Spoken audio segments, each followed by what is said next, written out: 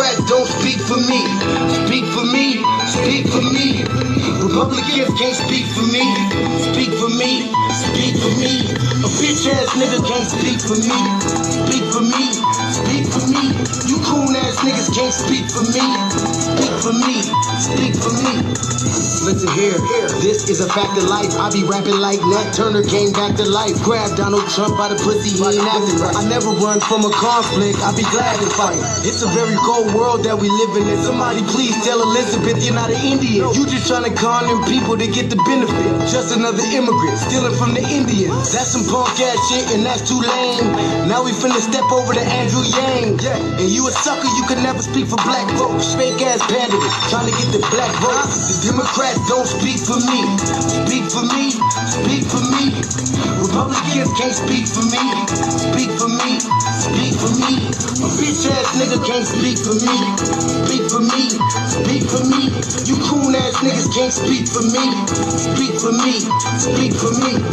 You know your boy be high off sativa. Kamala wasn't popping, so we said bye, Felicia. She ain't had a right policy. We ain't trying to meet her. Y'all can take Biden too. Bye, we don't need her. We don't need Roland Martin or that coon Al Sharpton.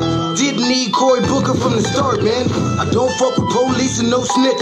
You know I'm coming with the heat when I spit it. The Democrats don't speak for me. Speak for me, speak for me. Republicans can't speak for me. Speak for me, speak for me. A bitch ass nigga can't speak for me. Speak for me, speak for me. You coon ass niggas can't speak for me. Speak for me, speak for me. If you ever go to court and this is your luck, try not to get fucked by Benjamin Crump. I know it's hard. You and all go is hard.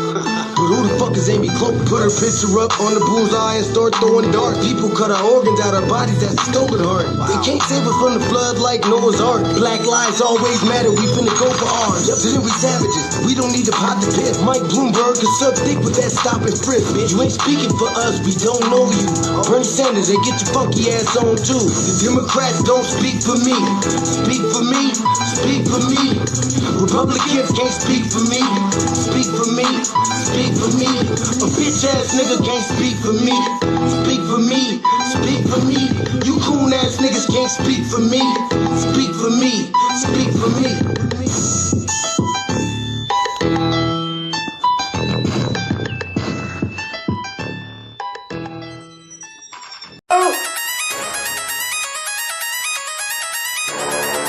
I'm talking about shouting going crazy. People going crazy in them motherfuckers.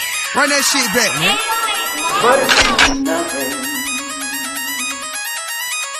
Nothing about a woman on a day.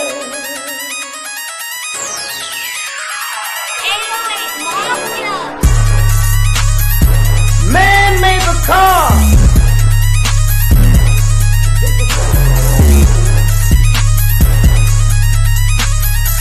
Man made the train to carry the heavy load.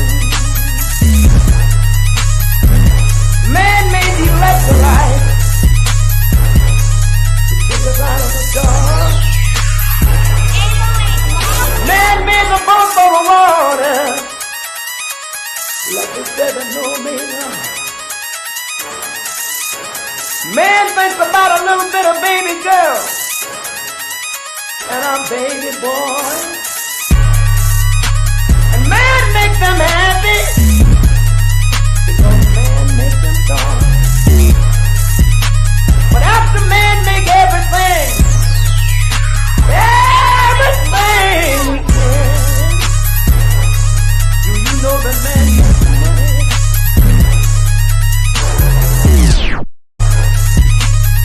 To buy from other men. This is a man's world. But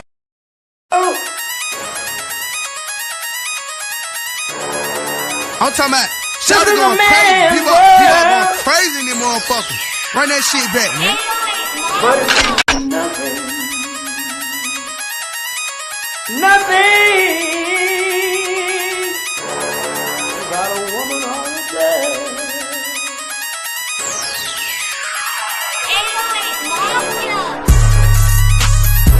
Man made the car.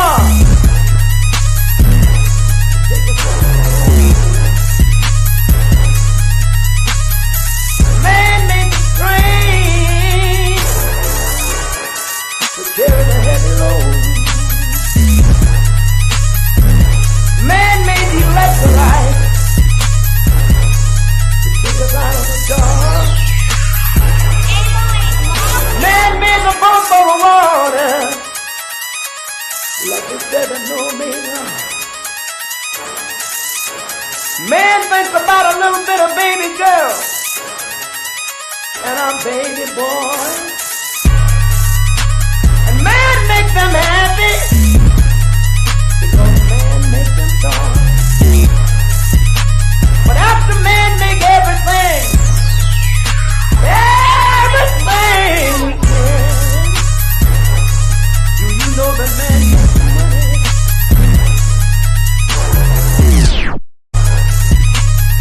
To buy from other men. This is a man's world. But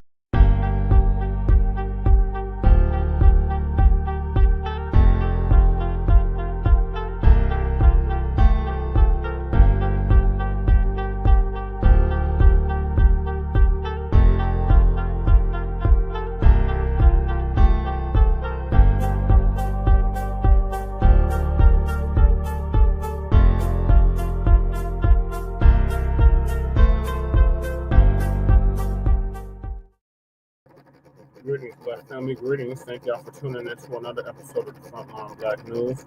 I'm your host, Shane Krumah. We'll be joined with our other host, Lady Shay, and our West Coast correspondent, representing Warriors. Like to give some hands up to the families out there back in the band.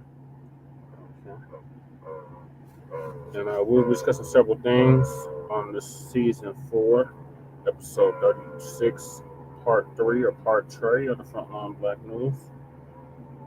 First thing is the topics we didn't get to in part 2, and that's what's stopping the Pan-Africanists from going or getting things popping or cracking in Africa.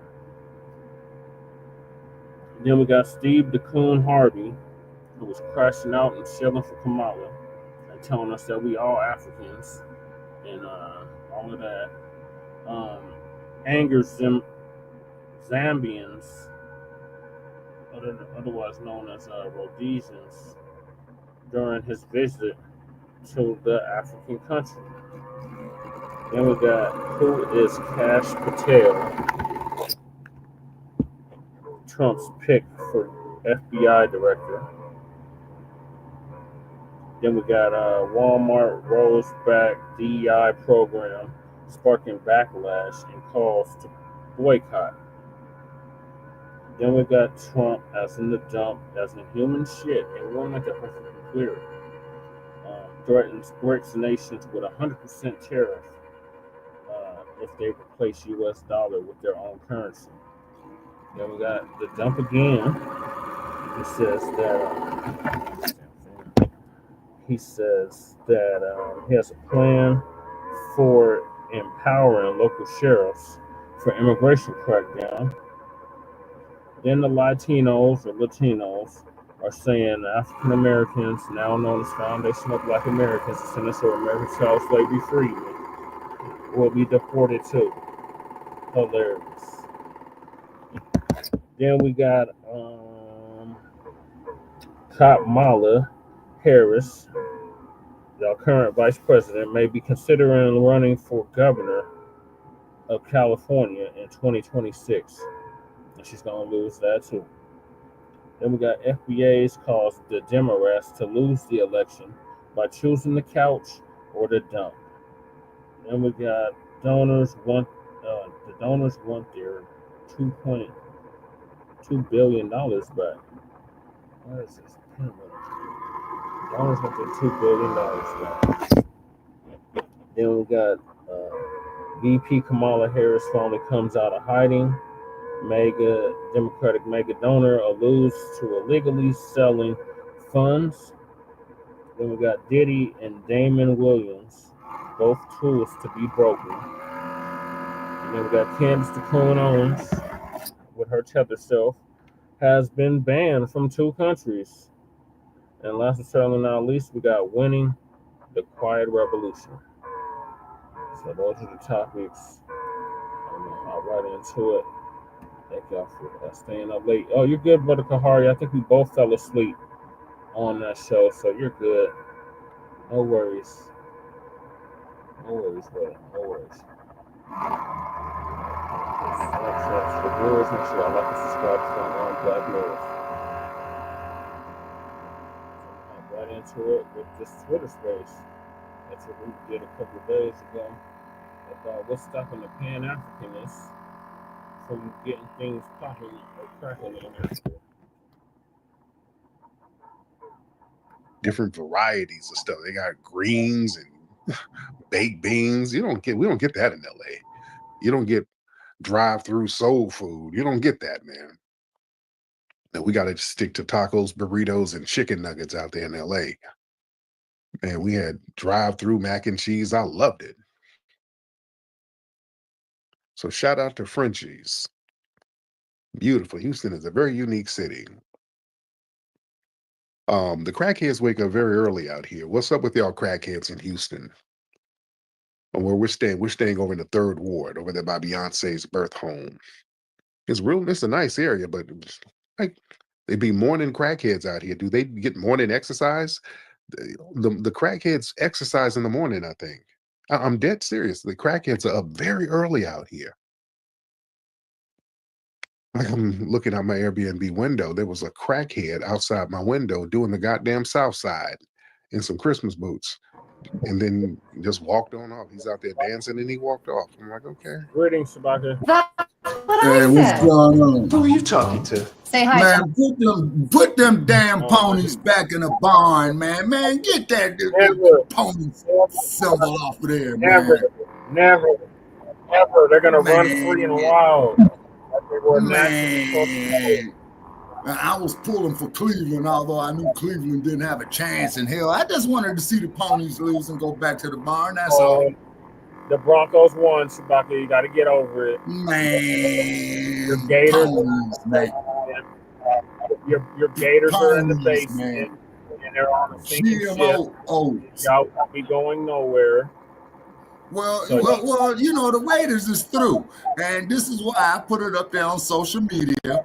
What the Raiders need to do is follow the example by the Chicago Bears when they lost to Detroit, where they went on and told the head coach of Chicago 2 words: you're fired. They need to do the same thing here in Las Vegas. I mean, you should see the inbox, not the inbox, but the stuff that Raider fans have been saying, who's been following them, man. Okay. Hey, win, lose, what's going on with you, man? How you doing? Okay. All right. But like I said, man, okay, they need to fire the general manager on down at the Raiders. Please like and share. Okay. Yeah. Thank you there, twin. You know, everybody on down. But however, we're not making NFL salaries. You know, one thing about men folk, we love sports. You know, it's a man thing. You know what I'm saying? Now let's get on with some business right here. Okay, I got to go find the headset. Okay. A twin. Tariff was in Houston in H-Town this past week. He said there's something over. Say that again. He was clowning. He was talking about what's up with the crackheads in Houston. So I was asking Twin, what's going on with the crackheads in Houston? What's going on with the 3rd Ward? What's his face? Tariff said that he was in the 3rd Ward, and he said the crackheads was up bright and early. So he wants to know what's happening. So the first topic, you missed all the topic list. So I'm not going to go back over it, but the first topic is.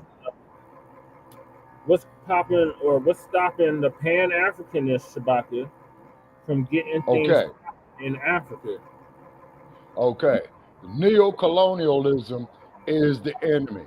Okay. And funny you should say that because there was a brother that did a live feed from Azania, right? Talking about how they're trying to bring down Julius Malema. All right. Yeah. And what it is, man, is that they don't want us having no sovereignty. Rather, if we're on the continent of Africa, up there in Europe, here in the US of A, South America. Apparently, crack is still popular in Houston. Hey, twin. So they got pictures of Hunter Biden, man, hitting them crack houses, man, and going after ghetto gaggers. Yeah, there's all kinds of pictures of that shit, buddy. Damn. Okay. All right. Okay. And then also too. So what it is, all right, is that we still got to get rid of these tethers, as you saying, because I've been researching tethers. Huh? Yes, the goddamn tethers. Yeah, okay. The tethers, okay, and I think you had put it up there a few months back about the Stockholm syndrome. Okay, so this is the same thing with the tethers, the same shit with the ass scratchers, Uncle Tom's, Yassa bosses you have here in the United States. Okay, that same bullshit of you about, I should love you, Uncle Tim Scott syndrome, that type of shit. Also, too, I did not inbox, but I did tweet, Leo Terrell and Oh, elders, and I told them that they both ain't shit, that I'm from Los Angeles, and then if these sons of bitches got any type of balls, which I doubt, they come up there, man, and debate with us. And I will not use not one cuss word. When I talk with these idiots, I will not use not one cuss word. oh wow. Hold on, let me get an ashtray, man. Man, what's that buzz saw you got, man? They sabotaging you again. Hold on one second, man. I gotta go get an ashtray. Hold on, Remember, hold on. it's the laptop, Shabaka. I got a big old crack where the fan is. Oh man. Okay, all right, hold on. I'll be back in a second, man. And take that picture down, man. Never. Man, boo. You need to put Doug Williams' picture up there, man, when he smashed those guys, man, in '88. Yeah, 36 years ago, Shabaka. What have they done? Live long enough, Sonny, and you can remember 36 years ago also. What have they done lately, Shabaka? Nothing. Early out here in Houston. And then you don't see them no more. Throughout the rest of the day, you don't see them. You just see them very early in the morning. All right. I don't know if they're just still up from smoking crack all night and they're about to go somewhere and go to bed. I don't know. I'm very confused, but Houston is an experience. It's an experience. Very talented crackheads, because he was getting it in. There was no music playing, but he was getting it in. I got a question for the family. Listen, we've been seeing a lot of spaces where a lot of the tethers and all these other people have been crashing out. That lady who called in the other day, that Pan-Africanist chick who's a feminist, she's been crashing out in spaces. The Myron Gaines, he's been crashing out. Just tethers and Pan-Africanists and Oppie niggas and old niggas. People have been really crashing out in these spaces. And the theme and the common denominator about these crash outs is us delineating. Foundational Black Americans, we are delineating and letting everybody hold their own nuts. You do you, we do us. You know, we'll meet at the crossroads, but we're going to do us right now. And that just has a lot of people toe up. That has a lot of people just crashing out. This one woman who had called earlier in the week, she's been doing marathon spaces whining about foundational Black Americans.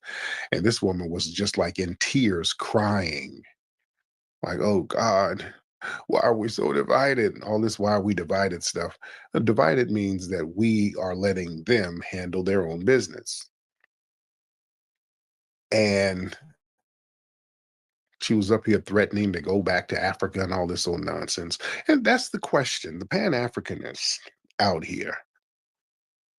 Do we have any in the room? I would like to ask some of the Pan-Africanists in the room. Shout out to you guys. No disrespect.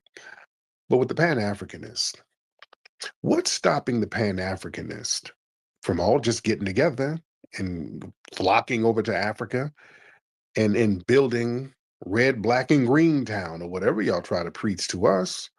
What's stopping you guys? That's a legitimate question. I would really like for somebody to answer that, because a lot of the Pan-Africanists, their whole energy is basically denigrating us and trying to recruit us who don't want to go over there to move. Their whole energy space is basically denigrating us because we don't want to be seen as generic Africans and we ain't really trying to bounce. So all the energy is, oh, y'all niggas want to stay here under the white man. Y'all want to be under colonization. It's all of these shaming talks. But my question is, okay, if we just want to sit here and be colonized, why are you not getting together with about 10, 20,000 other people who are Pan-Africanists like you? What's stopping all of you from just going over there and getting it popping like you keep telling us we should get it popping? Okay, the French, Legitimate the British, question. the What's United stopping you States. people? That's what's stopping them. Foundational Black Americans, we're not at the airport forming a human chain around a plane so you can't leave. The Pan-Africanists, they make everything about us. We are stopping them. Those of us who delineate, the whole narrative is that we're stopping them somehow. How?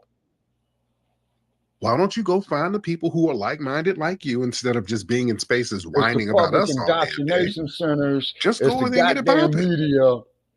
Why won't they do that? And a bunch of other Legitimate question, Miss Stacy. War is upon us.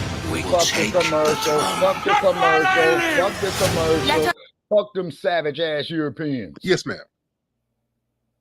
Me, it just seems like when they do that, they want. It's like they're trying to trade places because we already, like you said, we get it popping over here.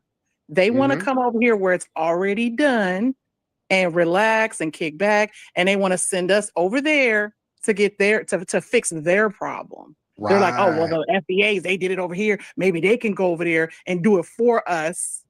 That way we don't have to do it. But it's like nobody's trying to do that. We did our work and we still got work to do over here. So that's the only thing I could think of. I just feel like they're just being lazy and they want to take advantage of what we've already done and want to trade places with us. Yes, ma'am. Yeah, that's what it seems like. Because all of these shaming tactics against us, okay, yeah, we don't want to go. Oh, y'all, you hate the motherland, nigga. How will you distance yourself from your mother? Is okay. All right. We moved out of mama's house or whatever. So you go back to mama. How come you ain't back over there at mama house? And 20 or 30,000 other people who think like you, because all of y'all, all 20,000 of you seem to make it to our spaces. What's stopping you from going over there? Well, I'm working on it, nigga. It's always I'm working on it. All right, so I'm sorry, I'm listening from my wife's phone, but I was listening to what you're saying, Mr. Tariq. Yes. I'm originally bred in South Africa, so I know much about the African continent. Even within the Africans themselves, the word Pan-Africanism, it's hard to even describe or even for them to understand what it means. You gotta get me on this. It's easier for people to judge without even going to see what's happening. But what I can say is it's tough over that side. And what I've seen is most content that you see, it's kind of blocked within certain regions. For example, I came to this country 4 years ago, and every time everything we see is not what I'm seeing when I'm right in this country. There is a lot that happens in the United States which we don't even see when we are in Africa. So Pan-Africanism, it's a hard thing, and it's easier when people are busy talking about it, but people forget to factor in something that we call politics and who controls what and what. You can go to Africa right now and say, I'm going to buy this, we're going to do this, we're going to do that. It's not as easy as ABC. It's not even going to be easy as ABC. And factoring in the color of our skin, even in the motherland, it don't work. No one even cares. What matters is how much do you have? How much are you going to give me so that I can open this door for you? Okay. All right. You get what I mean? Mm-hmm. There is no such thing that because I'm Black, because I'm going to go there, I'm going to be seen and I'm going to do this. It doesn't work like that. It will never work like that. I've always been explaining even. Here's the thing. You're in South Africa. Now, when the white folks go It's over not there, South Africa, man. It's all the red Tanzania. carpet It's is the rolled name of the out. goddamn country. Call it Yeah, right, the color Tariq. thing does make a difference, Well, the dude that especially was in from South there, he didn't Africa, even because say it I've right. been there. The Blacc. white people are living Don't in get nice mad at homes, Tariq. condos, The dude that running said he was water, from eating Tanzania, good, he didn't even popping say bottles, Tanzania. He said South Africa. and the Okay, I'm sorry, brother Chad. I couldn't hear you, man, Aboriginal because you people got the there are fan in in the those background. townships. Shabaki, you keep trying to go off on Tariq, but the dude from Tanzania literally says South Africa. The dude said he's literally from South Africa. He just moved to the United States. Okay, he's 1 year colonized. ago. Okay, because I've worked with people from South Africa and they call it Azania. Well, he's clearly not calling it Tanzania. He's calling it South Africa. He's from there. Okay, he's colonized. He's been colonized in his mind. Okay, well, that might be the case, Shabaka, but the dude is from there, so he's telling us what his experience is, and Okay.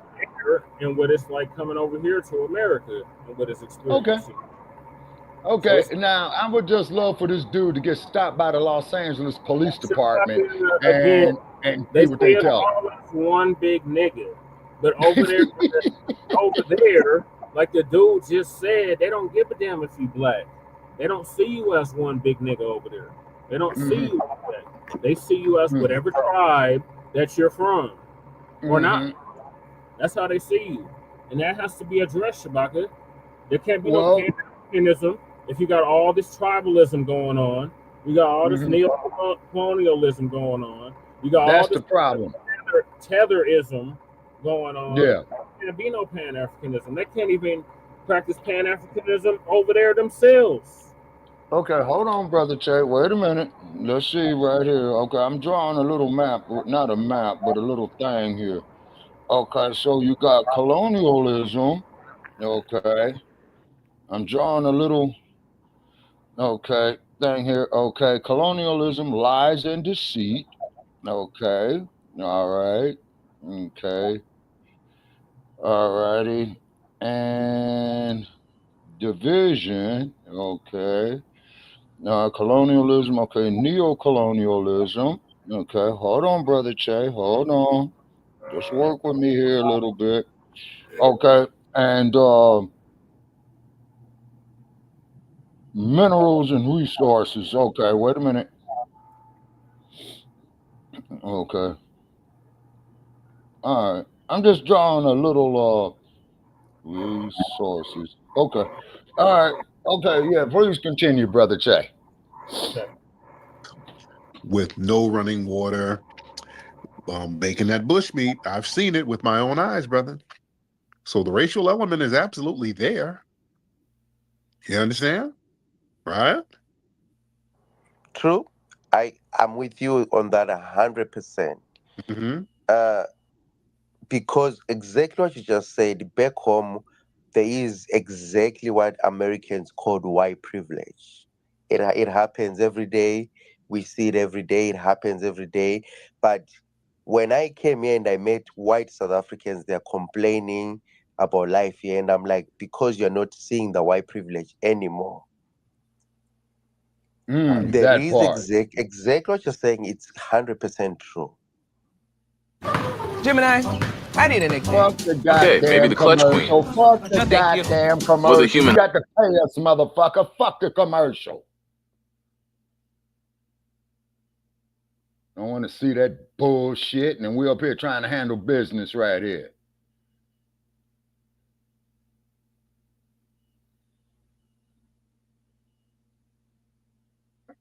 Which is why every time someone talks about, I'm gonna bring in something, but it might be a little bit off topic.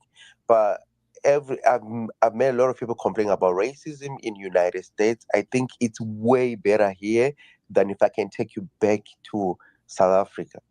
It's then take your black ass to Los Angeles, nigga, and you will see just how much of a nigga that you are. Hey, good evening. Peace to you. Blessings. Peace to family. So this needs to be covered in your new hidden colors. So why do some Pan-Africanists encourage Black Americans to become $5 Africans instead of having us solely focus on our unique identity, ethnic group, and tangible needs for us? So why? That's what needs to be covered. I'm sorry about that. Yeah, man. Yeah, that's a legitimate question, man. That's a legitimate question. What's stopping people, if you have the Pan-African mindset, and we always hear people say that, what's stopping all of them from clicking up, going over there and getting the politics together and just getting it popping? The answer, It's always neocolonialism. them over here talking that. Answer, And it's always them neocolonialism. trying to convince us to go over there Answer, and get neocolonialism. things built. So yeah, something ain't mathing up. The math ain't mathing. Let's Yeah, get it's the brother called with the neocolonialism. Islamic letters. I cannot read those letters, but go ahead. Bro, first of all, it's not Islamic letter Cosmoflex. It letters. There are Christians that and Hindus and atheists and many people that write that way. But because Hindus. you were Gandhi. whitewashed. Yeah. What language? Gandhi. Yeah. You're gonna allow me to talk, bro. You opened this. Yeah, but I'm asking you a question. You came in here trying to talk slick and sarcastic, and you already have an accent. So it's kind of hard to understand. Your wit and sarcasm has failed because you're not that witty, and you look like you have something that's Islamic letters. So just answer the question and stop trying to be witty. Go ahead. Yeah, bro. Listen, Cosmoflex. Here's a question I wanted to ask you for a long time, but before you ask me that, I'm going to ask you again. I ask you a question. You don't get to ignore questions and then flip and ask something else. What are those letters? What language is that? Let's try it again. Go ahead. It's the same as your name, Tariq Nasheed. Your name. It's Islamic. Those are Islamic letters, right? Those are Islamic letters, right? Or Arabic. It's not a religious. It's an Arabic. Arabic is not religious. That's what I said initially. So stop playing dumb. So you're already coming in being deceptive. So now you've come in and established yourself as a deceptive con artist. Now, whatever you're going to ask now is going to probably be in bad faith. But go ahead, let's hear it. No, I swear to God, it's not in a bad faith. I swear to God. I think African Americans do have the right to get their reparations the same way as the Jews got their reparations from Germany because of Nazism and concentration camps, and that was even for 3-4 years. Y'all been in a concentration camp for over 300 years. So how the hell? And when did you immigrate? How long have you been here? Man, see, you're negative. I'm trying to support your case, and you're trying to attack me. Why you being the devil? Why you being a... Asking you how long you've been here is attacking you? I just asked you how long you've been over here. It's just irrelevant. It's just irrelevant. That's what... How was that attacking you? Now you're projecting. Are you that insecure about having to leave your homeland? You think asking how long you've been here is an attack? Bro, I'm not leaving my homeland. Bro, I'm driving a Mercedes and a Range Rover. I swear on my mama. Like, what do you mean? Like, I'm not oppressed. I'm happy. I'm happy here. I asked you how long have you been here? Yeah, he needs to take a trip to Los Angeles. Over 20 years. How hard was that to say, sir? But how hard for you to stick with the conversation? I was talking about reparations and how... Here is the question. Who is the leader? That's the question. Can you be the leader of Flex Cosmo? Well, besides your camel, who's leading your camel? Bro, camel is expensive, bro. Camel is like 50,000. Like some of them did reach even 100,000. You don't even know. Who led your camel across the desert? Why desert? you being childish? Cosmo, you like us all as my parents. Why are you childish, man? Look, Catalish, how long did it take with Come on, Catalish. Okay, man. Listen, I figured you out. Listen, Catalish, what did y'all do for Thanksgiving? Did y'all have some baked bush meat? What did y'all do for Thanksgiving? Did y'all have some... No, I tell you what I did. What'd you? I went to the mall and I was surprised. Americans, they claim inflation's and broke, and the mall was hell. I've never seen everybody. I think the whole city was at the mall buying the. So you were working. So basically, this is translation. You were working at the 7-Eleven kiosk at the mall making Slurpees. So just say that. All right. Anyway, let me get some more callers because now you're getting boring. Go back to the Slurpee machine. The horn of Helmhammer shall Fuck the sound in the deep. commercial. Fuck the nasty ass Europeans. That motherfucker stinking through the Thank damn you, picture. Talish. All right. Let's get Oh, Lee I'm on Wong one tonight. James. Lee Wong James. Okay, this is the play on LeBron James. It's Lee Wong James. All right, Yo, what's, now, how you doing? shit, I'm doing good, brother. I'll be quick. I got a bad connection. I got to bounce. I'm Okay. seeing the attack. I'm seeing the crash out. I don't know why. Like, a couple questions I have is one, why now? Like, it Okay. seems kind of random. And they're trying to say you're an agent. It's pretty clear you're an independent Black voice. If you're an agent to who? And where's the evidence? Like, they make the allegations, but they never provide the evidence. Because that's what agents say. That's their projection. Because they have nothing to, because usually they're tethers and they got nothing to agent against. The only people who got something going on is us. The only people who's influential is us. We're the ones who need some intervention of agents to stop the momentum that we have. So yeah, that's a lot of projecting that a lot of these folks do. That's all it is, and we know what it is. Yeah. And then the last thing I was going to say is, when it comes to X, if you're going to come for Tariq, which is fine, we should engage in debate and discourse and critique people. But I can't sit back with someone like Myron Gaines on this app. If you got all this heat and like this man came over as a child of an immigrant, and because of his skin color, he was recruited by police enforcement, law enforcement. I believe he abused his position to infiltrate the Black community and cause harm to the Black community. He publicly displays Klan paraphernalia. He promotes Klan culture. And then on his show, he, denigrates Black women and promotes violence. He actually encourages violence towards Black people on his show. So he's a dangerous person. He needs to be investigated. He needs to be dealt with. I think that his background in law enforcement really needs to be exposed. Just to have someone like this on the force, and him to flaunt his certificates on his show or whatever. Like, we really need to look into this. This dude is a preacher of hate, and he needs to be put in check and dealt with. But that's all I wanted to say. Thanks for bringing me up. Appreciate it. Thank you so much. Yeah, real talk, man. Yeah, that Myron guy is very dangerous. People just kind of say, hey, he's just a troll or whatever. But, we got to watch cats like that. This guy worked for the federal government. He kind of brags about that. Think he worked for Homeland Security or something like that. You got to watch these cats, man. And the fact that he says the kind of stuff that he says, and he was clicked in with the federal government, that's a very interesting thing, family. Gerard, hop in. COINTELPRO. Mr. Gerard, hop in. Gerard, hop in. Never ended, Shabaka. No, that's what I'm saying. That's precisely my point.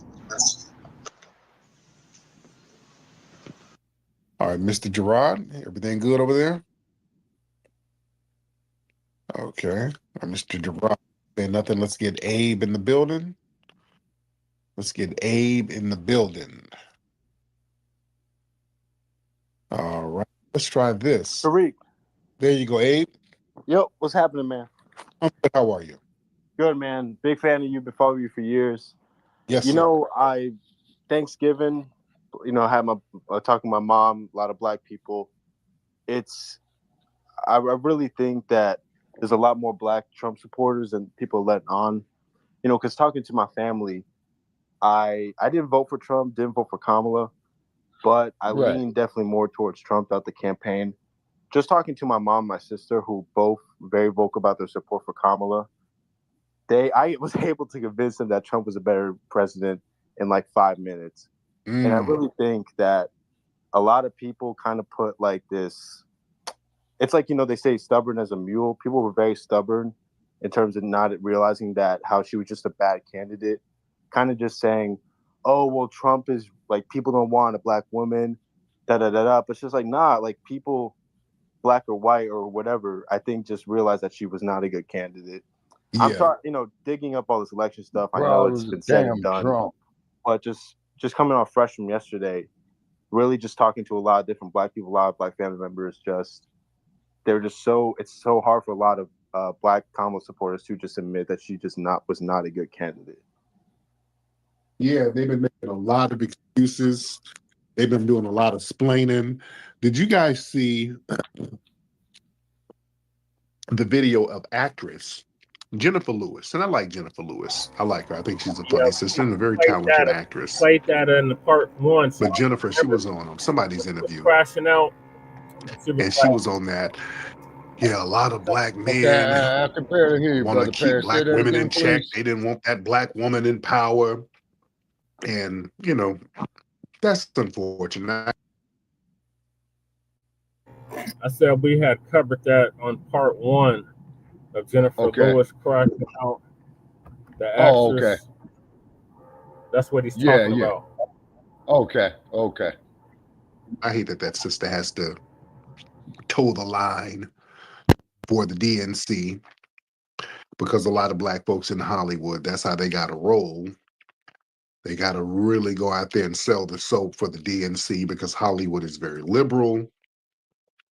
So these folks got to really get out there and stomp the yard for that, man. That's so unfortunate. But yeah, the black man, they just didn't want to see the black woman shine. No.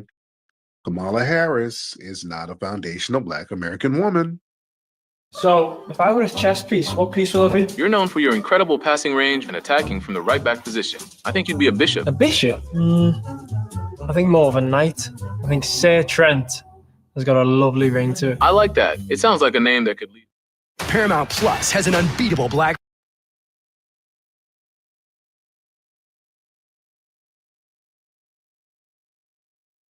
To spin that and try to, that's unfortunate. I hate that sister has to toe the line for the DNC because a lot of black folks in Hollywood, that's how they got to roll. They got to really go out there and sell the soap for the DNC because Hollywood is very liberal. So these folks got to really get out there and stomp the yard for that, man. That's so unfortunate. But yeah, the black man, they just didn't want to see the black woman shine. No. Kamala Harris is not a foundational black American woman. And they're not going to spin that and try to convince us otherwise. She's just not, and she was a bad candidate. And the fact that the delineation movement was high in swing, that was one of the reasons why she lost, because they cannot do the whole we all one big Negro thing.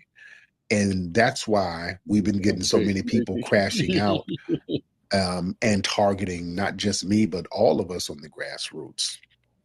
This is why we've been seeing an uptick on the attacks, and they just kind of start coming out of nowhere. But I told people that's going to start happening because the Democrats, and let's be clear, a lot of the attacks on us, a lot of these people crashing out in spaces, these people are clicked in with the Democrats. Don't make no mistakes about it.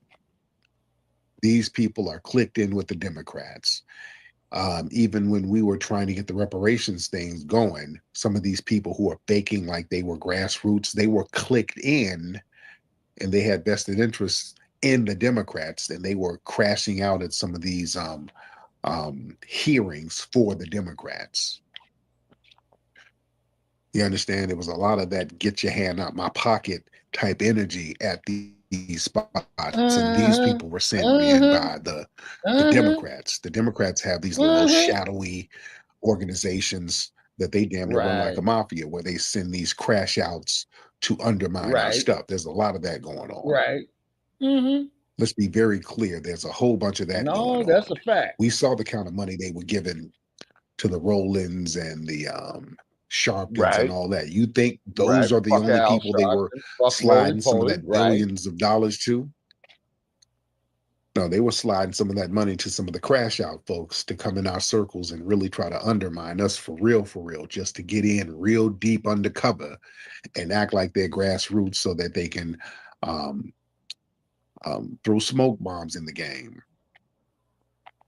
And the fact that we stood on our square to the point where the Democrats lost that election, they're trying to get their lick back. These people are studying us. They have been regrouping and coming into our rooms. They're really trying to get our lick back, their lick back. They want to get their lick back from losing that election. And they are crashing out heavy. I just saw somewhere Angela Rye was crying. She was doing some broadcast and she just busted out crying. These folks are losing their damn minds because their jobs are literally on the line. Their job is to sell the soap, to manipulate us and get us to get on the vote train and vote for nothing. And because we're not doing that, these people don't know what to do. The Boule class and the Tether class who capitalize off of us, they're freaking out. And also, man, watch some of these so-called grassroots folks. Watch some of these people who act like they're grassroots and these people are ops. And they're ops for the damn Democrats. That's why I want y'all to, when y'all see some of these crash out rooms and you see these dusty Negroes whining about me and other folks, look and see who's in the room with them. You see?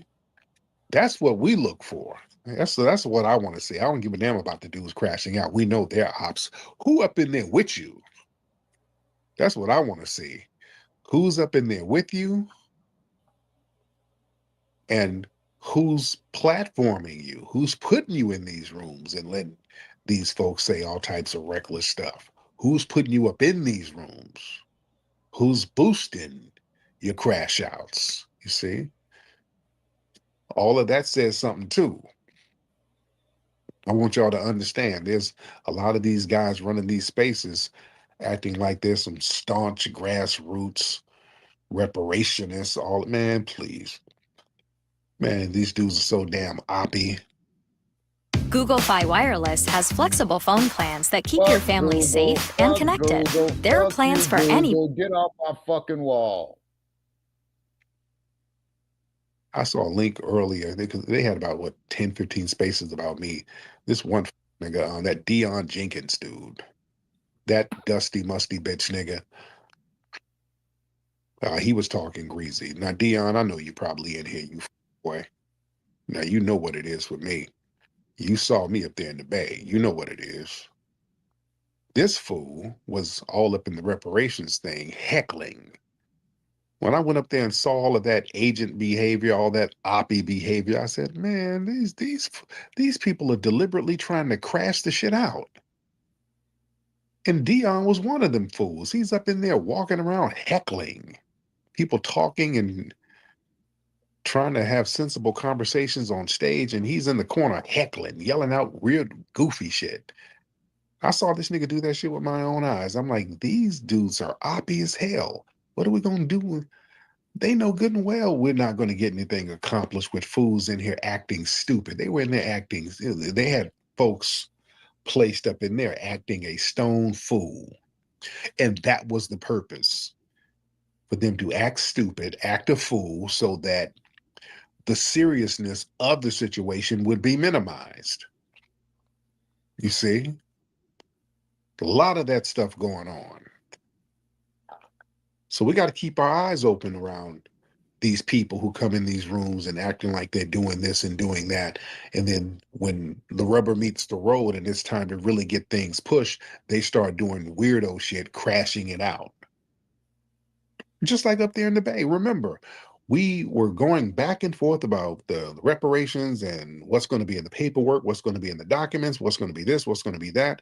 And at the very last minute, when it's time to get the bill passed and let's go ahead and put it into law, that reparations caucus or whatever that Keystone Cobble thing that they put together, they started crashing out among themselves and just undermined everything. Right. Yeah, what's up, Morph? Hey, how you doing, Tariq? I'm good, man. How are you? I'm fine, thank you. I just wanted to. I've been following you for a while now, so I just wanted to. Since you were a rapper and all that stuff, I've seen you evolve over the years. So I just wanted to ask you, because it was a time, there was an era that used to be like more of pro-African, used to go to Africa and all that stuff. Then, but now you're more like delineate. I just wanted to find out what made you change. Like evolve. So what made you change from how you were before to what you are now? I just want to find out. Thank you. Yeah. Now, what part of Africa are you from? Oh yeah, I'm from Nigeria. Nigeria. Yes, sir. Yeah. Basically, my thing is that I'm still cool with the people in Africa. I'm still cool. I still travel. I still travel around the world. I'm still cool with people in Africa. My thing is I'm just prioritizing our empowerment here. That's it. I'm just prioritizing the empowerment here. My views of Africa has not changed. There's cool people. There's janky people.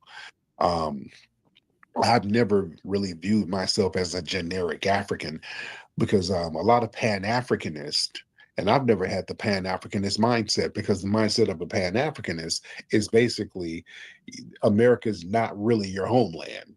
And we're lost Africans stuck in America. That's the general mindset of a Pan-Africanist. I've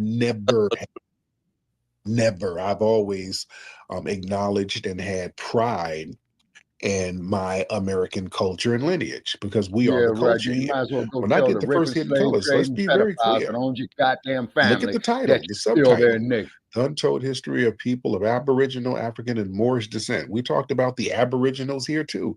Hidden Colors, when we did that over a decade ago, 2011, we were one of the first films to talk about the Black indigenous people that were in the Americas. Nobody was talking about that. Most people didn't know that. There was nobody talking about that. We were the first ones to really, really break that down on a large scale, in a theatrical sense, and beam that around the world. So we've always acknowledged that, and I've always acknowledged our Aboriginal ancestry. That has never changed. So my views hasn't really changed. I'm just prioritizing the foundation of Black Tell American that to family Muhammad here. That's Ali all in I'm doing. But thank you so 1974. much, Moore. I appreciate the question. Very good question, sir. All right. No problem. Thank you. Nikki the God. What's up, beloved? Oh, Nikki, did I get you out of here, dear? Uh-oh. Let me get Nikki back up. My bad. I made a mistake and took you down, Nikki. Let's get Miss Nikki the God back up. I tried to get you on, dear. All right. While we're waiting on Nikki to get back up, let's get Himothy. Himothy got one of the troll frogs, so. That's what I said. Who are you talking to? Say hi, Gemini. Hi there. Gemini, give me some.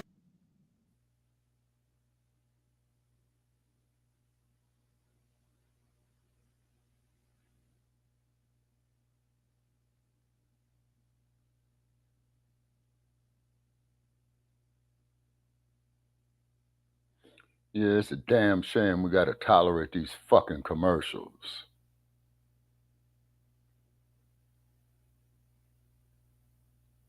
I agree, Shabaka, but we can't pay for it right now.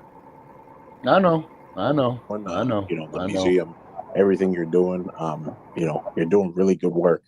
And I would think that, or I would say that you're really carrying on the legacy of, Martin Luther King, Malcolm X, really furthering like Black initiatives, really Black, like the Black consensus. So I really appreciate that. Unfortunately, Tariq, I'll be quick. I would be what you would call like a Thether, like I'm a second generation. Like I was born here, but my parents are from elsewhere. But I'm really sorry. Go ahead. Where are your parents from? My parents are from Nigeria. Really? Through South Africa, though. So it's not Nigerian, but they're South African. Are they European? I mean, because you kind of they're South African, like Black South Africans, but they came through Nigeria. But you have a Dutch accent. That accent is Dutch. Why do you have a Dutch accent?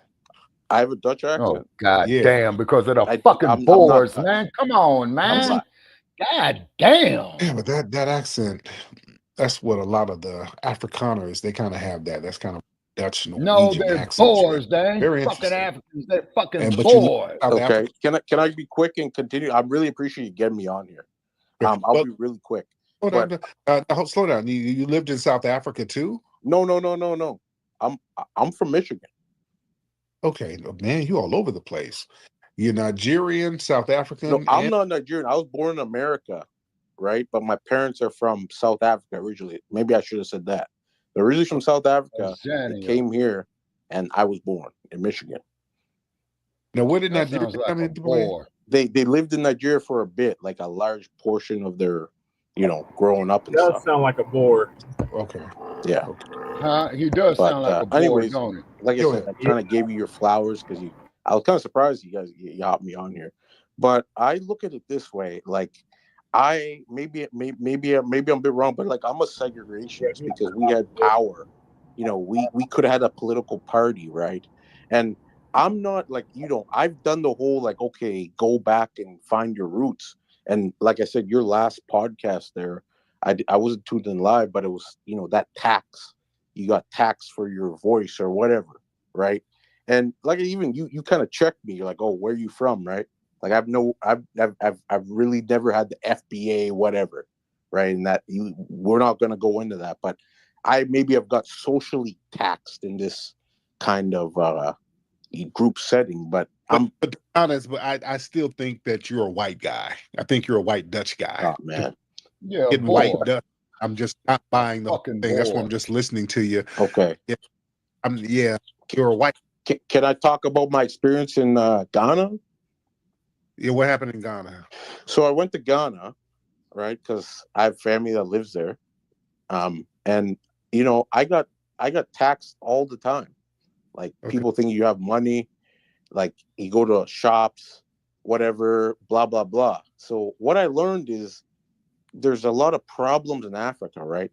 Like I looked at my mom as like a beacon of what Africa is: conservative people, good people.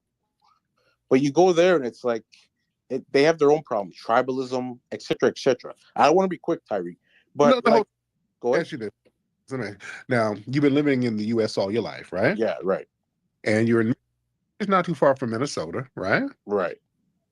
When the whole thing went down with the George Floyd situation, what do you think George Floyd died of an overdose of fentanyl, or do you think that it was the guy got murdered, man? I looked at that like, okay, that was highlighted in the media, but like there's been a lot of injustices that didn't make it to there, right? So they saw it plain view, right? So yeah, that was definitely we kind of saw it in plain view, right? So like people that say like, oh, he died of this and that, that's like you kind of know where they stand, right? By why they're saying that, right? Like it's like technicality, right? In like law, if we're lawyers, that's an argument you can use, right? But like you're not my criminal defense lawyer, right? Like we kind of all saw it in like the court of public opinion and like as a human, right? But it's like, okay, everyone wants to be a criminal defense lawyer and we can get technicalities, the blood out, you know what I mean? Like you kind of understand where we're going. Like if someone wants to bring this up, like, oh, he died of fentanyl, it's like, okay, I kind of understand where you're where you kind of lay, right? Right. So go ahead. Thank you, brother. Right. I don't know what he is all over the place. Base layer hop in. Hey brother, how are you, man? Thanks for the mic. So when we go to reparations, if we're talking about providing reparations for folks, my genuine question to this is always: do we seek any sort of monetary deduction for everything that's been provided in between? So anybody, so any sort of social assistance that's been provided to families throughout time. Or do we see that as, just a product of the environment and from oppression, you know what I mean? So that it was necessary for people to receive some sort of public assistance, or do we deduct that from reparations when it's brought up? Switch to the Google Fi Wireless Flexible plan and only pay for the data you use. Get unlimited calls and texts. Well, the thing is, well, many of us are not on social assistance, and also that's taken care of with our tax dollars already. So our tax dollars already covered that, and also most of the social assistance goes to white people. So that wouldn't be factored in. Well, That all would, right. So that's fair enough, but then we factor in statistics as well. You know, the white population is much larger than the black population or the African American population, depending on how you delineate that. But so, I mean, factoring that in, it kind of equals out. I'm genuinely curious about this. This is something that I often try to approach this subject, and it's a delicate situation. It always causes arguments, but it's something that I'm actually serious about. Right. Now, if we factor that in, then we got to factor why Black people are on welfare in the first place. And that's because of systematic deprivation in the form of white supremacy. So Black people are disproportionately targeted for economic deprivation. So that equals everything out. It goes back to reparations. We should not have been put in a position to have to get on welfare in the first place. So if we have reparations, that would have skirted that, right? No, I did provide a little caveat to that when I said that, because there was definitely some oppression that happened, especially in the, you know, we'll say up to the 70s and 80s, right? Oh, so even more so, but now it's kind of gone the other way. We can go into from the point of affirmative action and how things were essentially handed to Black folks from the point of affirmative action. So like I feel like that's something that we need to address when we're calculating all of this, right? What? No, because affirmative action benefits damn near everybody except Black people. We didn't get no real benefits from affirmative action. We got the crumbs of affirmative action. Affirmative action benefited your community. It benefited white women more than anybody, sir. It benefited white LGBT. It benefited white Hispanics. It benefited white $5 Indians pretending to be Native Americans. It benefited Asians. It benefited handicapped white people.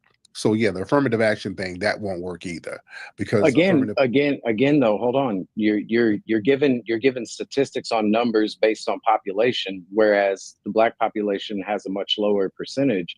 Like if you're calculating all Caucasians into one group versus delineating by specific sex, right? And by sex I mean SECTS.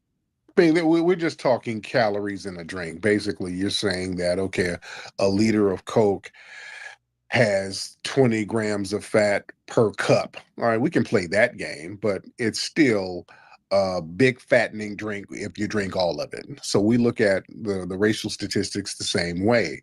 All of these groups, they classify as white. There's different subsets and ethnicities within whiteness, but it's still white.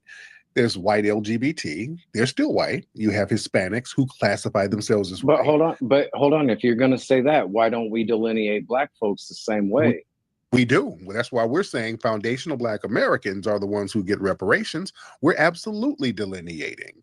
Reparations is not going to be race-based. We're going to make it lineage-based. Okay, define so delineation for me, Brother Parrish. Reparations. See, that's the great thing about delineation. We're talking about reparations for the. Okay, in a nutshell, Shabbat, can you hear me? Yes, sir. In a nutshell, delineation is what all of these other groups have been doing against us.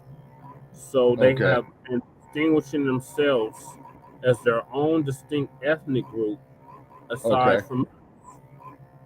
But when they come around us, they tell us, oh, we're all minorities in the struggle. Oh, we're people of color in the struggle. Oh, we're Africans in the struggle. Oh, we're all Africans in the struggle. But when you get them by themselves, they got their flags from their foreign lands, from their homelands. They are identifying themselves as their own distinct ethnic group. So when we do it, all of a sudden it becomes a problem. We're kind of late to the party because we've seen every melanated person that we had came in contact with as a fellow Black person or a fellow African. And now years later, decades later, we're saying, hey, wait a minute, we'd have been the only ones that's been championing this. We'd have been the only ones that's been pulling and promoting this, while these other groups that we think that we have alliance with or some kind of camaraderie with have been identifying otherwise. Okay, so basically, on your wisdom that you laid down right there, it's still divide and conquer. Yeah, but it's divide and conquer that's caused within our own diaspora, if you will. Okay. So, all right. You always talk about you know how you make the analogy of the only difference between a Bahamian, a Cuban, Dominican. Yeah, is the boat stop? Yeah. Okay. So with that boat stop came an ethnogenesis. So wherever that boat landed, there was an ethnogenesis that was formed there. So we've been displaced from Africa for 500 years. We've been displaced from Alkebulan for that long. So since we've been displaced from there, we have created our own culture, our own ethnic group, our own way of doing things over here. So we had an ethnogenesis, then we became our own ethnicity, we became our own distinct group. We're still black, but we've been the only ones that's been championing the blackness. All other groups, they run away from the blackness. They don't want to have nothing to do with blackness. Okay, neocolonialism. Okay. All right. Okay. That holds water. Okay. So it's just another way of saying neocolonialism. Okay. Like half dozen in one and six in the other. Okay. That makes sense. That's an easy way to think about it, but it's not even neocolonialism. It's I guess you could say it would be like a type of international tribalism. And we're just late to the party. Okay. All righty. Okay, so that's why we're glad we created the hashtag resurrection of the mental dead. Yeah. Okay. I mean, if you're gonna consider colonialism, I mean it would be internalized. Yeah. The Stockholm syndrome, as you so well put it. Right, in all of those areas. So these groups come over, we think of, oh, brother, you from Nigeria. Oh, brother, you from Ghana. Oh, you black like me. And at the same time, he's, for all you know, they claiming white on everything. Right. And identify as Ghanaian. They don't even identify as African. Or I'm Ghanaian. Okay. I'm a Ghanaian American. I'm a Nigerian American. You get that type of shit. Right. Okay. So, and then when they get stopped by the goddamn police department, they all are described as male blacks. Or male Negroes. White supremacy sees us all as one big nigga. Yeah. Yeah. And the police department is the element and the strong arm of white supremacy. Yeah, you're right. Yeah, okay, that sounds reasonable. Okay. Only racism there is, white supremacy sees us all as one big nigga because we melanated. But within that nation, there's a lot. There's tribalism. There's neocolonialism. There's a lot of self-hatred. There's a lot of Stockholm syndrome. All of that. So, damn. We're late to the party. Basically. Okay. So basically, for all practical purposes, it's like saying it's all nuclear waste or atomic waste. Yeah. It's very toxic. And we have been the only ones that's been championing this Pan-Africanism. Because the people on the continent don't even see themselves as Pan-Africanists. Yeah, because they've been neo-colonialized. Okay. Okay. All right. Okay. The descendants of freedmen. So yes, there is absolutely a delineation. So it's going to be based on lineage. That makes sense? No, that makes perfect sense. I can vibe more with that than you always make the best arguments when it comes to this topic. So, I mean, that's why I requested a mic in your space tonight, because you're educated on the facts. And I mean, I still have many questions, and it's going to take a lot of time and a long conversation to be able to reach, to be able to reach those actual confirmations for me. But so, I'll leave it at that for now. If you don't mind, I'll sit back for a moment and listen, and then I might have some more questions for you. There you go, man. I appreciate you. Thank you so much. Yeah, no problem. Yes, indeed. Yeah, man. See, we can have these conversations without yelling, fighting. No. We can have this conversation real easily, very calmly, very coolly. Let's get what's your name? Fintech. Fintech. How are you, ma'am? Tyreek, you are seriously one of the coolest MFers that exists. I want to have an open conversation. Yes, ma'am. Go ahead. Now, what you definitely do. Where are you from? So, what are we debating tonight? Oh, no, hold on. Where are you from, by the way? Florida. But how much time do you have? I was born in Washington. Okay. Grew up in California. I moved to Hawaii for 10 years. I then moved to Malaysia, Thailand, Spain, Mexico, back to Florida. Like, I have been there and back. And Israel, if you want to throw it in there as well, but we won't go into that. I actually love your spaces. You are so amazing. Like, your energy on all of these issues is wild. And I appreciate you so much for letting me be here on this stage tonight. And let's go. Like, I want to debate whatever we're talking about. Now, are you a military? Were you a military brat? No. I met with our military to give all disclosure. Like, at one point I met with our military. I wanted to work in intelligence with the Middle East. I did not go into that. I went in another direction. So, like, I am a civilian. That's an agent. I am a civilian, 100%. Well, thank you so much, dear. Let's get True You. Let's get True You in the building. True You. Let me show you how to block this ad. First, you're going to click on this video, then you're going to download Pod. It's an ad blocker that's And if we don't get True You, let's get Guapo. What's up, Tariq? What's going on, man? How you doing, man? What's up, brother Guap? How you doing, sir? I'm doing good, man. I just come up here to tell you, welcome to my city, man. You know what I'm saying? Glad you had to brace your presence over here in my beautiful city. I love you. I fell in love with this dude. I fell in love with Houston. It's a fly city, man. People are cool as hell out here. Hey, listen, bro, you ain't got nothing to worry down here, homie. So have a good time. You know what I'm saying? Ain't nothing gonna happen to you, bro. Be yourself, man. And anybody mess with you, homie, trust me, they're gonna be on the channel 13 news by the morning, bro. You know what I'm saying? But have a good night, my G. Much respect, brother. Man, I love Houston.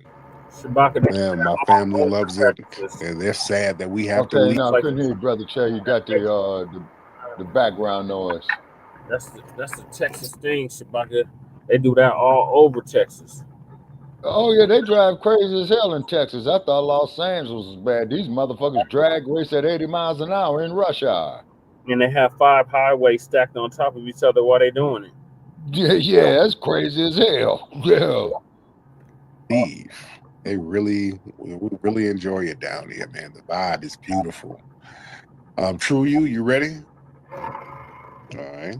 True You ain't got it popping the way he needs to get it popping.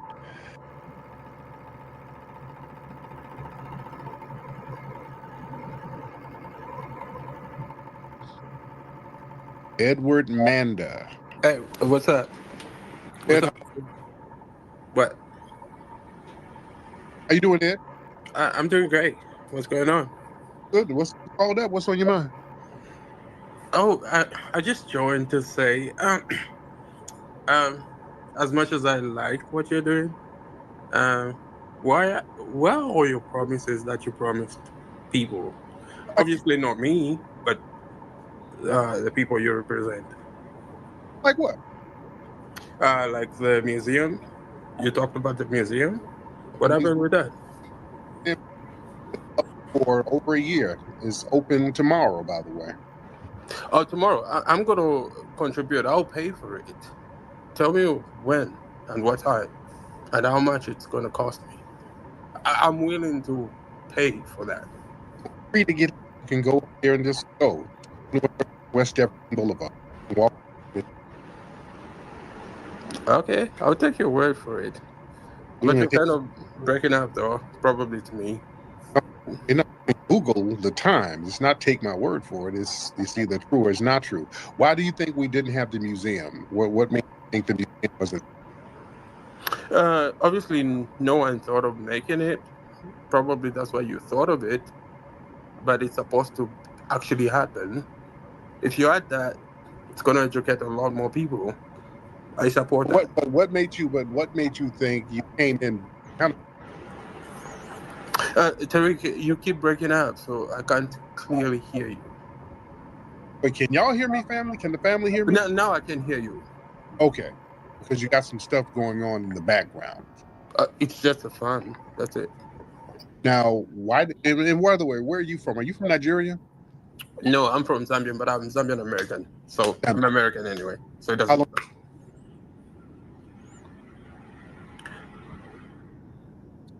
How long have you been?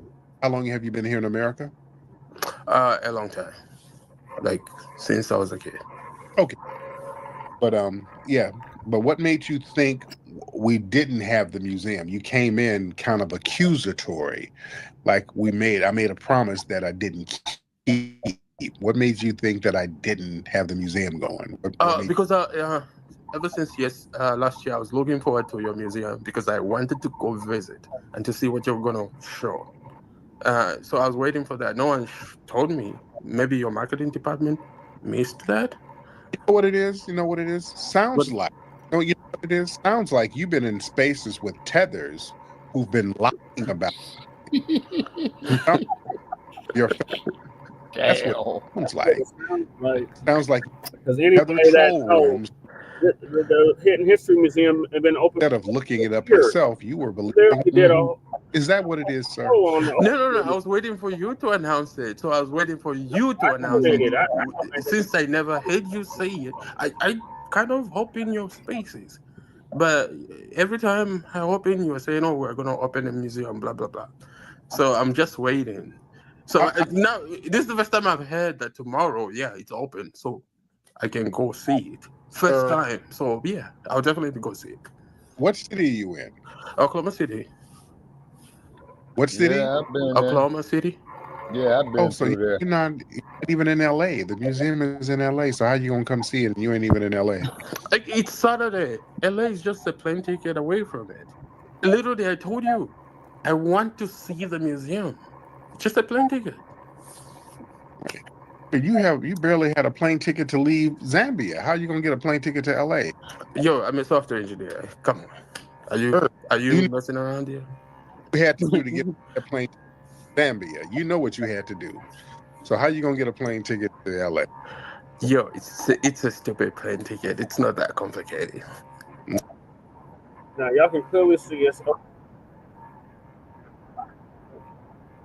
not right now, but it's open during hours on Tuesday.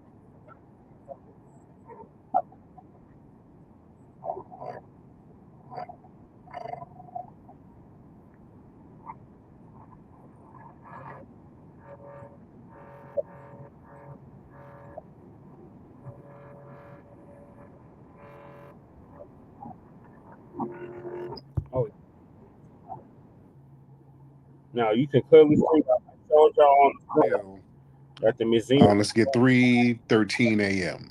And I showed y'all what it looked like. And this fool gonna talk 3:13 a.m. Unmute your microphone. Hello. Hey, what's up, brother? Not much, Mr. Tariq. I'm really not ready to speak. I'm just listening, really. But I guess two things I really wish you would point out more is I wish you would point out the fact that us as FBAs, we've been here longer than the majority of white people in this country. Because the majority of white people in this country are immigrants or were immigrants. And I think you should like talk about how mostly these white people, they really have a very gross misunderstanding of genetics. That those really the only two things I gotta say. Okay. Yeah, thank you. Actually, I'm always pointing out that foundational Black Americans have been here on this land longer than everybody, damn near. Yeah. So I point that out all the time. I'm always talking about our indigenous ancestry and how we are the foundation. I mean, damn. From New York Times bestselling author Tariq Nasheed comes Foundational Black American Race Baiter. All right, Shabaka, what are your thoughts on the Pan-Africans? What's stopping them from going to Africa and getting things popping? Well, what it is once I said you got the like I got on my chart right here, colonialism, okay, which is lies, deceit, and division. Okay, divide and conquer technique, which is your neo-colonialism. And then also, too, the crackers is using a colonialism and neo-colonialism to get the minerals, the resources to exploit for themselves. And without these minerals and resources, Western civilization or all of European civilization will collapse. Yep, you get no argument from me about that. Yeah, and then what it is, though, is that neo-colonialism is just like how you got the Yassa bosses, Roly-Poly Martins, Tim Scotts, what have you. These motherfuckers have been neo-colonialized too in their mind. Is because, see, they want to place more, how should I say, relation to the rape and slave trading pedophiles that violated their bloodline as opposed to their African ancestry. Yeah, that's a good way or a bad way of thinking about it, depending on how you look at it. But yeah, well, Malcolm X said it best, Che. You see, you had two types of Negroes on the plantation. You had the field Negro and you had the house Negro. The field Negro would say to the house Negro, hey, man, let's escape. Let's run away. Let's get away from this cruel master. What the house nigga would say, man, you must be crazy. What's better than what we got right here? And the house Negro will get up there when the master got sick. Well, what's the matter, boss? We sick. See, that's the fucking problem. We sick, as opposed to looking to the illness that affects us. See? Yeah, and when you say us, you talking about the whole African diaspora. Pretty much is because it's one and the same, Brother Che, that I got right here on my graph right here. I'll take a picture of it and send it to you on the phone privately. You see what I mean? Is because what it is, you know, as a lot of people have said, see, it's chess, not checkers. Right. So we're playing checkers right now. Yeah, basically, these other groups are playing chess against us, and we're coming out with checkers. Yep. Thinking the playing field is level. You see what I mean? Yep. Under the illusion of inclusion. That part, yeah, that pretty much says it basically right there. What the Honorable Malcolm X wasn't factoring in at that time, though, Sabaki, was that plantation was global. Right. Okay, I think the minister did mention some of that. I had to go back through the autobiography again. And, you know, for those, you know, who are getting a Black education, African education, Afro-American education, Pan-African education. Three individuals you need to study: the X-Man, Her Majesty Queen Nzinga of Mutamba, and of Shaka Zulu, and then of course Biden just went to Angola. They said he was the first president to ever do it. Okay, say that again now. Biden just went over to Mutamba, now known as Angola. Yeah. Okay. All righty. Okay. I don't know why. Well, Biden is probably over there making some last minute deals, man, for his pockets, man, stealing resources out of there, going under the pretense he's doing this shit here for quote unquote democracy, where in actuality he's probably securing his retirement and his own people's retirement, because as you had pointed out, as we all acknowledge, in the 1970s, Biden was the main opponent to affirmative action, and also too, he did not want his children going to integrated schools. Yeah, he didn't want to integrate them into a jungle. Yeah, thank you. Yeah, that's what he called it, a jungle. Because he didn't want his little crack smoking dope fiend kids to see around. Right. Okay, so one of the runners up for Coon of the Year award, Steve Harvey. Oh yeah. He went over to Zambia, which Shabaka used to be known as Rhodesia. Oh, wait a minute. Okay, Zimbabwe, that's the colonizers called it Rhodesia, and the same motherfucker who they named the Rhodes Scholar after, Cecil Rhodes. Yeah, Rhodes. So Zambia is to the north of Zimbabwe. Let me see. Zimbabwe is north of Azania. In Zambia, no. Xania is south of Zimbabwe. Yes, sir, that is correct. So north of Zambia is Zimbabwe, and then north of Zimbabwe is Zambia. So that's where Steve Coon-ass Harvey went, and he upset the uncles what he was telling them during his visit. Okay, so what was his ass scratching? Yasa Boston ass is saying. We're about to find out, Sabaki. Okay. So, Zazaman, I think that's how you pronounce her name. She's from Exania.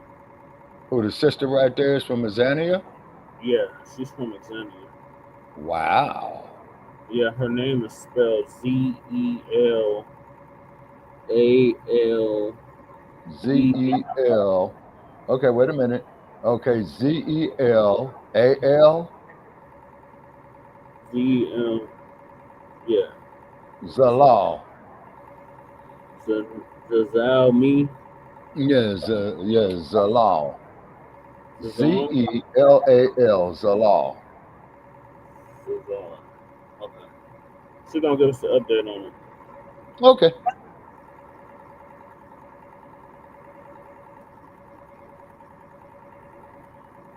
Oh, she's recording from Kenya though. His acting and also his books visited Zambia, and for the most part, it went well, but some people are angry at him. We'll talk about why they're angry at him, but let's talk about why Steve Harvey was there in the first place. According to reports, President Hakainde Hichilema welcomed American actor, television host, author, and businessman Steve Harvey to the State House.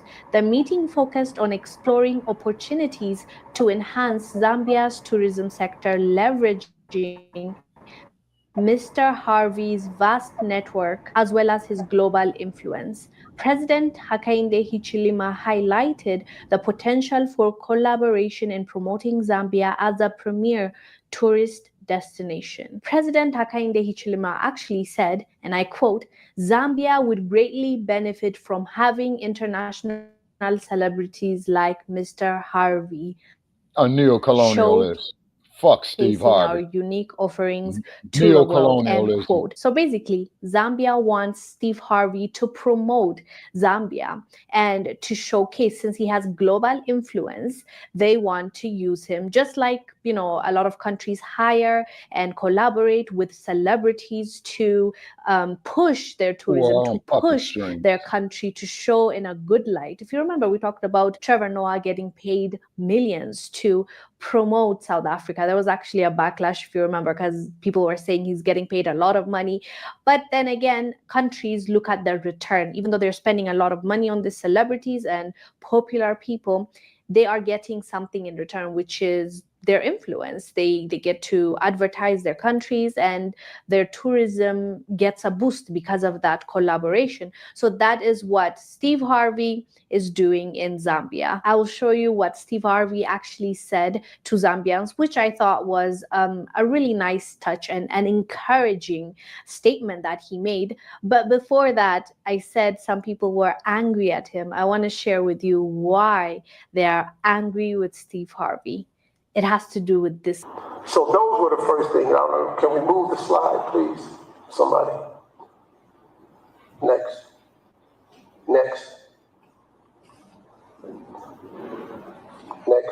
We don't need to go who I am. I'm famous. They just skipped out. Listen. If I may, Mr. Harvey, just a quick moment. Really just from an introductory perspective, I think we've covered a bit, and we'll definitely dive into the slides. I wanted to perhaps allow for the President to provide some opening remarks, because we'll get the, yeah, sure. Because there's some aspects the media would have to excuse the meeting. That's it.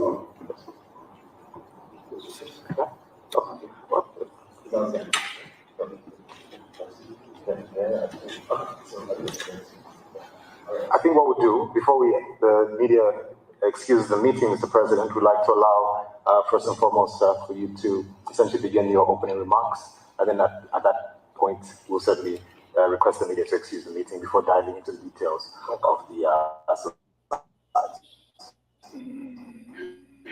So basically, people are not happy with the way Steve Harvey responded to certain questions. It seemed like he was acting like he's too good, you know, for that meeting. He would not even introduce himself. He said, like, everybody knows me, like, I'm popular. Why do I have to do this?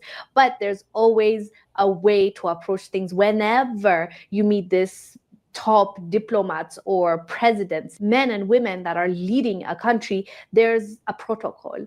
And that protocol was not followed by Steve Harvey in that situation. And actually, the people were not just angry with Steve Harvey, they were mad at their own leader, President Hakainde Hichilema. They thought that he allowed this disrespect to happen because he didn't have respect for himself, basically, was what they were saying. Here are some of the things people were saying about the situation. It was Steve Harvey. It was Steve Harvey. First things first, Zambians, I don't understand. Help me out here. Help me out. Why are we allowing every celebrity that we see coming in the country, whether they're from overseas or they're from a country that is doing better than us, why are we allowing them to go to the State House? For what? And meet our president, our honorable president. For what? Why? Our president is not just a commoner. No. Yes, I know they're looking forward to meet him, but he's not just a commoner that should meet any Jim and Jack. They must... Why? If Nasty C comes to Zambia, he's going to the State House. If Neo comes to Zambia, he's going to the State House. For what? Do you know why Americans don't receive our musicians like that?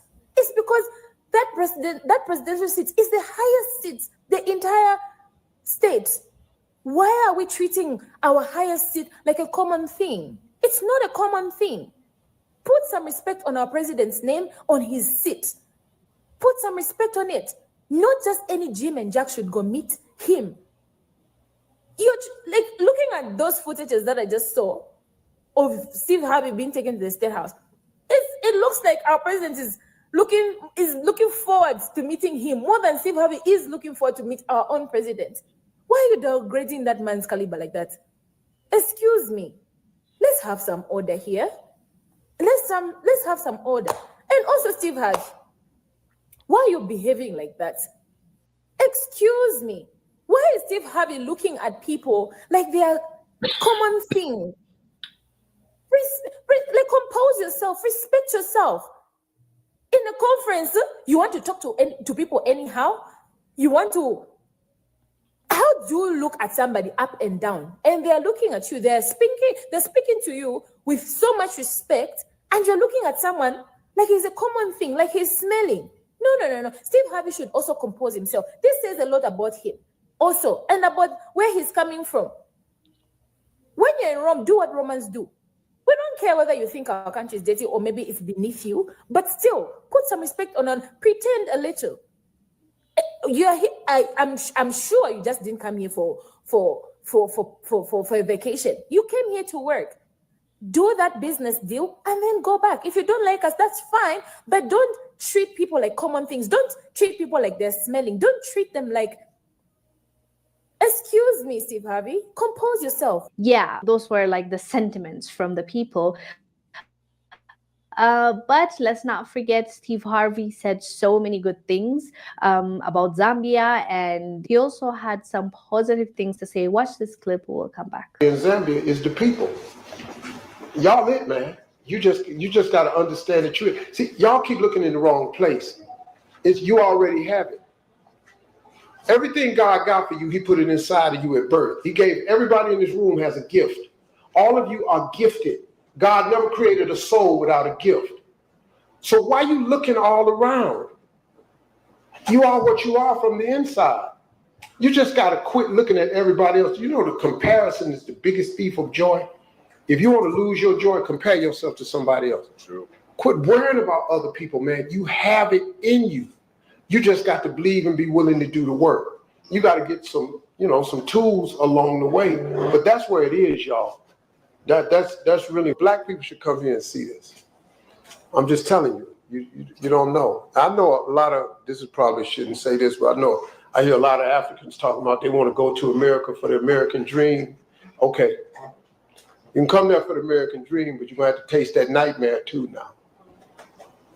It ain't all as dreamy as you think.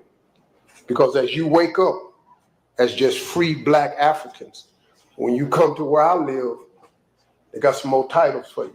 You got to put them on too. And that's an opportunity, yeah. Can you get rich there? Yeah, but you can get rich here. If you got faith and hard work ethic, you can get rich here. As you saw, Steve made some powerful statements there, which is true and accurate, but the meeting with the president left a bad taste with people. Anyways, fam, let us know down below what your thoughts are.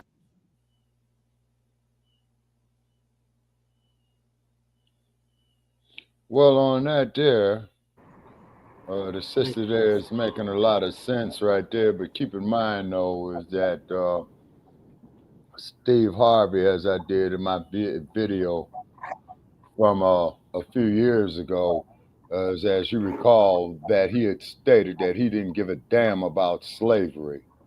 So I just find it kind of ironic that his ass would be over there in Zambia, and this is why I'm not a fan of this motherfucker.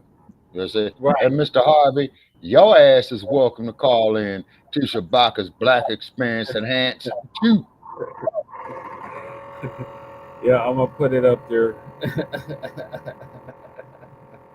His old coon ass. You see how he was crashing out Kamala? Yeah. But then remember, is that he doesn't give a damn about slavery, so why would he go to Zambia? Right. I mean, well, see, Brother Che. See, Brother Che. Cecil Rhodes. Oh, yeah, the Rhodes Scholar and all that. But one thing, Brother Che, you have to remember about a coon. Inside of every coon, there's a diasporic African dying to come out. Well, that diasporic, this is his display of that diasporic African coming out, Shabaka. He said that slavery in America, y'all need to stop asking for anything for your vote I just need to go ahead and vote. And now he's sitting up here over there in Zambia trying to rush the meeting and the proceedings. Saying, oh, I ain't no big thing, I ain't no big deal. But you sitting up here trying to rush the engagement with the president and the people out there. And it's just like you come with this high sedity, oh, I'm better than you, I know better than you, you're beneath me type of mentality. And yeah, that's definitely neo-colonialism. That was on play. But at the same time, I try to uplift you. How does that work? Yeah. Well, first place you have to understand something. The term tribe is a Eurocentric definition. Okay, it's because see, we come from nations. To me, the only tribes that I see around the world would be that of the Norwegians, the British, the Belgians, the Dutch, the French, the Portuguese, the Denmarkians, the Spaniards, the Switzerland, the Swiss, and I forgot what the Denmark people, they call them Danes. Yeah, they call them Danes, if I'm not mistaken. The Norwegians. Say those are tribal people. Because at the time we were building pyramids and bathing, they was living in caves, crawling on all fours. They had a tribe called the Visigoths, and currently they got the Sambi people. They got the Sambi tribe that's up there, Scandinavia. Okay. Well, you know, feel free to enlighten me on it. Okay, I just learned something. Okay. Those are the true whites, the Scandinavians, according to right. Yeah, the ones that look like Mike Pence.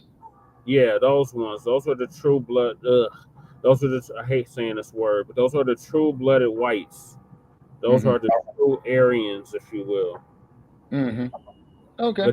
But they would all have heart attacks if they knew who the real Aryans were, and they was a bunch of black melanated people. Well, I'll have to do more research on that there, brother Chad. I don't doubt your wisdom though, but I would just have to do some more research on it. You got to find your bootleg man out there and get a hold of some DVDs. The series. Okay. All right. Yeah. Okay. Yeah, I still think they got the bootleggers out there in LA somewhere, man. You know what I'm saying? And more power to the bootleggers because they trying to make an honest living. You know what I'm saying? Get to a black bookshop. Right. Like, okay. You know how we got like a Kente Express out here? Okay. Have you ever been to Kente Express? No, sir. It's right on Park Avenue on the other side. The shelter on the other side of St. Francis. Okay. And what's the cross street? Curtis. Okay. In Park Avenue. Okay. Is that near the 5 Points?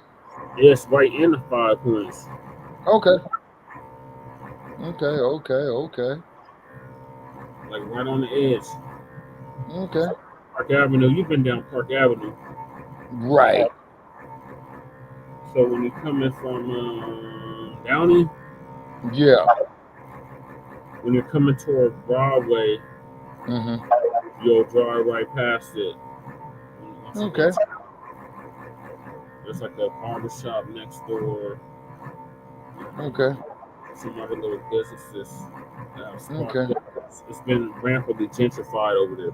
But the shelter St. Francis, I don't miss it one bit. Yeah. Yep. So, Shabaka, what do you think on what Steve Harvey did? Okay, Steve Harvey, once again, man, he's not sincere in what he is talking about. Me personally, I just think he was over there on vacation. You know what I mean? And just decided to throw some shit together to say over there. You know, because we got a lot of work to do. And, you know, and this Dr. Marimba Ani had said, and all this proves her point. No, it's not we. They got a lot of work to do. Yeah, we over here in America, yeah, we got a lot of work to do. But those in Al-Kibalon and in the 55 nations that make up Al-Kibalon, they got a lot of work to do as well. Well, that's true. Yeah, they do. Okay, there's Lady Tay. Wait, did Lady Tay just come on? I just heard somebody pop on.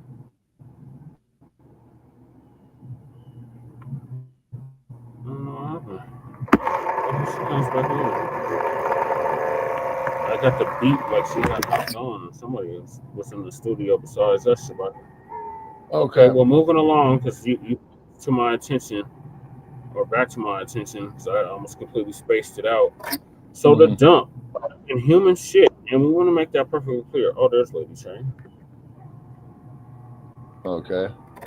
Lady Tay, you're late to the party, but just in time for the tetherism. Steve Harvey was just out in example displaying coonery and buffoonery on the populace. So greetings, Lady Tay. Hi. Michael was asking about you. That's nice. How's that vibe? He said, peace, Lady Tay. That's good. Okay. Did you hear the speech?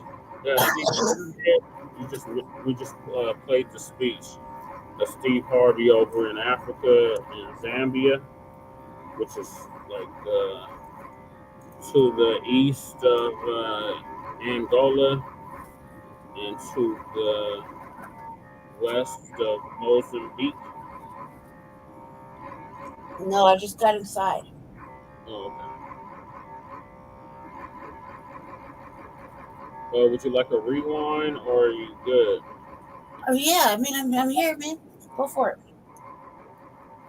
Okay. I just got in here. I don't even know what's going on. What? I just tried to tell you what. I mean, I heard what you said. I just got in the door though. I'm just supposed to be outside. All right, so this is what he said. All right, rewind, y'all, for Lady Tay. Okay, Brother Ted, I got about 15 more minutes myself. Yeah. All right. Okay, Shabaka, I'm on it. Can we move the slide, please? Somebody. Next.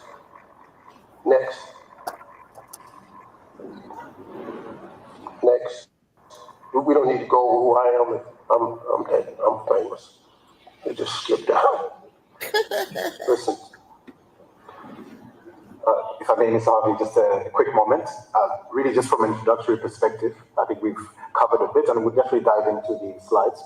Wanted to perhaps allow for the president to provide some opening remarks, because we'll get the because there's some aspects the media would have to excuse the meeting.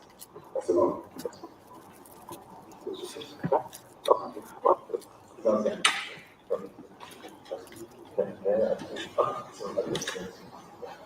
I think what we'll do, before the media excuse the meeting, Mr. President, we'd like to allow, first and foremost, for you to essentially begin your opening remarks. And then at that point, we'll certainly request the media to excuse the meeting before diving into the details of the slides. So basically, people are not happy with the way Steve Harvey responded to certain questions. It seemed like he was acting like he's too good, for that meeting. He would not even introduce himself. He said, like, everybody knows me, like, I'm popular. Why do I have to do this? But there's always a way to approach things whenever you meet this top diplomats or presidents, men and women that are leading a country. There's a protocol. And that protocol was not followed by Steve Harvey in that situation. And actually, the people were not just angry with Steve Harvey, they were mad at their own leader, President Hakainde Hichilema. They thought that he allowed this disrespect to happen because he didn't have respect for himself, basically, was what they were saying. Here are some of the things people were saying about the situation. It must Steve Harvey. It must Steve Harvey. First things first, Zambians, I don't understand. Help me out here. Help me out. Why are we allowing every celebrity that we see coming in the country, whether they're from overseas or they're from a country that is doing better than us, why are we allowing them to go to the State House? For what? And meet our president, our honorable president. For what? Why? Our president is not just a commoner. No. Yes, I know they're looking forward to meet him, but he's not just a commoner that should meet any Jim and Jack. They must. Why? If Nasty C comes to Zambia, he's going to the State House. If Neo comes to Zambia, he's going to the State House. For what? Do you know why Americans don't receive our musicians like that? It's because that presidential seat is the highest seat the entire state. Why are we treating our highest seat like a common thing? It's not a common thing. Put some respect on our president's name, on his seat. Put some respect on it. Not just any Jim and Jack should go meet him. You're like looking at those footages that I just saw of Steve Harvey being taken to the State House. It looks like our president is looking forward to meeting him more than Steve Harvey is looking forward to meet our own president. Why are you downgrading that man's caliber like that? Excuse me. Let's have some order here. Let's have some order. And also, Steve Harvey, why are you behaving like that? Excuse me. Why is Steve Harvey looking at people like they are common things? Like, compose yourself, respect yourself. In a conference, you want to talk to people anyhow? How do you look at somebody up and down? And they are looking at you, they're speaking to you with so much respect, and you're looking at someone like he's a common thing, like he's smelling. No. Steve Harvey should also compose himself. This says a lot about him also, and about where he's coming from. When you're in Rome, do what Romans do. We don't care whether you think our country is dirty or maybe it's beneath you, but still, put some respect on, pretend a little. You're here, I'm sure you just didn't come here for a vacation. You came here to work. Do that business deal and then go back. If you don't like us, that's fine, but don't treat people like common things. Don't treat people like they're smelling. Don't treat them like, excuse me, Steve Harvey, compose yourself. Yeah, those were like the sentiments from the people. But let's not forget, Steve Harvey said so many good things about Zambia, and he also had some positive things to say. Watch this clip, we'll come back. In Zambia is the people. Y'all it, man. You just got to understand the truth. See, y'all keep looking in the wrong place. It's you already have it. Everything God got for you, he put it inside of you at birth. He gave everybody in this room has a gift. All of you are gifted. God never created a soul without a gift. So why are you looking all around? You are what you are from the inside. You just got to quit looking at everybody else. You know, the comparison is the biggest thief of joy. If you want to lose your joy, compare yourself to somebody else. True. Quit worrying about other people, man. You have it in you. You just got to believe and be willing to do the work. You got to get some tools along the way. But that's where it is, y'all. That's really, Black people should come here and see this. I'm just telling you, you don't know. I know a lot of, this is probably shouldn't say this, but I hear a lot of Africans talking about they want to go to America for the American dream. Okay. You can come there for the American dream, but you're going to have to taste that nightmare too now. It ain't all as dreamy as you think. Because as you wake up as just free Black Africans, when you come to where I live, they got some more titles for you. You got to put them on too. Now, is it an opportunity? Yeah. Can you get rich there? Yeah, but you can get rich here. If you got faith and hard work ethic, you can get rich here. As you saw, Steve made some powerful statements there, which is true and accurate, but the meeting with the president left a bad taste with people. Anyways, fam, let us know down below what your thoughts are about Steve Harvey facing backlash because of what he said. I am on Game Sound like he cleaned the shit up. He's like, so he had a little moment, he had to pull himself together. Yeah, well, Steve Harvey, he's a coon anyway. Why did he go there anyway? What was the point there anyway? Like, what was he supposed to do? Like, why was he there? He went there on business. They basically want him to promote the country, to increase the tourism to the country. So he went there for business, but he tried to couch it off as a vacation. It sounds like he cleaned it up. After he cleaned up some of the shit was like a little bit much from what old girl was saying. However, I mean, disrespect is disrespect at first. Sounded like he cleaned it up. They kept him there for a minute, right? Yeah. So, what she was talking about, kind of was a little bit extra. She was talking about him and the president. Yeah, I mean, like, well, it was kind of like I felt some kind of way, not a lot, but just a little bit. It's here's the way she said, this is our president. He's not a common thing. And I can understand having pride in your presidency, I guess, in your president. I can kind of understand. At the same time, like I think it was a little bit much, just a little bit, not too much, but just a little bit.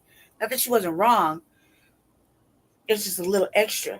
And it's Steve Harvey, man. Steve Harvey has these rude, crass little moments to himself. He tries to clean it up, but then I think he's going to clean it up because may lose the bag. But I don't understand why he was really there, and why would they pick him of all people to promote Zambia? Like, surely there's got to be somebody better. I'm just saying, like, what has he really done in like a while? And what he was saying was like in jest kind of shit. You know what I mean? I just felt like he could have did better. As far as what he was telling them. You know what I mean? And he does right though. When they come over here, they're gonna have to wear all of that shit here. You know what I mean? Everything that comes with being black here. It's it's one thing over there, a whole nother thing over here. And he was like, yeah, you can come get the dream, but you're gonna have to wear all this too.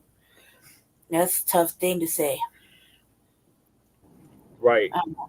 That was serious though, because you didn't hear anybody really tell them over there that when you come over here, it's not like you can have some alleged American dream, but you're gonna get racism, white supremacy, call that your race, all kind of extra shit.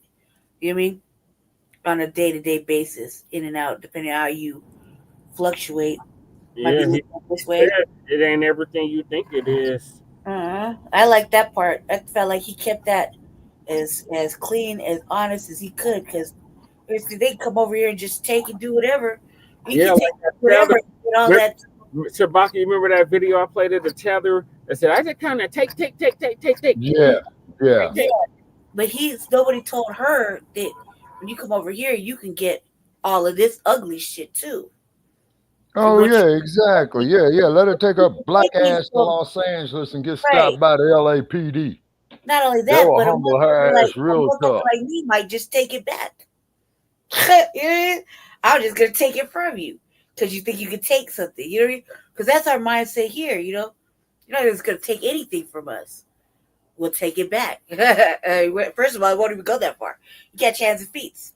Hands and feet. Everybody's it's up there. Everybody can get it, right? But I like how he put it that when you come here, you gotta wear all of this other black negative, stereotypical stuff that we have to go through day in and day out. Yeah, a constant diet of anti-black supremacy and hatred. How did I kind of want to know more, but they only showed that lady only showed a little brief snippet. So I'd like to find out just a smidge more. I'll have to look into that. So we are Lady Chase. So we were just waiting to hear yours. So we're gonna move to the next topic before you join pop on, and that is the dump as in human shit, and we want to make that perfectly clear. Pick for FBI director. Bucky, you still doing a show tomorrow, right? Yes, that is correct. And we also are doing a special edition on Wednesday too. Okay. It sounds like Australia, with the late at night, the caves with the Aboriginal shit going on about that to happen.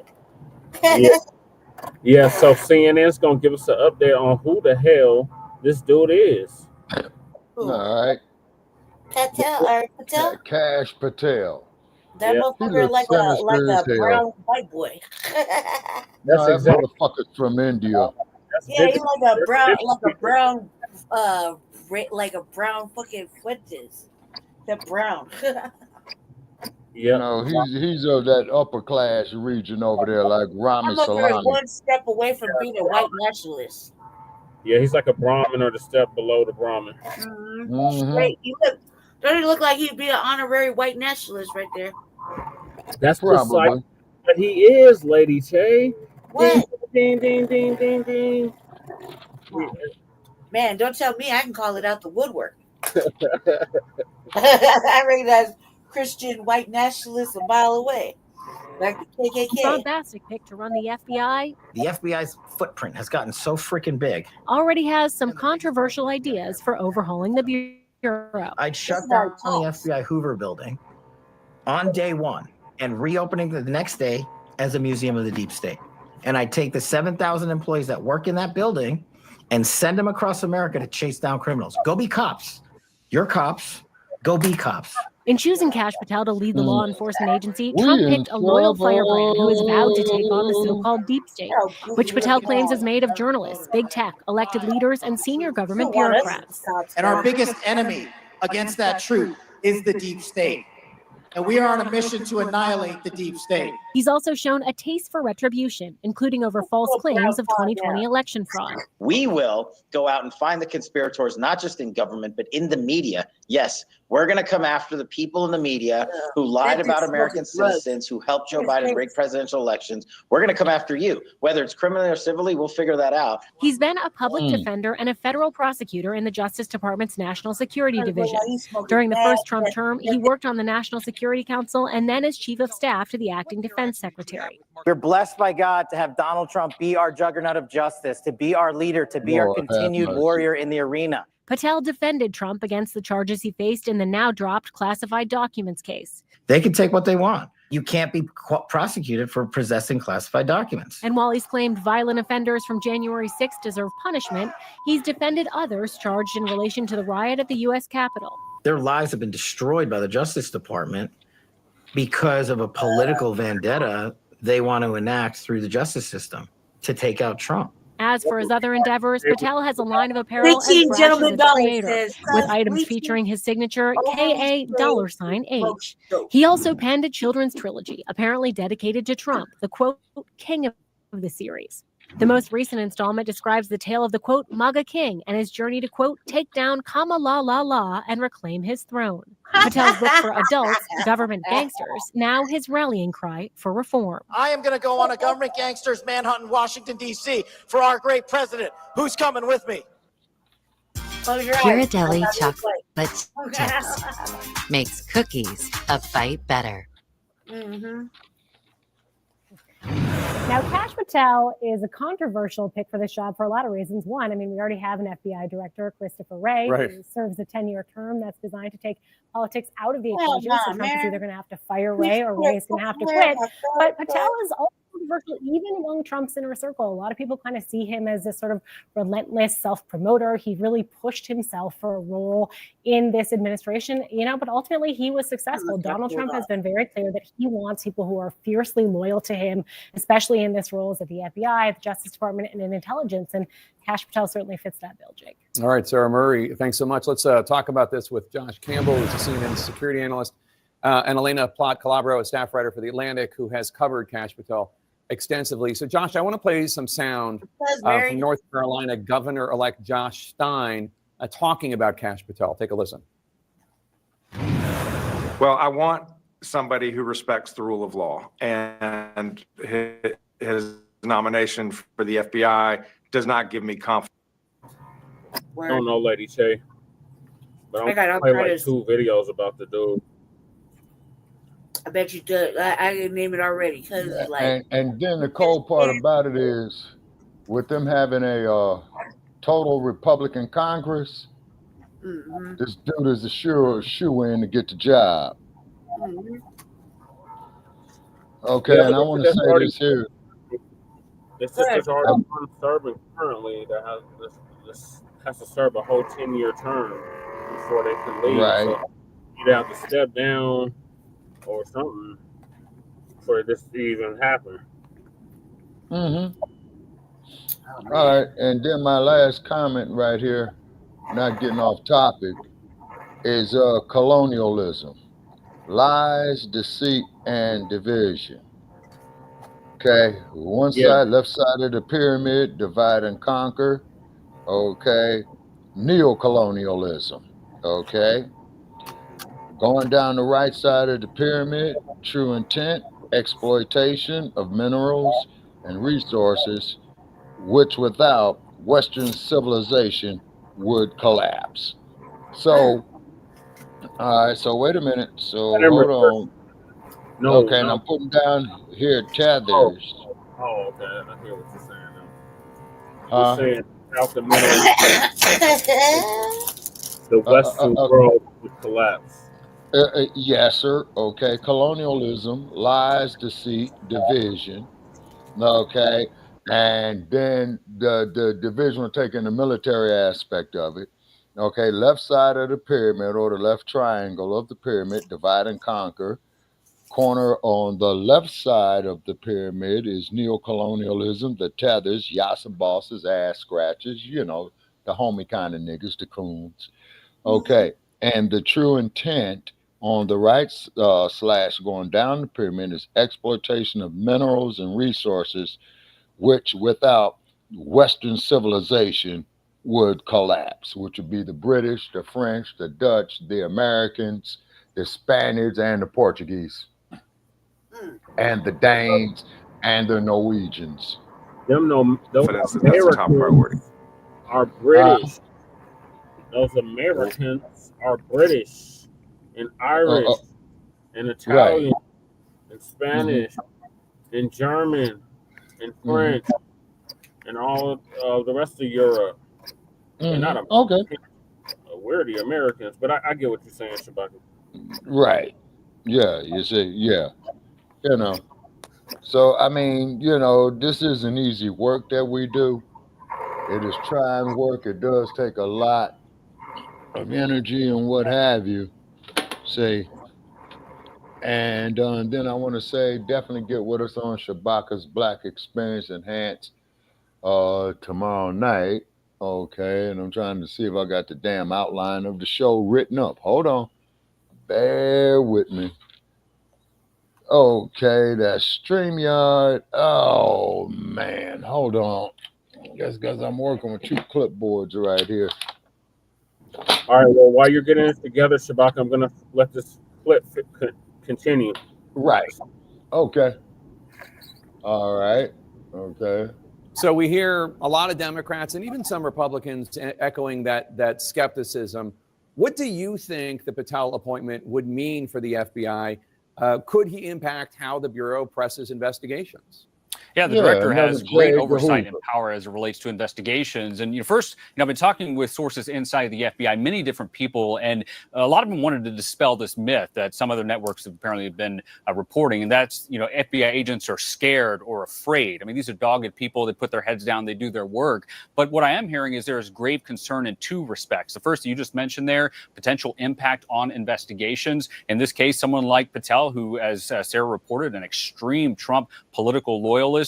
Would he try to get FBI employees to investigate Trump's opponents? Would he try to stop any investigations that began within Trump's orbit? That is a major question. And then second, it comes down to independence. Historically, there has been this at distance that a White House would keep the FBI because this is a powerful law enforcement agency. People may not realize that the FBI doesn't brief the White House on every investigation that it conducts. And that's because a lot of times they could be investigating political opponents or political loyalists of a president. The big question here is, what will that independence look like? How would that be impacted? And then finally, I just want to read one line from this great insightful piece that Elena wrote recently on Patel. What she said in talking to sources around the Trump world is that people called Patel dangerous, not because he would come in on day one as FBI director or CI director with a plan, but because he appeared to have no plan at all. His priorities today always subject to a mercurial president's wishes tomorrow. That's the big question. How far would he go for Trump?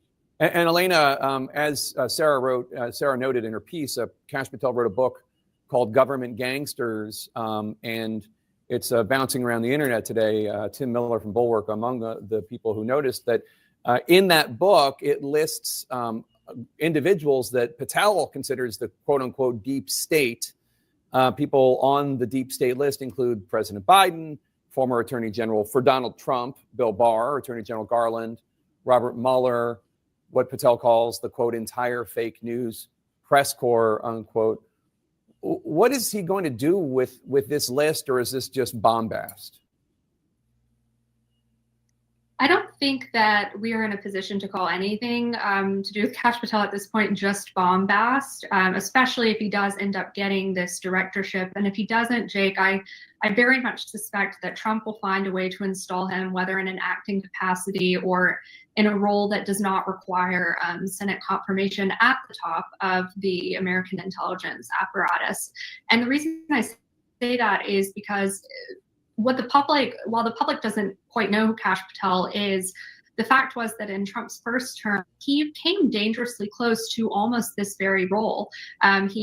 Trump really wanted to promote him at one point to deputy FBI director. Then there was deputy CIA director. I mean, various senior positions that were it not for people like CIA Director Gina Haspel or Attorney General Bill Barr, who the latter, of course, said over my dead body to the idea of Kash being promoted to deputy FBI director. Without people like that in this administration, and Trump has made clear he has no desire to install the quote unquote guardrails that populated his first administration, I don't think there's any doubt that whether it's as FBI director or some other highly powerful position, Kash Patel, we will see him try to use whatever means he has to launch, or at least try to launch, investigations into many of the people that are listed in that appendix of his book.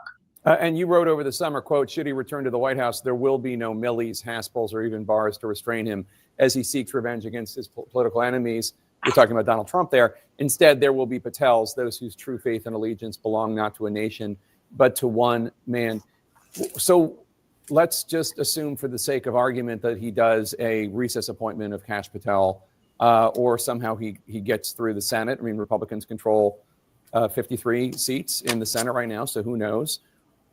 Would there be any check on Patel? Would Attorney General Pam Bondi do anything?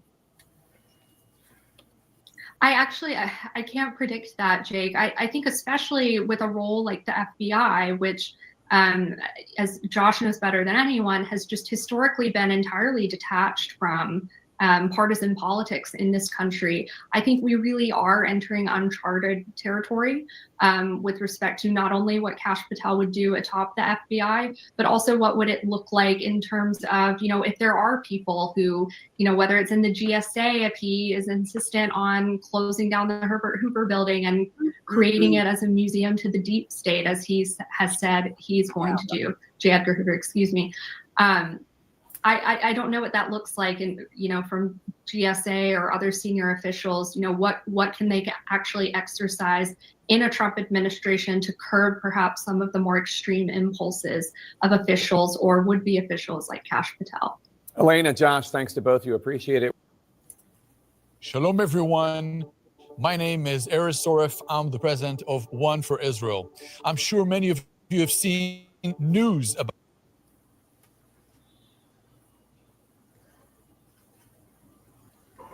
All right, so that one, the next one is from the Hill. This is right-wing news platform that's going to talk about him too. So, what are y'all thoughts on this Kash Patel guy? He's dangerous. Dangerous. To make his new FBI director. Dangerous. Very dangerous. Isn't it because of Tether? Yes, baby. Yes, he would constitute all of that, Lady Che. Yes. Honorary white dude in a brown, obviously bleaching himself. He's getting lighter. He's cut his hair all like a white boy. He acts like a white boy. He's an honorary Christian nationalist, is what it looked like for me, in my opinion. It also looked like he's doing drugs. I mean, the way he was looking in the camera all wild and shit. Oh, bugged out. He was looking at the camera all wild. I'm like, hey, calm down, simmer down, pipe down.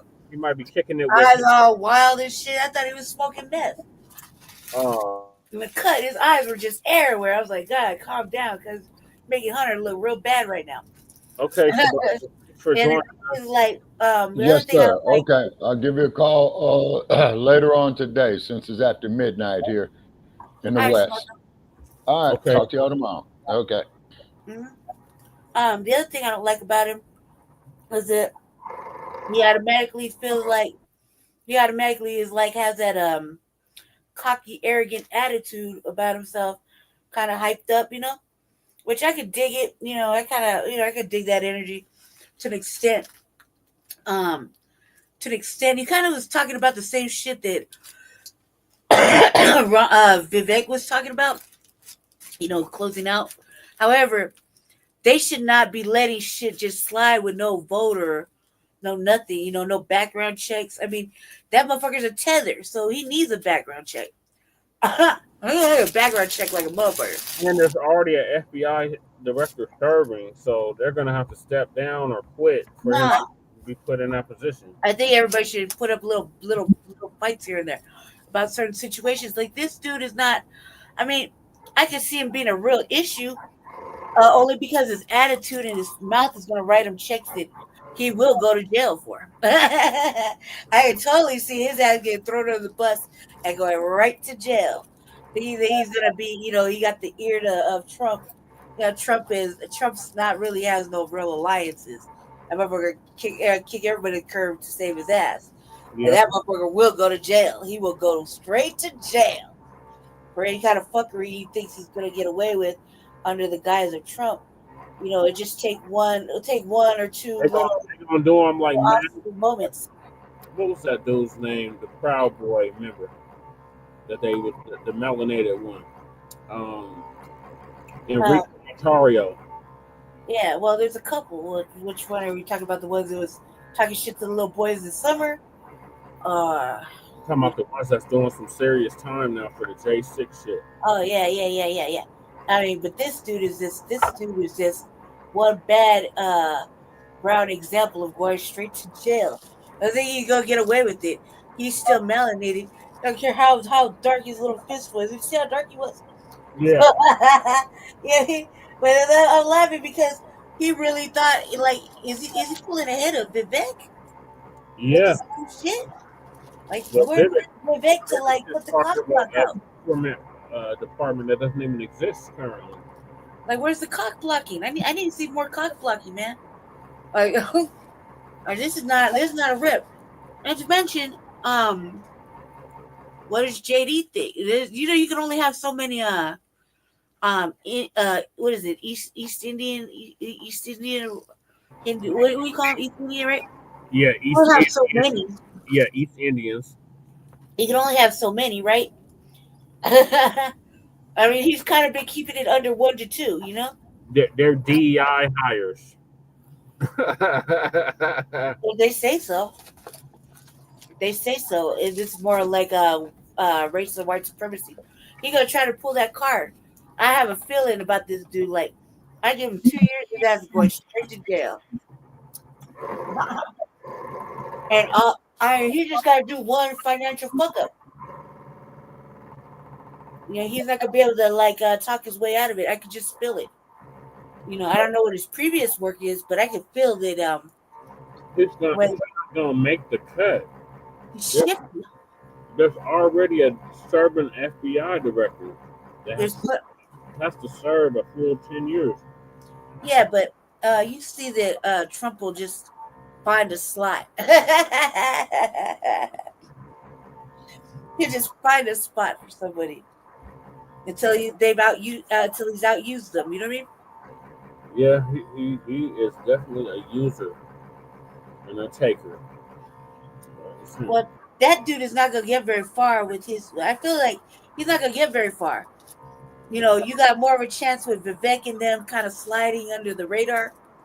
This dude's gonna be outright like Alex Jones type. Like he's gonna get himself in real trouble. Doesn't matter when. You know what I mean? The only thing I agreed with him on was Kamala. What did he say, Kamala? That little kid's book, he's stupid. He's like MAGA, the king of MAGA. Oh my god, that little who has time to write some like that's when you kind of know that this dude is not right.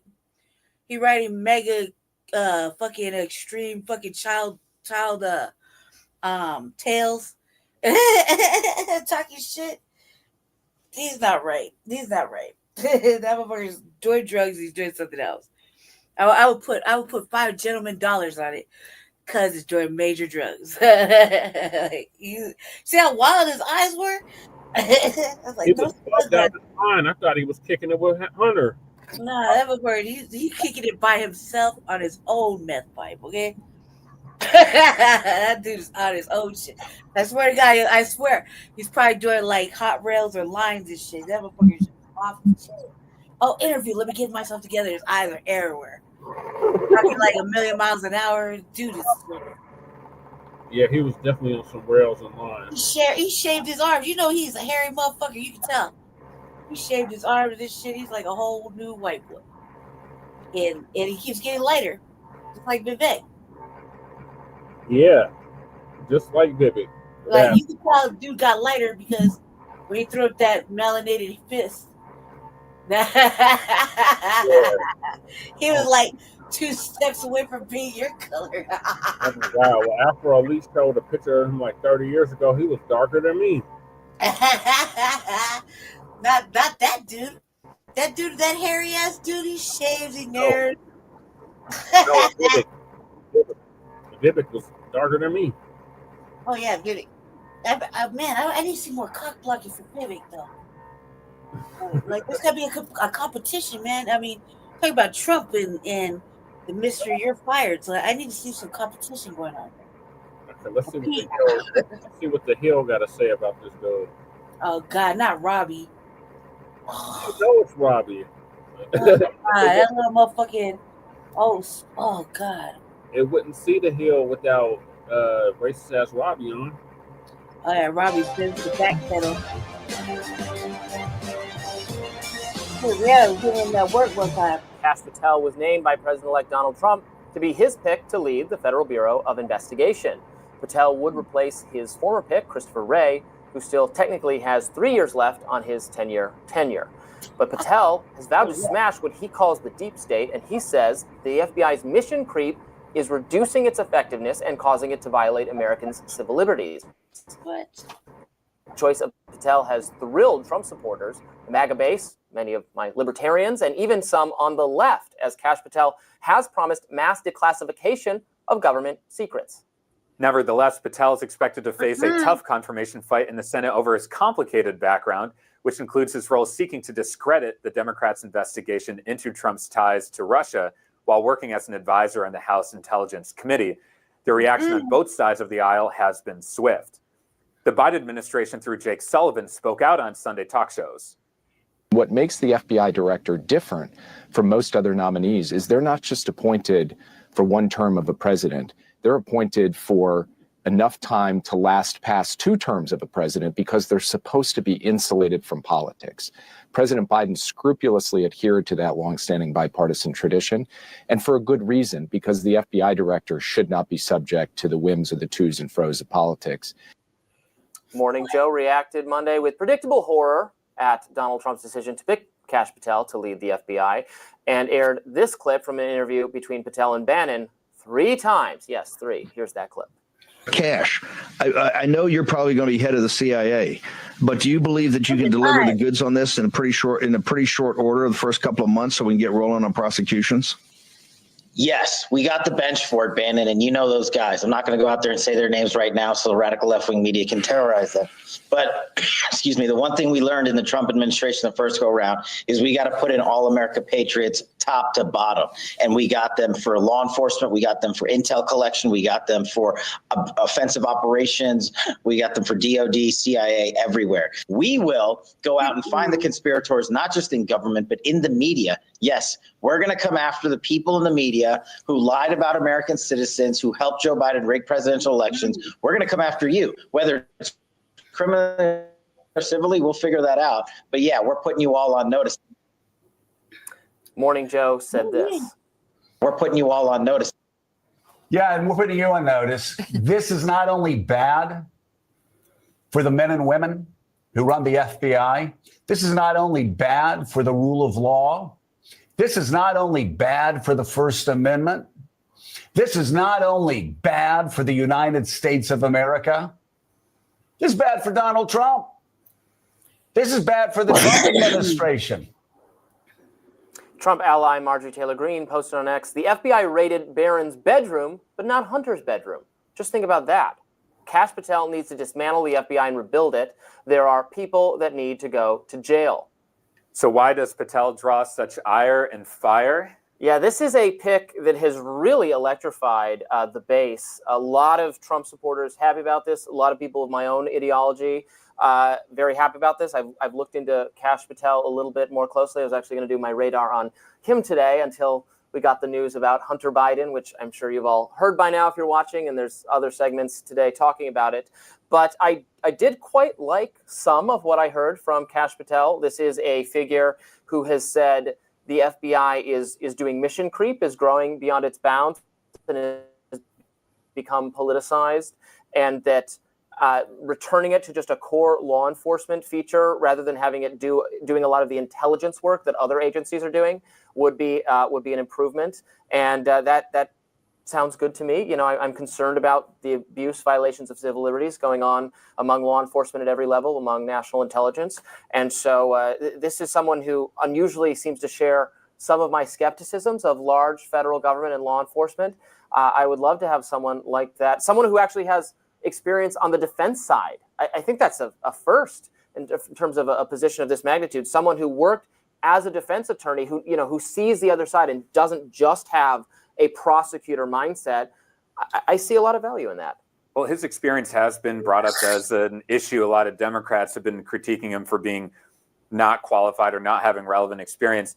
I think that's the wrong route to be critiquing Kash Patel. He does have relevant experience, including in the Defense Department, as you mentioned, as well as at DNI, as well as on Capitol Hill. So he's not coming out of nowhere. I think that critique doesn't make sense to me. Kash Patel has been very big in Trump world for a number of years.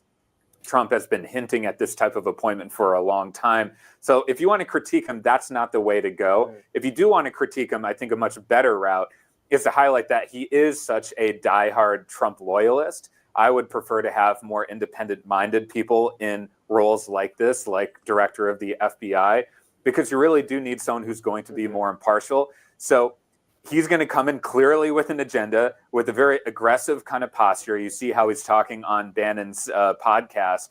And look, if he's right on the issues, this could lead to real reform, but it could also be an utter disaster. But either way, we shouldn't be surprised by this pick because this is Trump's style to appoint people to justice-related positions that are diehard and loyal to him? Yeah, I don't love absolutely every single thing I've seen him say in an interview. He has talked about, and some of this might just be bravado or boasting, going after enemies in the media. I think call out the media, criticize the media, but we don't want to sick the law enforcement on the media. That's a no-no for me. I do appreciate that. He's loyal to Trump. I was talking about this on cable news over the weekend. Loyalty, has any president ever picked someone who's not loyal to serve in an appointed position? Some of this loyalty rhetoric is going a little too far. Obviously, he's going to be loyal to the president. I would hope he has enough independence that if he saw or witnessed flagrant crimes on his own side, he would go after them. I would want that on the Democratic side too. So I agree with you to a point. We hope you're not loyal to a fault, but the people picked to be part of the cabinet or to head top positions are going to be loyalists of the person who won the election, right? I think that's mostly true. I think for positions like FBI director, they have a 10-year appointment for a reason. Christopher Wray was appointed by Donald Trump in 2017, and Joe Biden kept him on board for the duration of his tenure. And now actually now Donald Trump is going back on his own appointment of Christopher Wray. So you have these longer appointments for a reason, because you hope that these positions might be a little bit more immune to politics. Yeah, Kash Patel also first became, I think, well known to fans of President Trump for his involvement in, I would argue, correctly discrediting some of the Russia accusations. He was working for Devin Nunes, Republican representative at the time, and he is believed to have authored a memo calling out the FBI's conduct with respect to Carter Page, who was a Trump campaign aide who was surveilled on suspicion of being a Russian asset.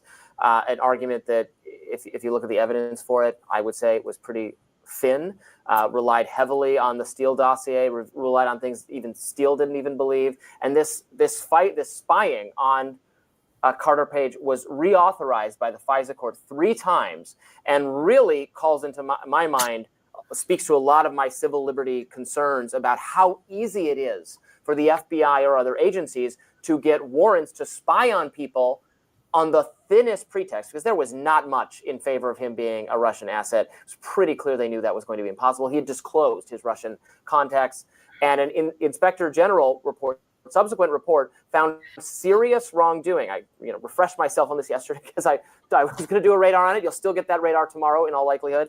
But it was serious performance failures that the FBI was accused of. And so someone like a Kash Patel who sees that not as acquitting the agency at the time, McCabe and Comer say, there's no deliberate maliciousness found. Well, they did say you did many, many things wrong, just that it was accidentally wrong rather than malicious. That's from an innocent, citizen standpoint. That's all the same thing. Someone who shares that skepticism being trying to run the agency excites me. It is exciting, certainly for civil libertarians, and the FISA warrant overuse, I think, goes back to when Patriot Act was passed until on the early 2000s. Bipartisan basis by Republicans. And having all the knowledge. Absolutely. And it was opposed by a Democratic senator from Wisconsin named Russ Feingold, primarily on the grounds that you're describing. And a lot of his fears about the Patriot Act have come to fruition. Now, some of the forces that helped create the Patriot Act, the Cheneys of the world, are amazingly now aligning with the Democratic Party. Yes. And the people who are for civil liberties increasingly on the Republican side, which is crazy to me.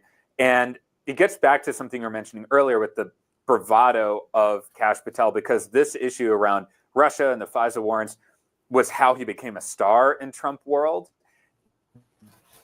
That is how you become, I guess, on the list for potential appointments, particularly for Trump. He likes seeing people on media and on screens. I think that's part of the problem to a degree, because you want people to have a sober approach to how they discharge their duties as head of these various federal agencies. I don't like the incentive to be so, so partisan, and sharing these very aggressive views on cable media or on podcasts just because that's going to get you a job. Now, will he moderate when he gets in that position? We'll see. But the process of getting this position is a strategy that he had that has worked out to his favor, and now we'll see what he does in that position. Yeah, I would like to see a whole end to the abusive FISA process. Of course, after discovering the trouble with it and how it was being used to ensnare innocent Americans and play into the Russia collusion hoax, instead of doing anything about that, Republicans joined Democrats in gleefully reauthorizing the Patriot Act yet again. It's being used against you. Now Republicans have power. They have the Senate. They have the House, they have the presidency, they have the Supreme Court. It is time to actually change government in a way that would benefit the American people and protect their freedom and liberties. Please, Trump administration, get on that this time. We've got a lot more to talk about on Rising still to come. Pounce. So they replaced the sister with this damn white passing Asian. Indian dude, yeah. Another Indian dude. Another Indian.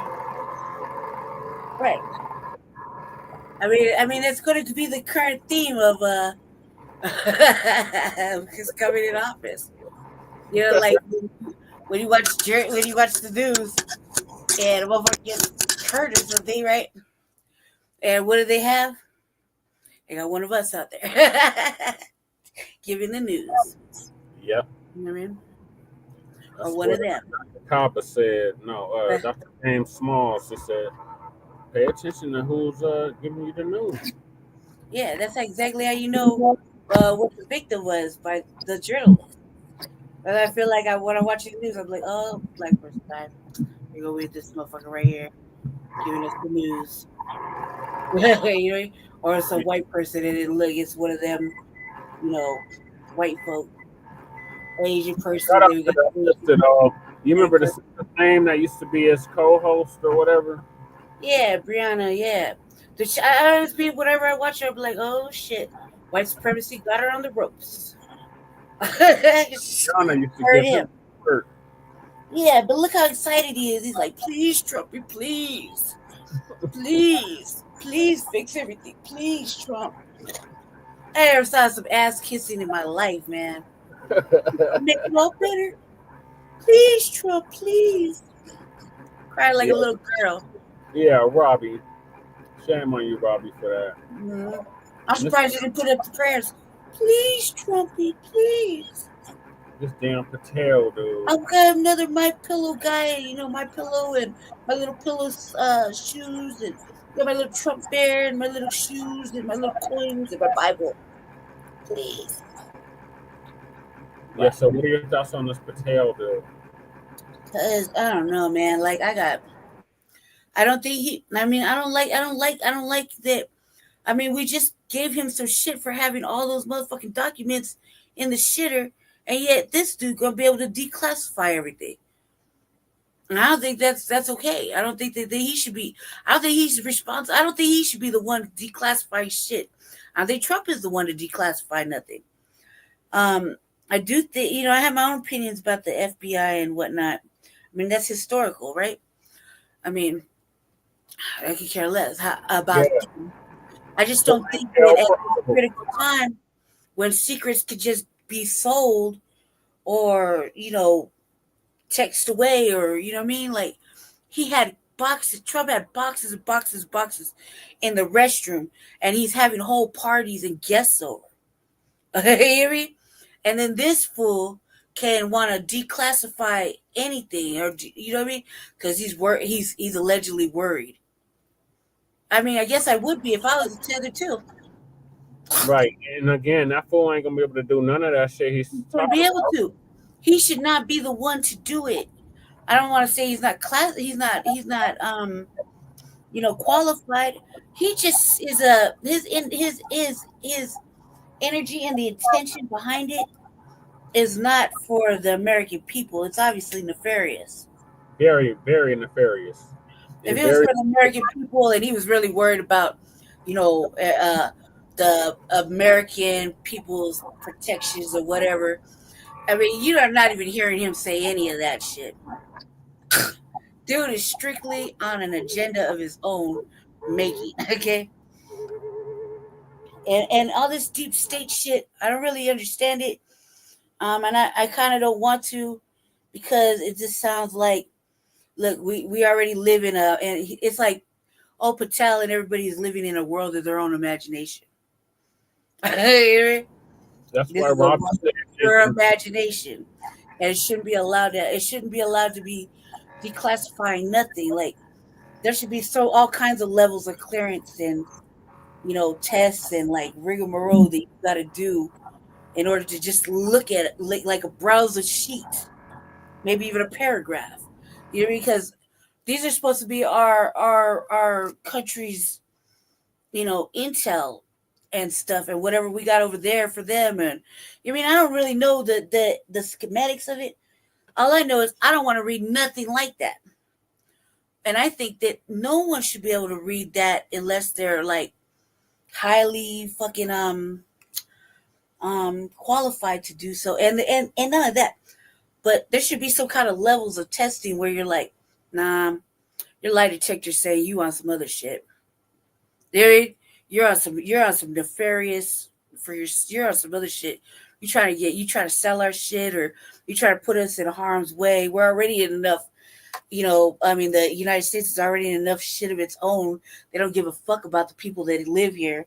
You know what I mean? So what are you really up to? Like, I just feel suspicious about this dude and like a few others. Trump is gonna do what Trump does. Nothing he does is really a surprise. It's just more like, God, can it get any deeper? Of more like the shit is just getting deeper. The people he's picking, like this particular dude, he's on an agenda of his own. He's in a world of his own, of pure imagination.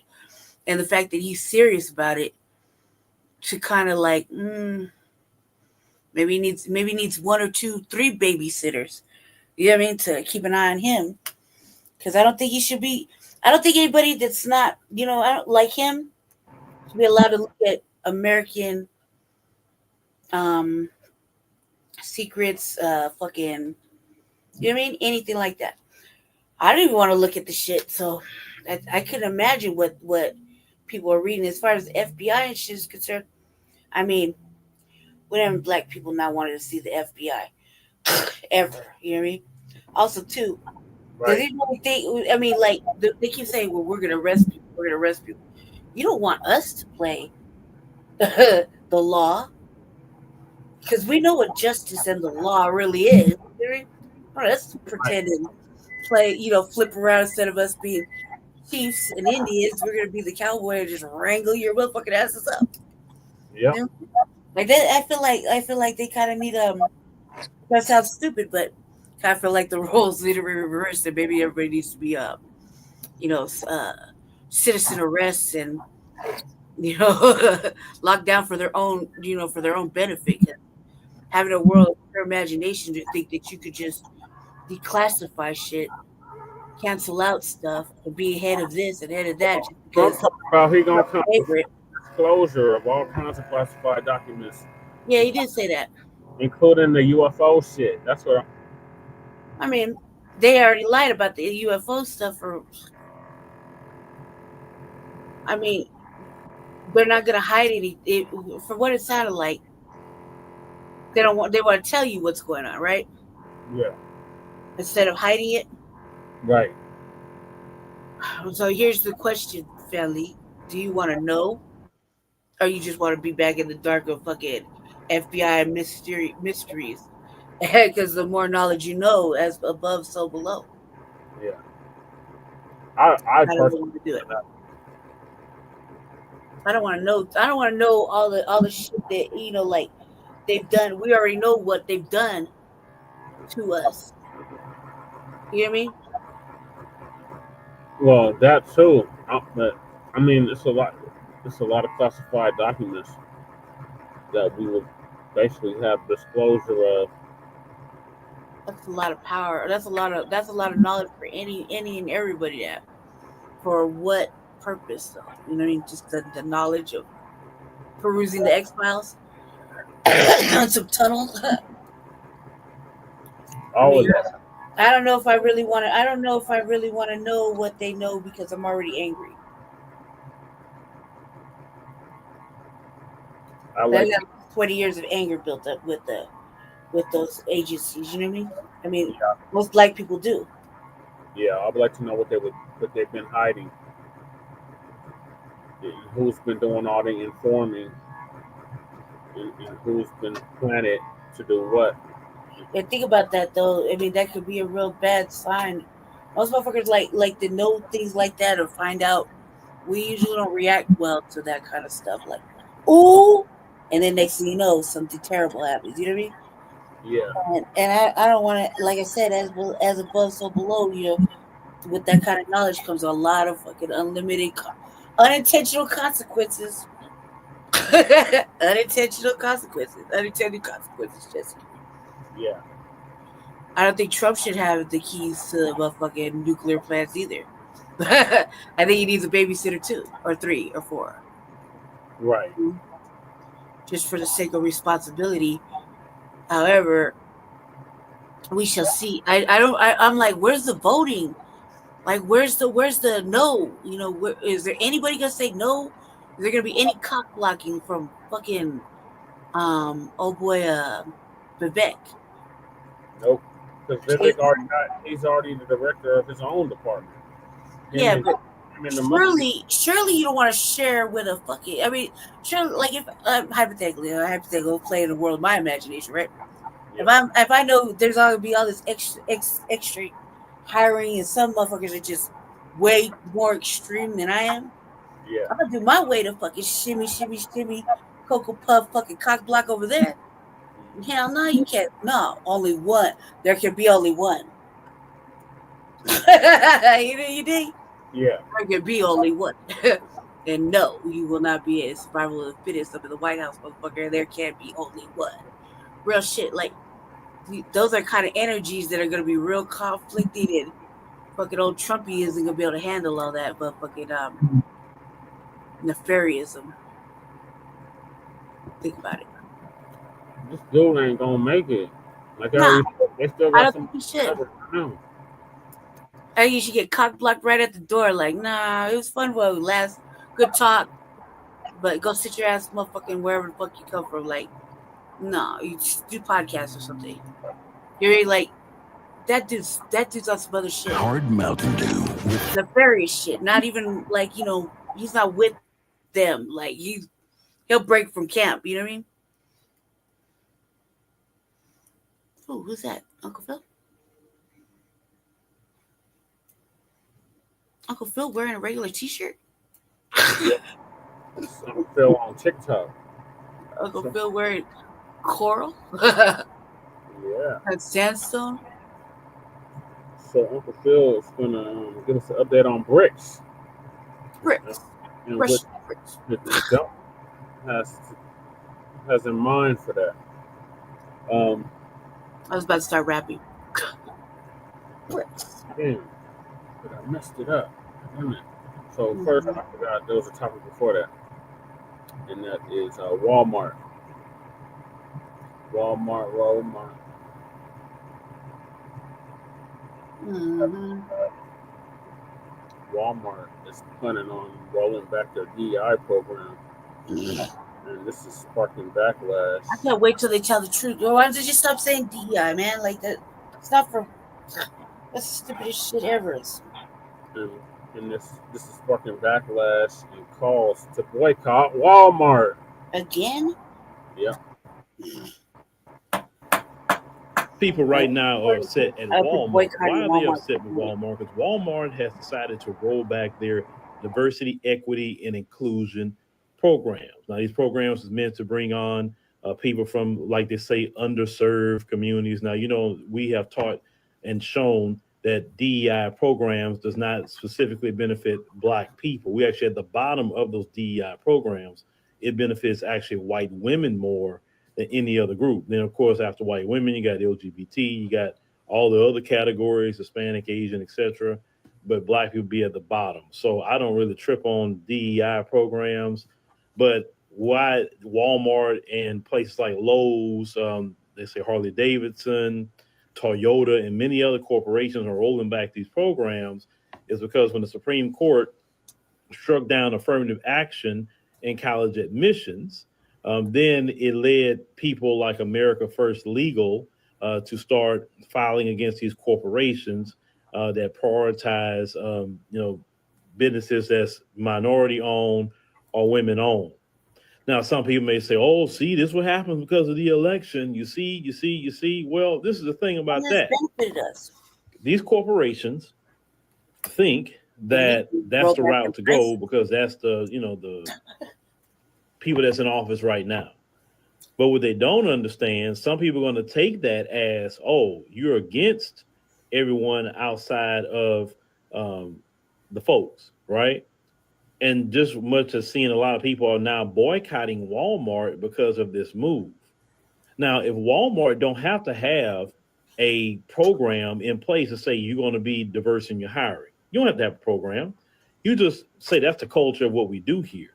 Because one thing I can tell you from being in position to hire people is that hiring is intentional. You intentionally hire who you want to hire based on many factors. Will they fit in with your company?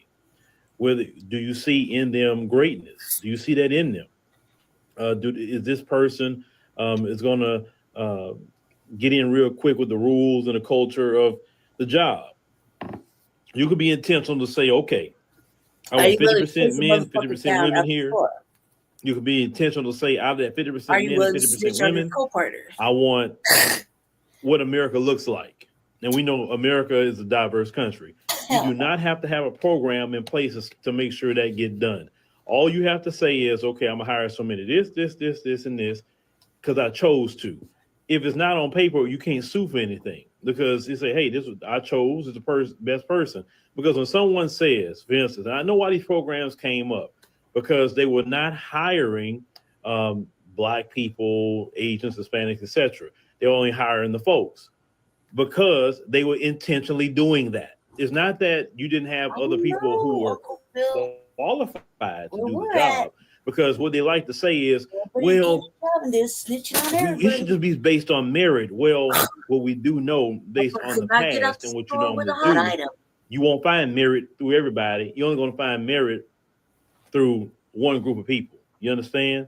So you do have a choice. Now, if you go and see a place like Walmart and you're looking around and all of a sudden it looks like it's not a diverse place, and you don't feel comfortable shopping there, then your best bet is pretty Hispanic in there and take it away from Walmart. You understand? That's all you really have to do, folks.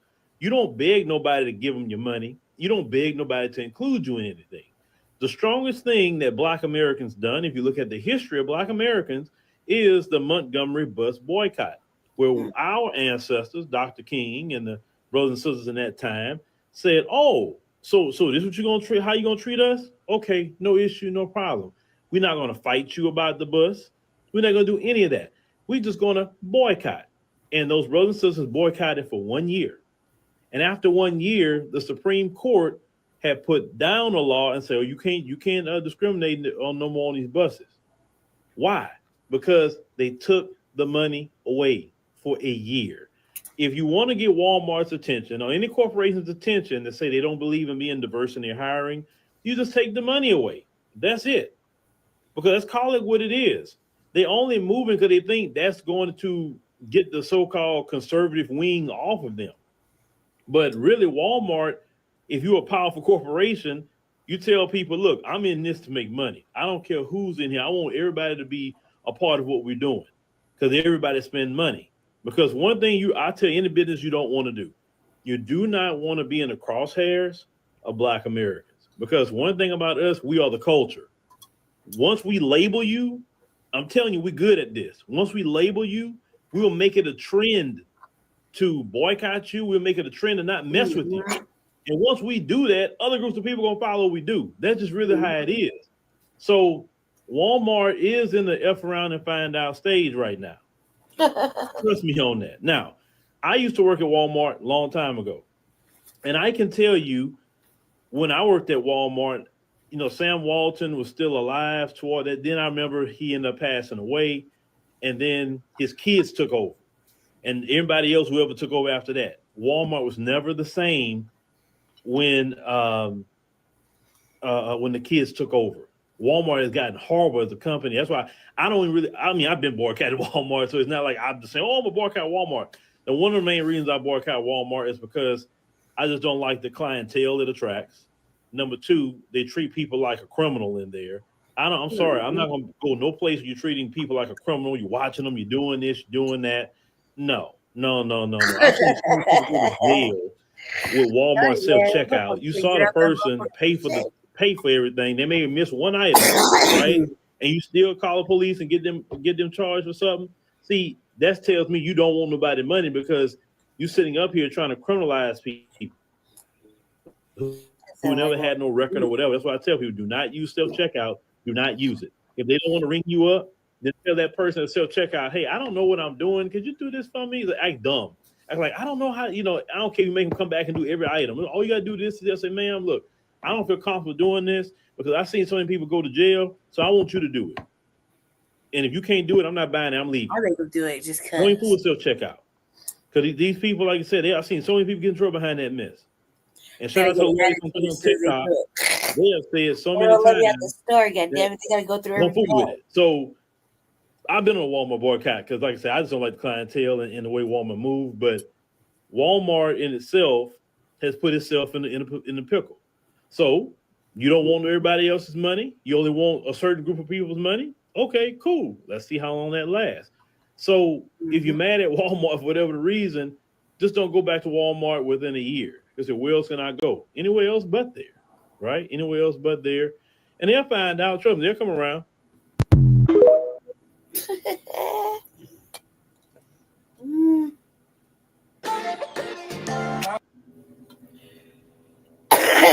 Man. You know what's so funny about this lady, Trey?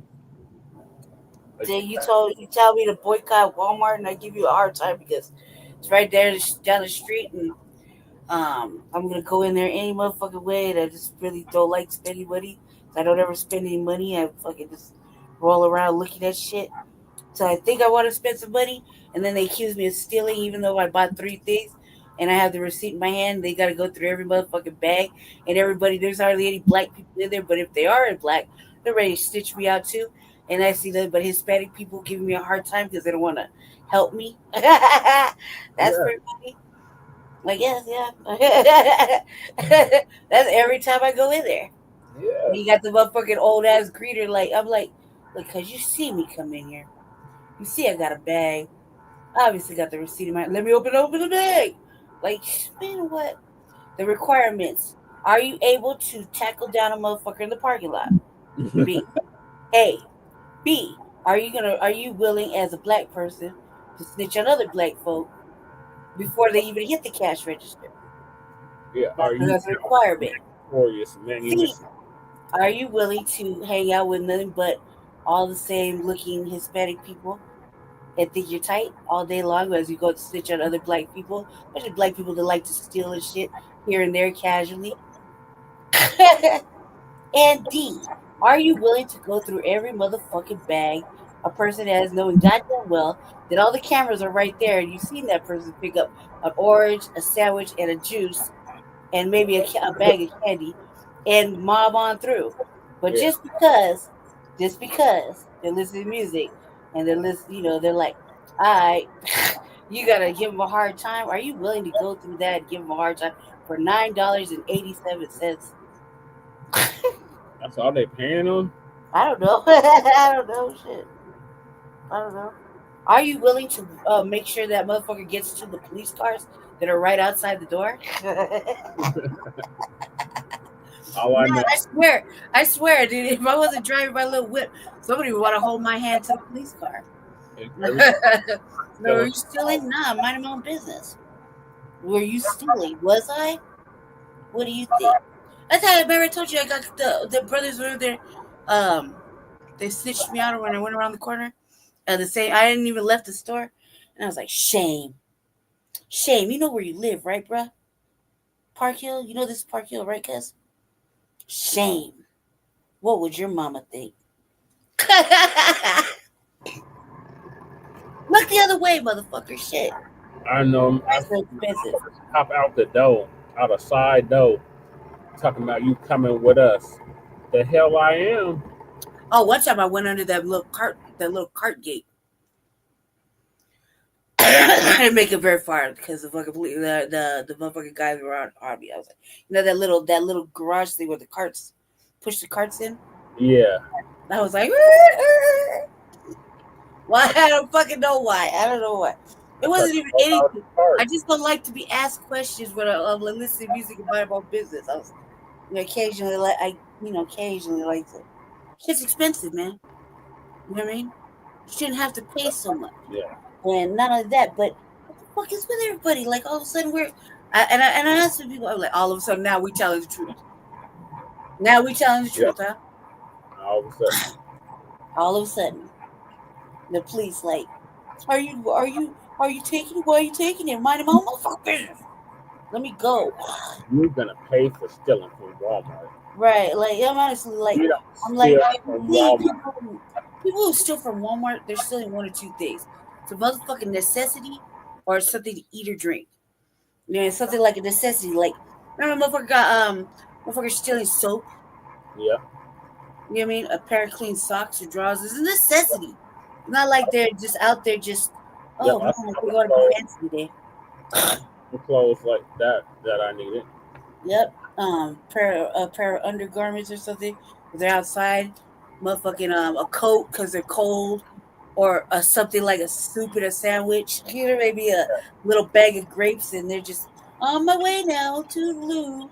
Yeah. Like they're not stealing anything fucking crazy. It's not like you got a motherfucker in the back taking a whole motherfucking TV.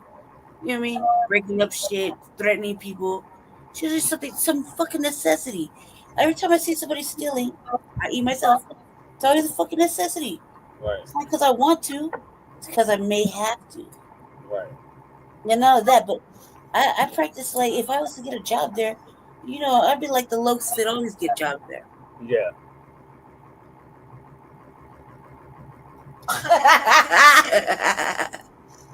No. Go ahead. Go on and go on. You know what I mean? Yeah. My business. You know where you know what it is when I see you. Right. In and out. Yeah. You know what I mean? Like shit. I would just mind my own business. I don't understand. But they say DEI hire.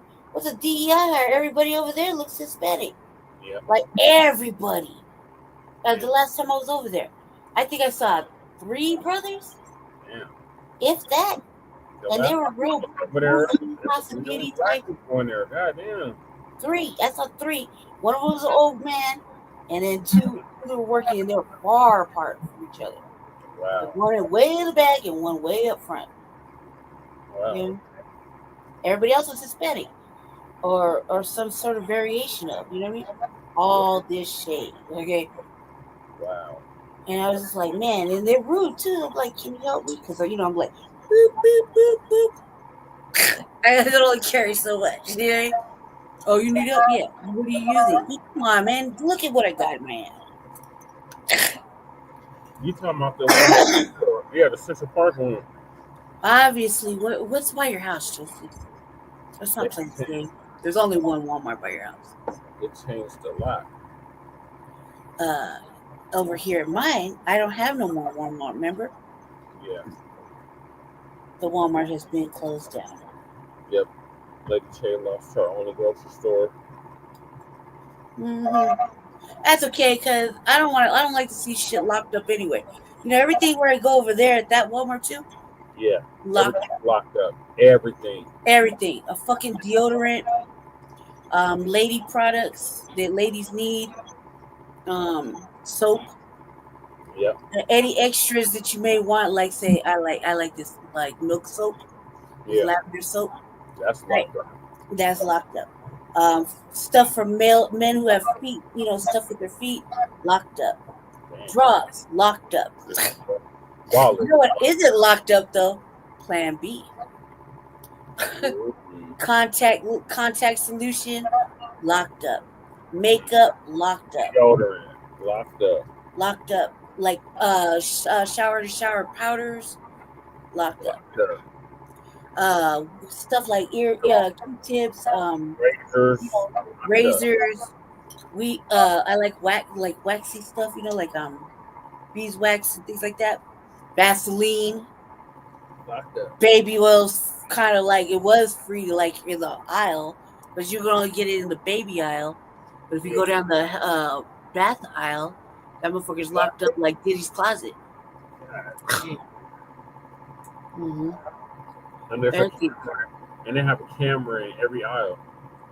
Every aisle, and it beeps. Like for me, whenever I'm cruising through the aisle, it's beep, beep, beep, beep, and the light goes on. I'm like, fuck. Yeah.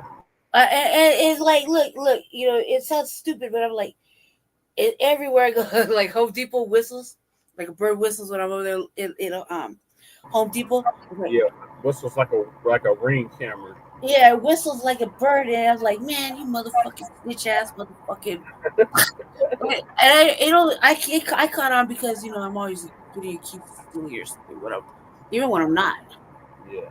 I mean, if I was, that's a whole separate situation. But yeah, that's what Uncle Phil was saying. Like, why would you want to go to a place where you're constantly treated like a criminal? I feel like that's normal for me. For me, it's normal. And it just gives me a way to have an attitude and be an ass of my own, right? Because I expect it. But it's just funny when they do it. Because, like when I was cruising through the parking lot that one time, I was leaving your house, and there was nobody in the parking lot. And I was like, hurry up and get through the parking lot. The police will be here in 2 minutes. I was looking around like, 2 minutes. You have 2 minutes to leave the fucking parking lot, or the police will be here to detain you. I'm like, wow. 2 minutes. You're not getting to the exit quick enough. 2 minutes. The police are on their way. Woo, woo. I'm like, it's the parking lot making the sounds. Yeah. I was scared. Like, I was looking around like. Yeah, you used to be able to kick it in that parking lot overnight. No. Oh yeah, like I accidentally went behind the building because I was looking for snipes, right? And it's already locked up. All that shit's locked up. I'm not, Yeah. I don't got the keys to the city or nothing. I'm just mobbing around. And I'm looking on the ground. It's really late. I was just cruising through. I was gonna go to the bus stop, right? I just cruised through. It's late at night. But we're like, there's like, you have 2 minutes to leave the Home Depot parking lot, or you will be detained. The police have been called. You have been told you will be detained.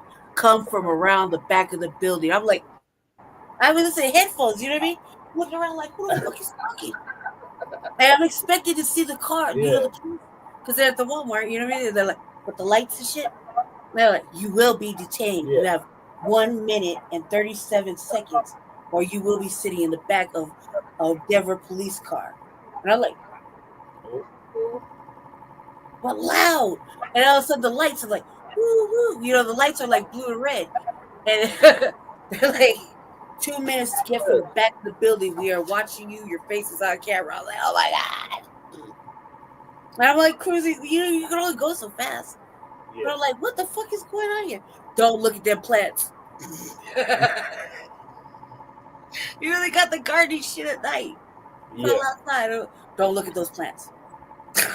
Leave the plants. Leave the plants alone. Like, business hours are from 8 to this. I'm like, you can purchase your plant then. I'm like, this motherfucker thinks he's funny.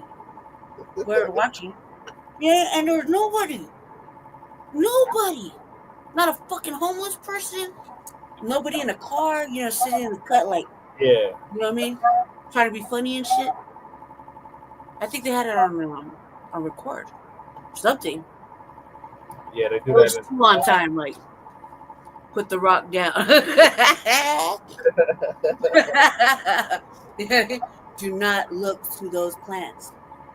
As plants are chained, you can pick one up tomorrow during business hours. That's something I would do, you know what I mean? That's big right there.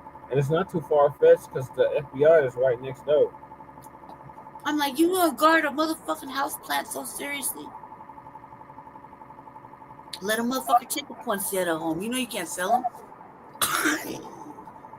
I'm like, that's why I don't know why anybody would try to commit some crime over there. Like, you're stupid. Like, you're just asking to go to jail. You might just put the cuffs. I'm like, what are you guarding? I can see inside. They have everything chained down. They got the bench where you buy hot dogs and you sit in front. Chained down. I'm like, God damn. God damn. But the plants, I'm like, ain't nobody give a fuck about these motherfucking plants. There's not enough motherfucking gardeners to come through on a Saturday that he's gonna purchase all of this. Right. You know what I mean? At all. We just get a bag of soil. I got shit to do. You know, like in my mind, let me just go ahead and take one of these little snow blowers and let me get to shoveling some snow. You know? Put the snow blower down. Right. They're like, lady. Probably call me by my actual name. Because you got camera recognition. Like, Miss Majors. Oh, damn. You know what I mean? Like, could you imagine? Miss Majors. We'll have an attendant come out there and unchain and cuff the tire of that snowblower. We'll take the boot off. Please put your keys to the city back in your backpack before you go to jail. That sounds like RoboCop. Yeah, I mean, I felt like it. I mean, when they were talking to me late at night, I was like, what the fuck is going on? I literally looked around the parking lot. Hey, speaking of remakes. Yeah. Why haven't they remade that? What? RoboCop. I don't know why. I don't even know. I didn't think the first one was that great. I mean, I guess it was all right. Yeah, you know. They did several remakes of the Terminator. That alien shit we watched. Oh my god, yeah, Alien. It was hours. Alien Romulus. Oh god. Prometheus. Oh my god, dude. I was like, I haven't been right since. Well, that's what you can't watch Alien at night. It said in the book in 2016 that they was going to come out with full disclosure sometime in the 2020s. The FBI? I mean, aliens? Yep. That's what I'm saying. You really want to know what the fuck they've been hiding out? We already know there's aliens. We already know there's fucking intergalactics. We already know that there's motherfucking pilots that have been hiding and covering shit up for years. Secret underground tunnels and whatnot. You know, you watch the Wi-Fi. I wonder what's going on at the airport. Airport. Another episode of the Wi-Fi's. Yeah. You're really late. I really don't even think that's nefarious. I'm more concerned about what's going on in other tunnels that we don't know about. Well, I want to see what's in the Dose base. I want to see what's at Area 51. I want to see what's at all these military installations that they've been hiding. You're just gonna be a slave to the Greys. No, the Anunnaki gonna come through. Yeah, right. You're gonna be over there doing the worker shit. They're gonna be over there experimenting on you. They're gonna be like, no, they don't fuck with us. Wi-Fi's. They don't fuck with us unless we're with the crackers. They don't fuck with us. What episode was that with the Wi-Fi's where he was like, we're alien slaves? We're slaves for the aliens. They had created human beings to mine the gold, because they needed gold to fix their atmosphere. And then that one channel subscribed to Bright Light, they just came out with a video about that shit. So you Wi-Fi's, man. Wi-Fi's, and oh yeah. I was watching some crazy shit over there. It's not beyond the realm of imagination. Again, I told you about space, dude. I said, look, I got at least 12 zombie kills on land. 20 minutes in space, dead. Gone. Fucking forget about it. I'm saying, I thought alien or something like that. I'll be like, that's it. I'll be like, they didn't kill me. Now, zombie apocalypse, I got a couple of thousand kills. You whole different animal, dude. I was so scared. I don't think I've ever been so scared, but I was like, oh yeah, I ain't going to sleep. I might go to sleep. So it's just further why I don't fuck with Walmart. To hell with Walmart. I wish things wouldn't be so contentious at Walmart. They didn't roll them prices back and like only put the shit they used to put in the little box cages, like electronics and shit.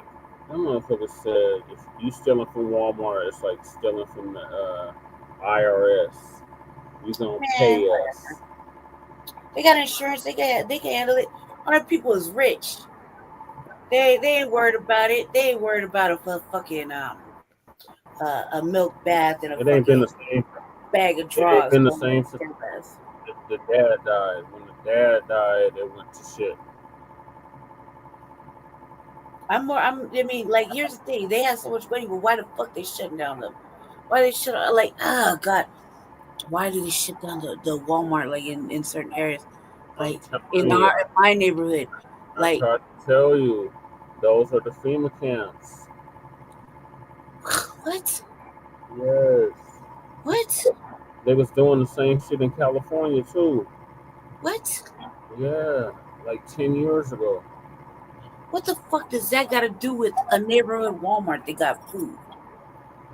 That's what they were using them for. They would say they shut them down to do repairs or whatever, but they were being used for future FEMA camps. Somebody gotta stop that shit. No, I'm cool. I'm cool. I like it. Then that never replenished itself. You know what I mean? And then the whole neighborhood gets like goes into like a ghost town. I didn't really understand it until this year. Yeah. Okay. Well, the dump is threatening the BRICS nations with 100% tariff if they replace the U.S. dollar with their own currency. So Uncle Phil's gonna give us an update on that after this stupid ad, please.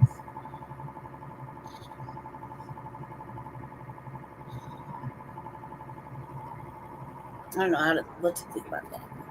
Made some threats to the BRICS nations. Now, the BRICS nations, it means Brazil, Russia, India, China, and South Africa. Now, what did he actually threaten them, and why was he so upset with what they're doing? Let's see exactly what he said.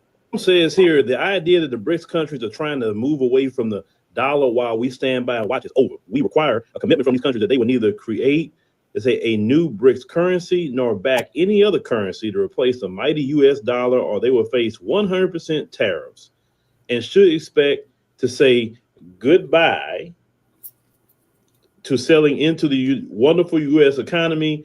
They can go find another sucker. It said there is no chance the BRICS will replace the U.S. dollar in international trade, and any country that tries should wave goodbye to America.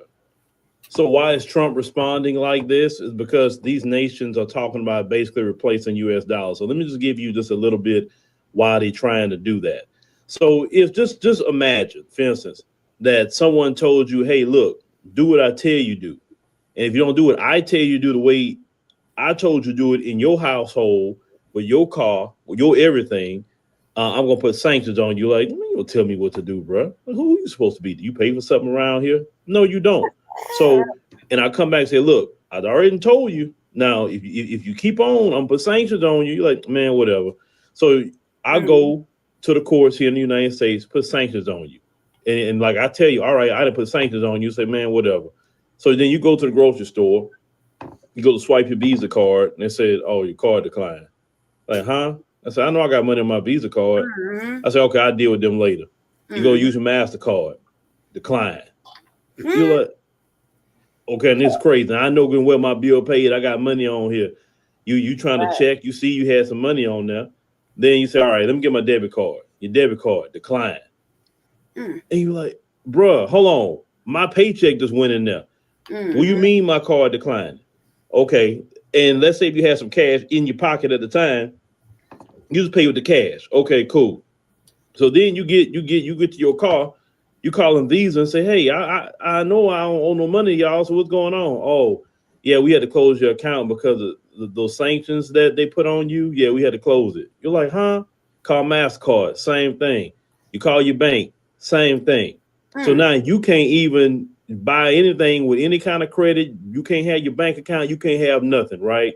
So then you say, okay, well, let's see if I can buy something from another country, maybe something I need. And then they're like, oh, yeah, we can't sell to you either, because if we sell something to you, then they're going to turn off our water too, the same way they did yours, because they have a thing called a SWIFT system. All your credit card transactions, all is in the SWIFT system. This is a global. The Western powers, United States and in the Western world, control the SWIFT system. So if someone sells to a country that's sanctioned, they'll get sanctioned too, and they'll get kicked out the SWIFT system.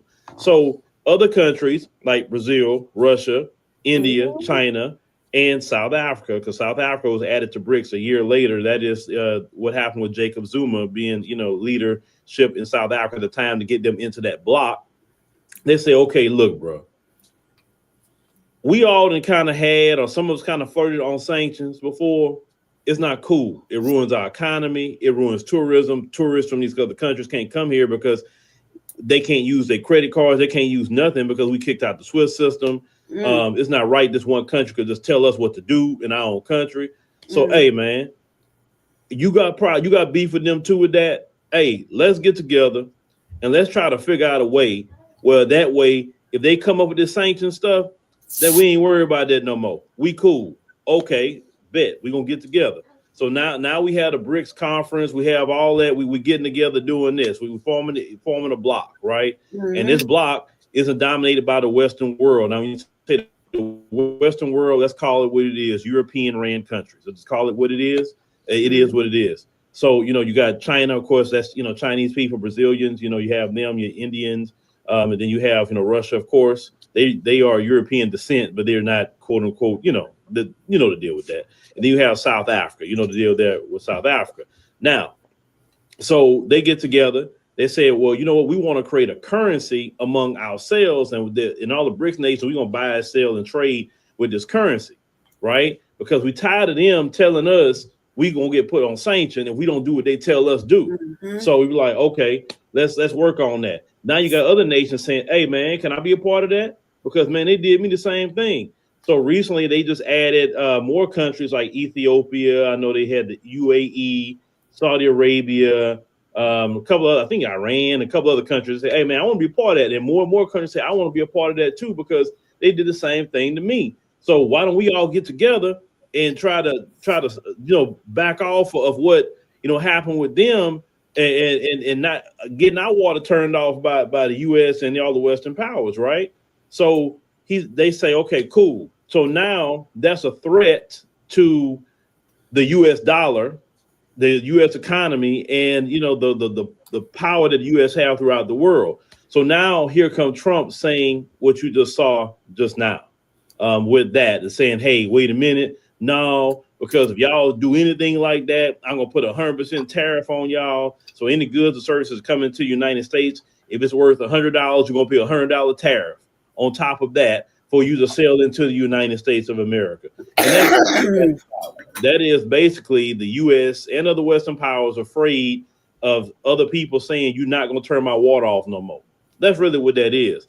Now, how I feel about that, in one instance, they claim they believe in competition and the free market or whatever, but really they don't believe in the competition and the free market. No. Because free market be like, okay, nobody water get turned off. Let the best man or woman win, right? See, that merit conversation they like to have here in the United States of America, it only goes so far when it benefits them. But when it's an equal playing field and everybody could try to be on the equal playing field, now all of a sudden you want to be turning other people's water off while you keep yours on.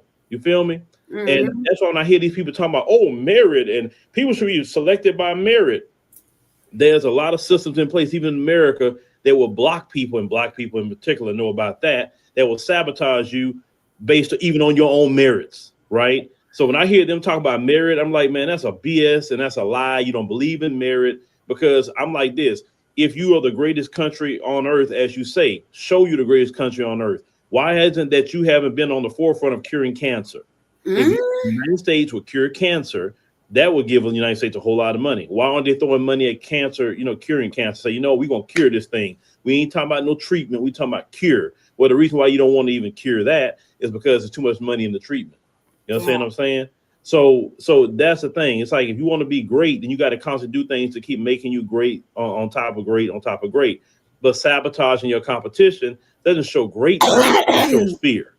You understand what I'm saying? It shows fear. Yes, I'm an American citizen. Yes, a strong U.S. dollar benefits me. Of course it does. Especially when I travel to other countries. Yeah, it's a great benefit that I can go to certain places and my U.S. dollar goes, so much further than what it could ever go here in the United States of America.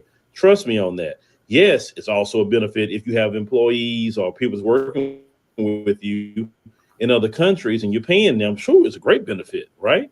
But in actuality, they really don't want to compete. But at the end, I always say this: the bully on the yard can't win them all, because we know from high school, we know from elementary school, whatever, the bully always gets his day. We know that, and when the bully gets his day, people cheer about that, right? They cheer about the bully was defeated. So instead of being a bully, why don't you just work with people? You ain't got to bully nobody, man. Just work with everybody. Be at peace with people. That's it. So that's really what it is. I mean, the BRICS nations just tired of having their water turned off, and Trump making his threats about all that. And he probably get his way for a time, but he's not going to completely stop globalization. It's just not going to happen. And a couple of shit, that's crazy. Yeah, so Lisa's going to expound a little bit more on it.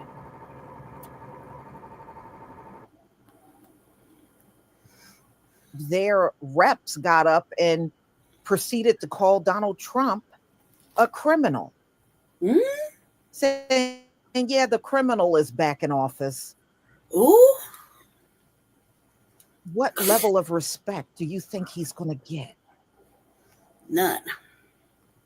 I'll be right back. If you think Russia and China is not going to seize the opportunity to go after these nations that Donald Trump is threatening and say, hey, come over here, we'll do business with you. We're more stable than the U.S. Now, he is putting Elise Stefanik in as the UN ambassador. You think they're not going to do the same thing to her that they did to Nikki Haley? Of course they are. She's going to be talking and they're going to get right up mid-sentence and just leave and not even give her the respect of listening. So do I think this is a good move? No, not necessarily. I don't. I think at the end of the day, that means prices will be double for the American people. Just picture that in your head. Whatever you are buying right now, if he slaps 100% tariffs on that country, everything you buy right now is going to be double. Can you imagine double the amount for cars and double the amount for just groceries alone? Can you just picture double the amount of everything that you're already paying too much money for now? Yeah. Well, that's what's going to happen. I understand the U.S. have a concern about the BRIC nation because they're trying to hang on to the U.S. dollar. I do understand that. But Donald Trump better think again if he thinks these nations are not going to fight back. Look, Mexico is already fighting back because Donald Trump said he was going to put the tariffs up 25%. And they already said they're going to hike up the tariffs on the U.S. So she said, every time you raise it up on us, we're going to raise it up on you. That was the Mexican president, is a woman. That's what she said. That's how she responded. Now, he met with Canada. In fact, Canada went down to Mar-a-Lago last week and met face-to-face with Donald Trump. So who knows what happened or what was said during that meeting. But wow, I mean, he is not even in office and he's already threatening all these other nations. And in order for them to put BRICS together, do you think they were fearing the U.S.? They would already not be in fear of the U.S. For them to even put that kind of organization together. That says a lot right there. So I think at the end of the day, if he puts 100% tariffs on these other nations and they hike up the tariffs or put 100% on the US, the economy is going to crash. It's going to crash the economy, y'all. You are looking at a depression or a recession, a depression or whatever. It doesn't matter what they're calling it. It's going to crash. So I just don't know where Donald Trump is really going, where he think his threats are going to be met with fear. It's not even being met with fear right now. Those nations, those BRIC nations, aren't even fearing the threats now. Yeah. So, of course, the Donald Trump threat of 100% tariffs against BRIC nations raises trade war fears. And they said they didn't want another global trade war because a lot of these countries are struggling economically too. And this is going to cause many recessions and stuff in their own nations with this. So fears of a global trade war has risen after Donald Trump threatened to impose 100% tariffs on countries in the BRICS group if they create a new currency to rival the US dollar. To me, it's more likely they will now. With Donald Trump making these threats, it's more likely they will come up with that currency, just to spite the US. Writing on his social media platform, Truth Social, on Saturday, Trump declared that he would also act if they support another currency to replace the dollar. We require a commitment from these countries that they will neither create a new BRICS currency nor back any other currency to replace the mighty US dollar, or they will face 100% tariffs and should expect to say goodbye to selling into the wonderful US economy, Trump said. Well, would they really care about selling into the US economy if China and Russia makes them deals that they can't refuse? I'm just saying, y'all. And he goes on and writing on Truth Social saying they can go find another sucker. There is no chance that the BRICS will replace the US dollar in international trade, and any country that tries should wave goodbye to America, he added. The warning came less than a week after Trump declared that he would impose tariffs on Canada, Mexico, and China once he was inaugurated as president. Now, he said for Canada and Mexico, it would be a 25% tariff increase. On China, 10%. Now, China already pays 25%. So another 10% would raise their tariffs to 35%.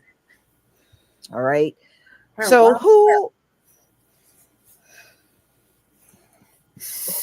is BRICS and what groups of companies are involved? So we already know, many of you that have been listening to my videos as well as other videos, BRICS is Brazil, Russia, India, China, and South Africa. Now, since then, there have, of course, been other nations that have joined. Egypt, the UAE, Ethiopia, and Iran are also members of BRICS. Some BRICS members have shown interest in, taking down the US dollar in the world economy. Vladimir Putin called for an alternative international payment system. So he wants to go digital. That's what Vladimir Putin is saying. That could prevent the US from using the dollar as a political weapon. Others, though, fear the consequences of severing relations with the United States and other Western countries by breaking away from the dollar, which underpins world finance. A 100% tariffs at the US border, if implemented, would drive up sharply the cost of goods from BRIC members, fueling the US inflation and destabilizing the global trade flows. Exactly. Especially if they make good on their threat. And you know what they're saying to Donald Trump, they are going to retaliate and slap 100% tariffs back on the US. So at the end of the day, the ones that are going to suffer are the people. I thought I had a water in here. That's what I was looking for. Do you think it's going to end there? They're going to go well beyond just some tariffs, y'all. They're going to do way more than that. Number two, no, nobody in the EU likes Donald Trump. I don't think I've ever seen one nation that likes them. And, you know, usually the UK and the US are hand in hand. Not anymore. Not so much anymore. And I remember a time when the US and Saudi Arabia were real close. I don't even think they've been close since the era of George Bush. Yes. But Saudi Arabia and the US, they were very close for many decades. And it has long passed and fell apart long before now. And it has not been the same. I think Donald Trump is a very reckless person, and so reckless that he will end up harming. If he moves forward with this 100% tariffs, just expect a lot of lives financially in America will be destroyed. And, you know, you think we got a lot of working poor people now, you ain't seen nothing yet. Okay, I remember a time when people had six figures and they were doing well on their six-figure salary. Now, if you listen to people with six figures, with all of the inflation and gas prices, they will tell you they're now living paycheck to paycheck on six figures. You know, and that was unheard of even 10 years ago. That's a lot. But that is the way it is now. You will have a whole country full of working poor if this 100% tariffs. I just think it's kind of reckless to make this kind of threat. And I think it's kind of reckless to sit around and believe that these countries don't have power. They most certainly do. They have enough power to push back on the US. And they will. If they think their economies are going to be destroyed, you think they're going to hesitate not to destroy the one here in the US? You got another thought coming if that's what you believe.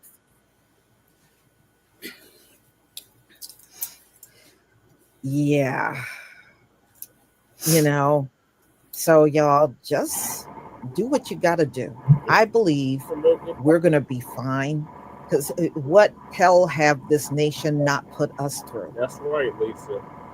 I really do. I think we'll be okay. But all of these other people that have never seen a hard time in their entire life, they're about to see plenty of it. Oh, yeah.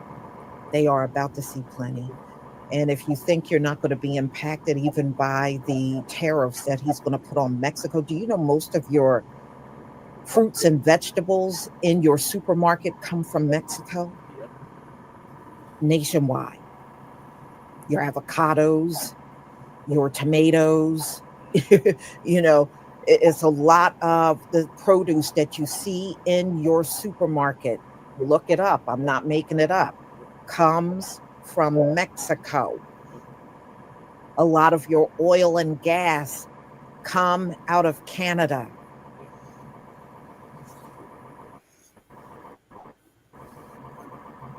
Okay, a lot of it comes out of Canada. So I don't know anybody that wants to pay more money in their local supermarket. You're already paying an arm and a leg now. Who the hell wants to pay more money at the gas pump? You're already paying too much now. So, yes, I mean, just those two hikes in tariffs can be devastating to the country. Unfortunately, the salaries have not been moving up with the cost of living. Yep, saying that for years. And it's going to continue to be that way under Donald Trump. And, and I've heard some people on their platform, oh, I can't wait for Donald Trump to get in so these prices can go down. How are the prices are going to go down if he's hiking up the tariffs? I tell you what, Juania, if an avocado costs $15, those avocados will never leave the supermarket. I refuse to pay $15 for an avocado. It can sit right there at the supermarket and rot. I'm serious. It could sit there and rot.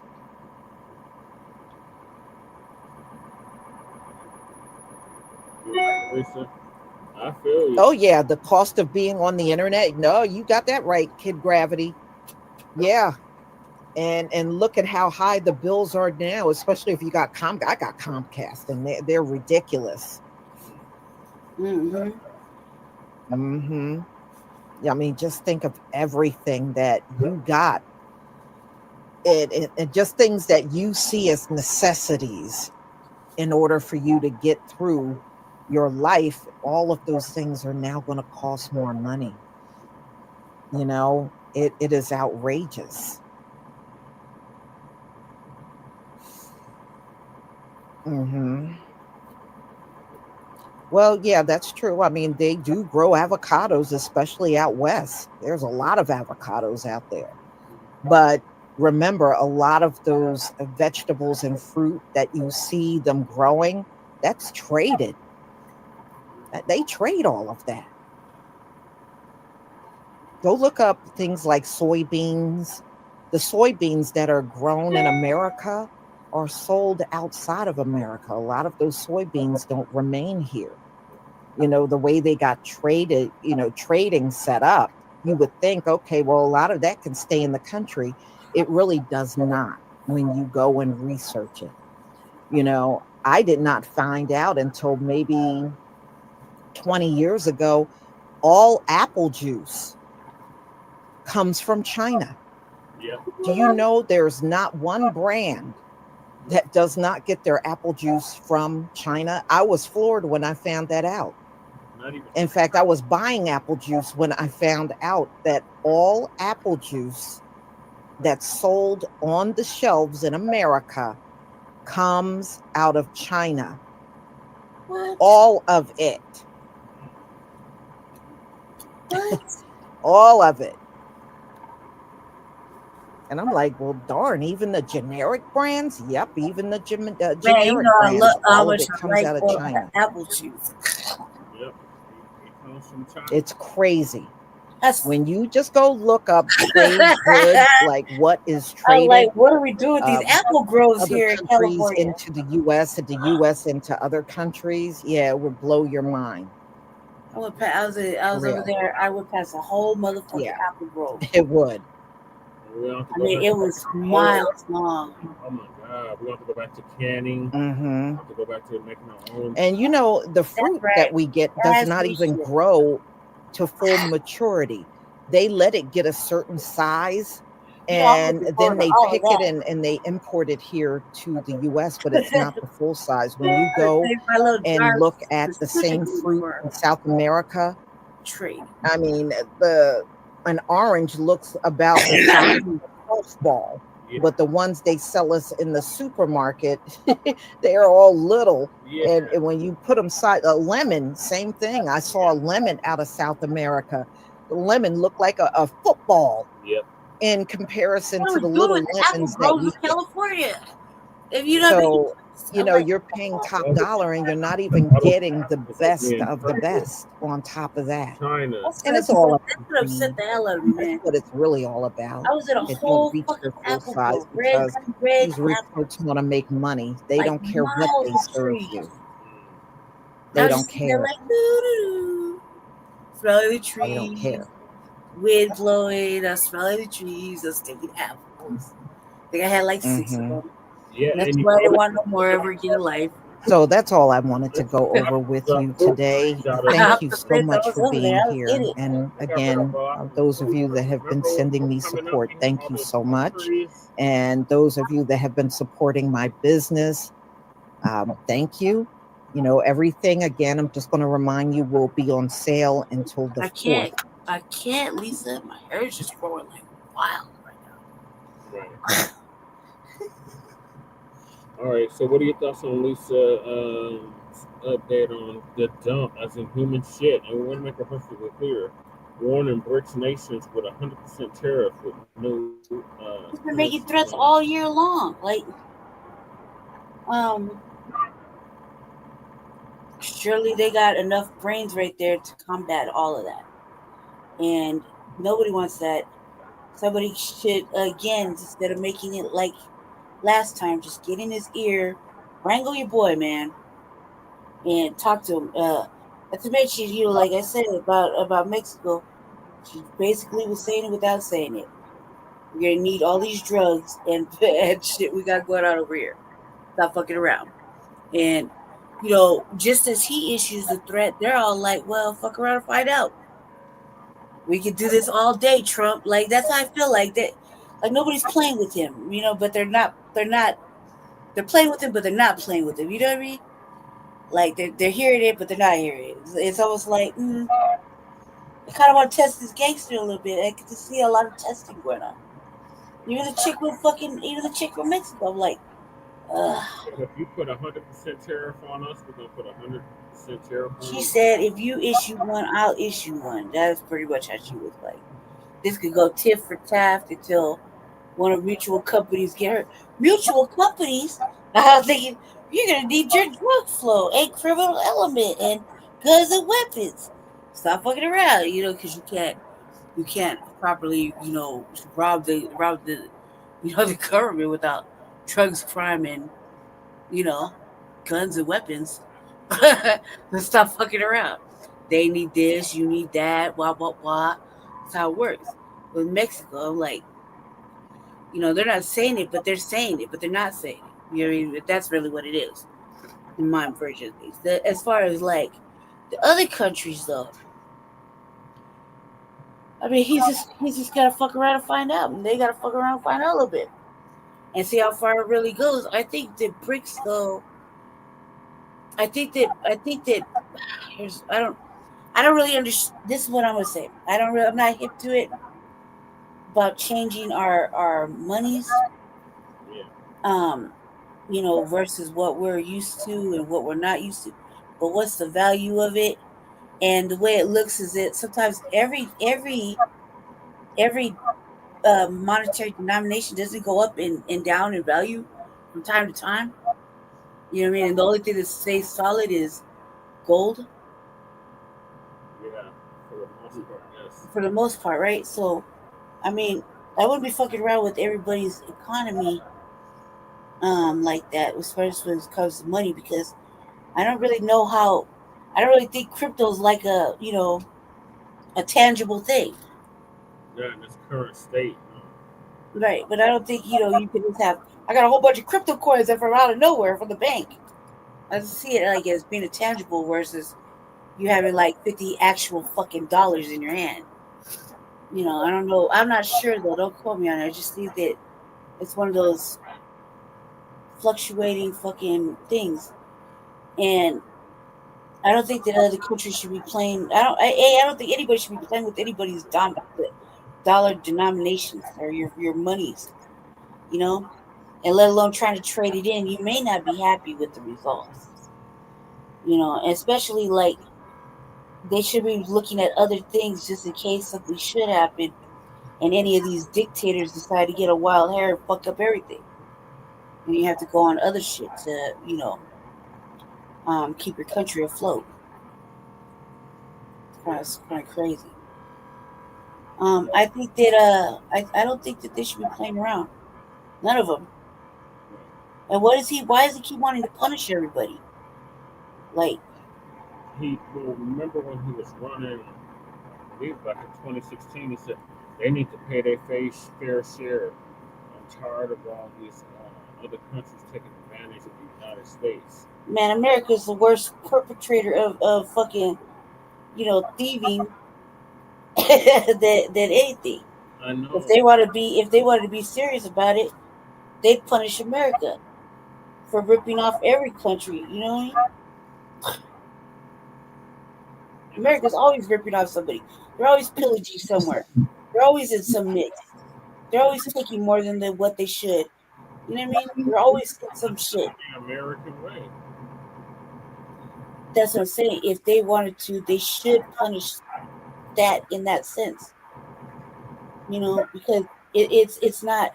How can he make all these random motherfucking hot boy statements, and they're just victim to it? When in reality, they should turn around and just give them a little taste. Little taste. You know what I mean? That's what Lisa and Uncle Phil was saying. I mean, he's talking about they need to pay their way.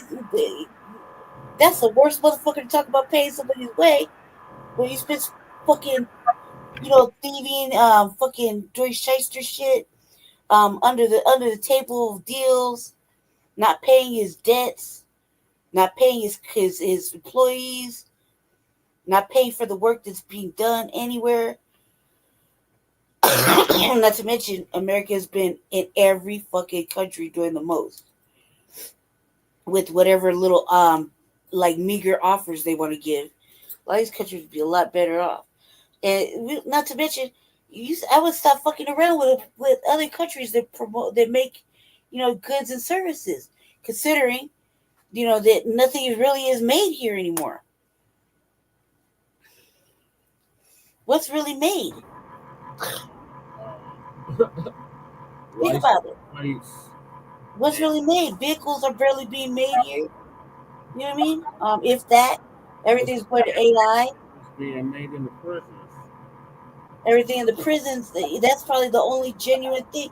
And keep that in mind, that they have yet to get paid, not reparations, any kind of fucking equatable motherfucking fee. That's stolen slavery times 10. Yeah, that's modern day slavery. Times 10. Stolen slavery. You mean that's beyond? It's like a different type of Malfa, And then it's just greater form of confinement. Yes, that's the 13th Amendment, though. It said you're free unless you push them to go to jail. Nah, I think they should. If it was if the world was kind of like, just had the right good sense of right, just punish them a little bit, like a little taste. So you can see that you could do better. You don't have to do all this shiesty shit.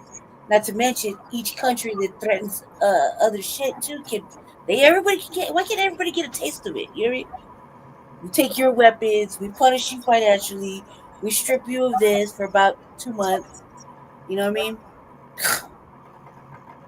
The U.S. is like, you go in the box. You're not allowed to make financial decisions because you're a fuck up. The U.S. I just don't understand why no one's giving everybody a little taste of their own medicine. Just a little bit. Like a 2-month taste of their own medicine. You know what I mean? They probably get some act right. Shut the ports down. Nobody gets paid correctly. All nations are like, look, they're going to put sanctions on us, so then we're going to withdraw from the American dollar. Yeah, the sanctions though is like it. I think if you were gonna sanction me, I think I'd want to go to your house, knock on your door, and fuck you up. like they have to come to that. You know what I mean? Like honestly, do you mean what is this? We can't talk about this, right? Look, I said this, you said that. She got a little contentious. Let's come to the table. Be fair about it. Plus, he's not. Trump can't really keep his words. He made kind of deals and he didn't really honor them in other countries, right? Yes. Right. So he can't be trusted either. Everybody needs a little taste. It's him for talking all that hot boy shit and trying to punish everybody about paying their equal share when he's not even the right one to pay his equal share. He never pays equal share. Any way he could get above and underneath it without, you know what I mean? Mm-hmm. So That's these how other countries, they're all kind of like,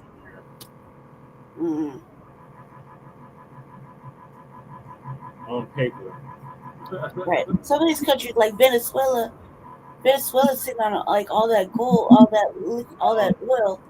Why don't they clean that up and make that equitable for them? Because it's the government. Their government. Right. But that's that greed. That's that greed that, you know, like you get your people sent back. I'm sending you with a motherfucking bill and no forgiveness. That would be at your door. I'm gonna be in your ass for my payment. You know what I mean? Like this is ridiculous. You got people here and nobody's getting sent back a bill. And then you want to drop monies and like all these monies that are from certain countries are really, they have more assets than dollars, right? It's a combination. So what makes them a superpower? Like are they like a superpower? They're just bricks. Basically, they have nuclear weapons. That's what makes them a superpower. That's it. Basically, I mean, that's basically the milestone that you gotta have. Yeah, but they wouldn't let let me see if I remember correctly. They wouldn't let Zelensky in, right? Or it was just NATO? NATO won't allow that to happen. What about Ukraine is by proxy NATO, but it's not officially NATO. I don't like none of it. What's the tangible? What's the benefit from all of it? The tangible of the tariffs? No. BRICS. Outside of the U.S., that would be the currency. What currency? That would be the world currency. Yeah, but which one? Because they're all different countries, right? Yeah, so whatever BRICS comes up with, that's what the currency will be.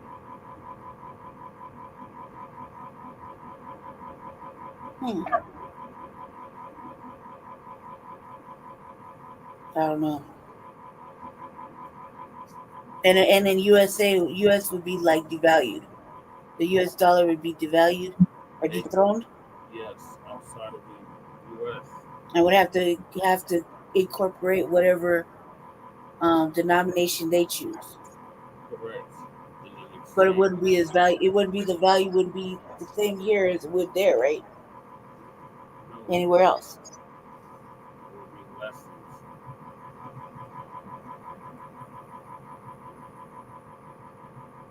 So basically, that would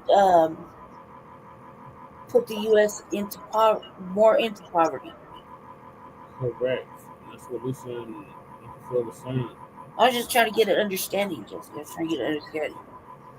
of what the tangible, what the pros and cons were, you know, of this nonsense. It's like nonsense.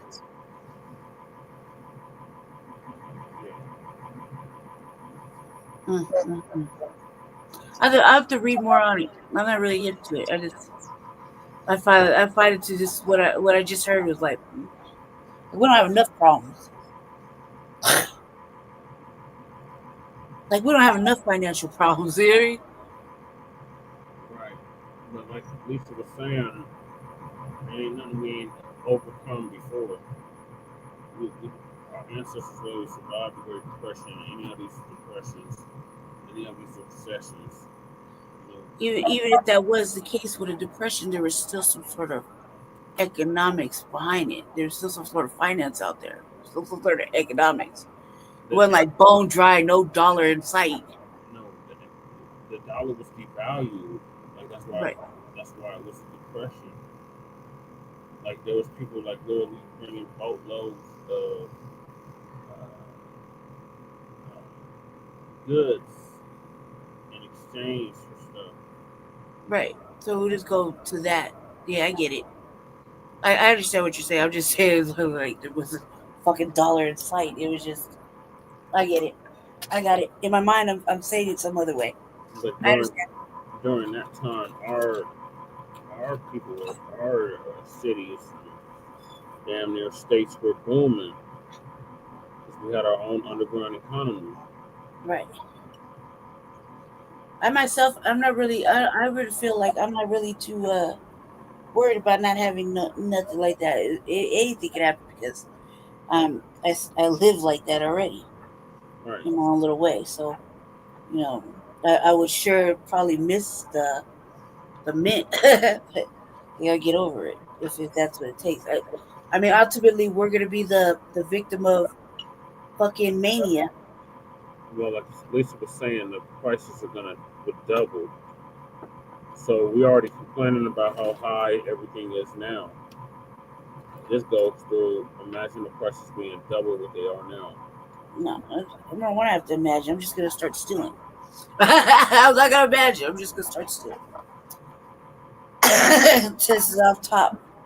It could be strong arm robbery up at this point. I don't want to imagine. I don't need to imagine because in my mind, I'm like, you know, survival of the fittest. Just strong arm motherfucking robbery in the parking because it's robbing season. Goddamn, my fucking family starved because motherfuckers are greedy and stupid and have agendas. You know what I mean? So, I have to think about it. That was automatic survival mode kicked in. It was like, trying to put my motherfucking parking on strong arm robbery. Everybody get it, but I'm beans and rice and tea. Right. Our people are used to. So that's what they were saying. Like, it won't be so bad for us. Bad for these other groups. They're not used to that shit. Yeah, that'd be terrible. Like, you know what I mean? In my mind, I will take care of my family by any means necessary. Right. There's not even a question in my mind. I would just have to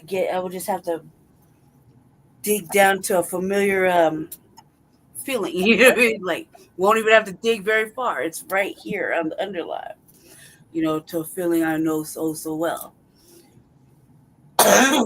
But other people, you know, yeah, I'm sure they'll you know, they won't want to do that kind of stuff because it gets, you know, it's a dangerous type of situation. People, you know, some people don't manage that kind of thought process well. So, you know, and they get scared and they do whatever. But motherfuckers just want to feed their family and move on to go back to their little spot, you know, without having to.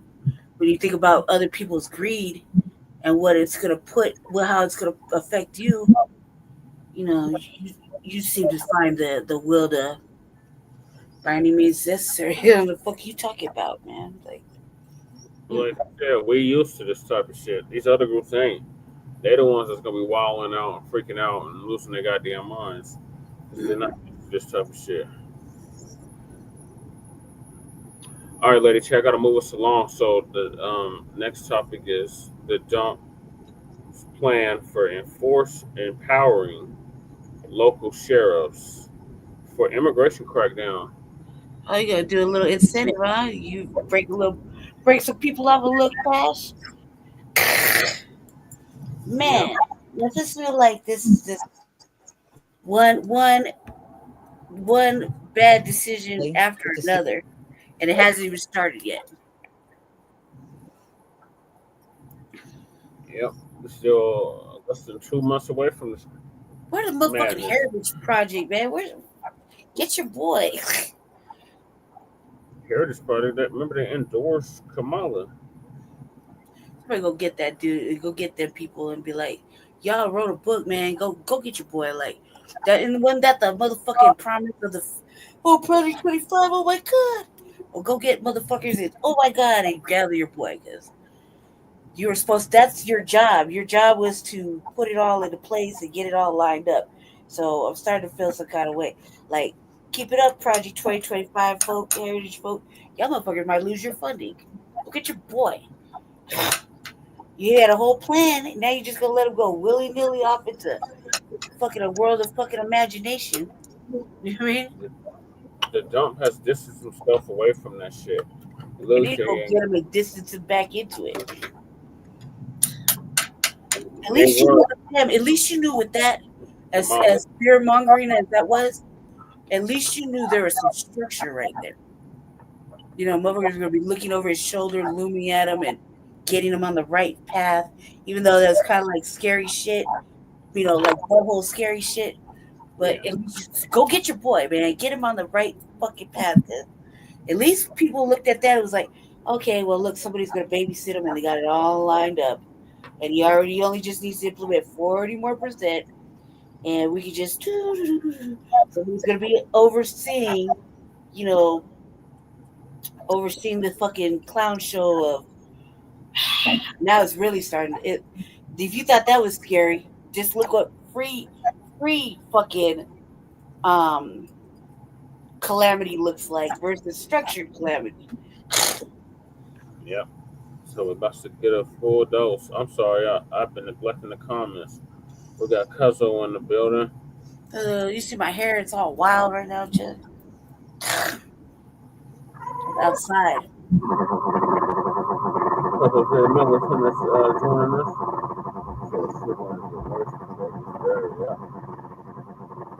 Oh yeah, you're right. As I said, calamity, free thinking calamity versus motherfucking structured calamity.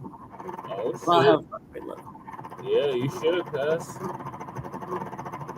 He said my mother and I had a conversation about our Indian heritage or history, and I'm going to get the information needed and going to get our monthly check. Hell yeah! I'm so impressed and jealous in a good way. Y'all motherfuckers just a plethora of history coming open, and little Brandy's still trying to figure it all out. Yeah, but the founder of Project 2025, the mandate for leadership, endorsed Kamala Harris. They didn't go get that guy. They didn't go get all of them and gather him up. Like, gather Trumpy up and start managing his ass. At least you knew that was structured, scary shit. Butthole puckerings, but you were scared and you knew there's some structure right there. Whole 900 pages of it. Yeah. This is just like, get your monthly check, get that shit, cuz some motherfuckers say, oh, it's reparations too. Can I come stay with you at the other res? Because out of those goddamn Indian tribes, especially the 5 civilized tribes, they own slaves too. While y'all are having this blossoming little history coming to flourishing, I'm still like, don't know where to look, don't know where to start. Oh yeah. They both, exactly, cuz they both do. Oh yeah, that's why he picked them. That's why he picked those guys.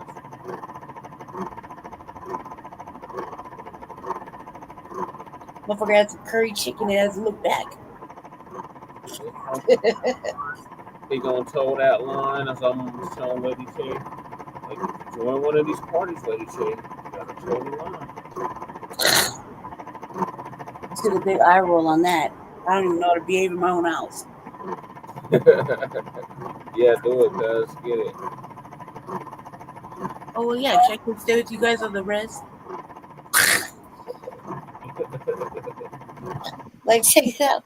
While y'all are figuring out your history, I still can't figure out why. But we're still an orphan over here. All this motherfucking hair is still an orphan. What's that? You probably Leone. What is it called? The Leone tribe. Who? The Black Aboriginal tribe in California. Me? You? Yeah. I don't know. I'm about to play Guess That Race, Guess That Tribe with your featuring your good old seduction dog. Don't worry about the shade, just figure this part out. Yeah. Buffalo soldiers. You got Buffalo soldiers in your family, cuz? Me? No. Jerry Miller. I can see it. I can see it with a little chief hat and feathers and shit. Yeah, I can see it too. Mm-hmm. There's strong features for it. He said he's gonna find out. All right, cuz we'll keep us posted. I'd be nobody's squad, cuz. Yeah, here you go. I'm nobody's squad.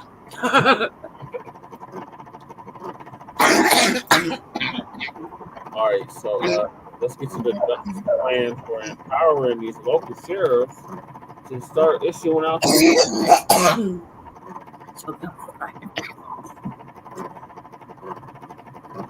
Everybody. I hope everybody is doing well, and I hope your day is going well. It's not Native American war, bro. I have to tell you, I've been watching all this stuff on immigration, I know. and Trump is just putting it all out there. He went out on Truth Social to say he's going to give Indian tribes the sheriff's department so that they can go in after these illegals. And for this to keep coming up over and over, oh no, I think Donald Trump is very serious on this one and getting these folks out. So what are his plans? Well, that's what we're going to talk about today. We're going to go over the plans that Donald Trump is rolling out about how these folks will be removed from the U.S. and sent back to their countries or wherever he plans on sending these folks. So Donald Trump planned to give local sheriff departments more power to act as immigration agents. And this is where he's going to crack down and have a mass deportation here in America. And he wants to get this thing up and running as soon as he gets in office. So, you know, I can feel Donald Trump on this, you know, and like I said to y'all before, it's one thing if these immigrants come in and they are just looking for work. They don't want to bother anybody. They don't want to rock the boat, but that's not how they came in here. Many of them came in as a criminal element. They have been attacking and robbing the American people. Many of them have come over here and brought their racist views with them. You know, they hop in the fence and at the same time calling the Black community in America lazy, you know. So it's the way that you have come in here. That's what a lot of people don't like. And not to mention, they've been playing in our faces with all these perks and money and everything they have been given to these migrants. But y'all, as I had stated to you before, they want us to see it. They want it to make us angry. They want us to feel a certain way about how they'll throw money at anybody except for us. They want it to be well known. So let's see what Donald Trump's plans are. Let's just see what he claims he will be doing. So President-elect Donald Trump's incoming administration is giving local sheriffs more power to help boot illegal migrants from the U.S. by expanding a federal program to allow them to act as immigration agents. What? As part of his mass migration deportation crackdown, Trump's team is aiming to expand the U.S. Immigration and Customs Enforcement, also known as ICE, program so deputies can question, detain, people that are suspected of being illegals during their routine duties. Oh, so it's going to be like the illegal version of stop and frisk, y'all. That's what he wants these deputies to do. Yep. Basically. Okay. So this was also reported to the Wall Street Journal, citing people familiar with the plan. Currently 287, which was added to the Immigration Nationality Act of 1996 under President Bill Clinton, permits ICE to collaborate with state and law enforcement. So they're going to be, the way Donald Trump is going to set this up, the Sheriff's Department, ICE, local police, state police will all be able to come together and collaborate on removing these illegals from the country. That's what he wants to set up. What? So the law enforcement what they will do is identify and deport incarcerated criminal non-citizens. So any of these folks that are currently locked up because they're out here committing crimes, they now can be grabbed up and deported out here instead of let go back onto the streets. Like they have been doing over and over in many of these different states that are considered sanctuary states and cities.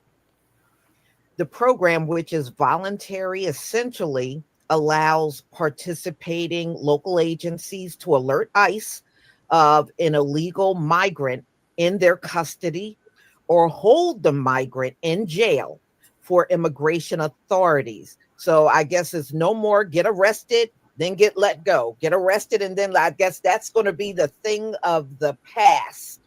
They will not be doing that anymore, where they detain them and then within an hour or two, they're back out on the streets. No matter what crime they commit, they get released. Well, Donald Trump is putting that to a stop, y'all. That's what he's going to be doing. So now they said only after the alleged perps have been arrested on separate criminal charges. So now that he's coming to office, all that stuff they're running out here, shoplifting and snatching purses on mopeds, all of that's going to come to a stop. The Trump administration reported expansion, however, would revive a task force model, which had previously allowed deputies and officers to make immigration stops and arrests. Wow. So you illegals out here, y'all better get ready. They even spot y'all on the streets. They got their version of stop and frisk for y'all, and your butts are out of here. And I was even reading another story where Trump literally wants them in certain locations where they are known to be. He wants them to go door to door and just start snatching them up. God damn. Trump's border czar, Tom Homan, a former acting ICE director, is said to favor the task force model, which was phased out in 2012 because more frequent arrests can act as a deterrent for illegal migrants. So Jonathan Thompson, the executive director of a nonpartisan National Sheriff's Association, told the Post that the sheriffs across the country are willing to provide the support to the incoming Trump administration. So, I mean, look, it just goes to show you even law enforcement is ready to get these folks the hell up on out of here. So, however, it will not be done overnight. Naturally. That sheriffs will need federal funding to implement all over the initiative. California. Oh, trust me. I think Donald Trump ain't going to have any problems providing the funding for this. No. I don't think he's going to have any problems whatsoever. I don't think he is either. So they said there are about 135 agencies already inked agreements with ICE under 287, and 21 different states according to the ICE website. So they're already signing agreements to work together to get these people out of here. And I told y'all the last time, the mayor over in Denver, Colorado, is saying he's going to block anybody from coming in there. That guy is Tom Bowman, the border czar, already said they'll just arrest his butt. They're going to arrest the mayor or any mayor that gets in the way of the deportations. What'd you say? So there you go. Johnston. All right. Oh, Johnston. She's talking about Johnston. That's a lot of agencies, 135. Oh, wow. Then it popped out. So one sheriff's department said they... My laptop has a gangster lean to it. So I was trying to unmute, and I accidentally hit the camera instead. I was like, what t-shirt is that? This is a Miller Lite army shirt.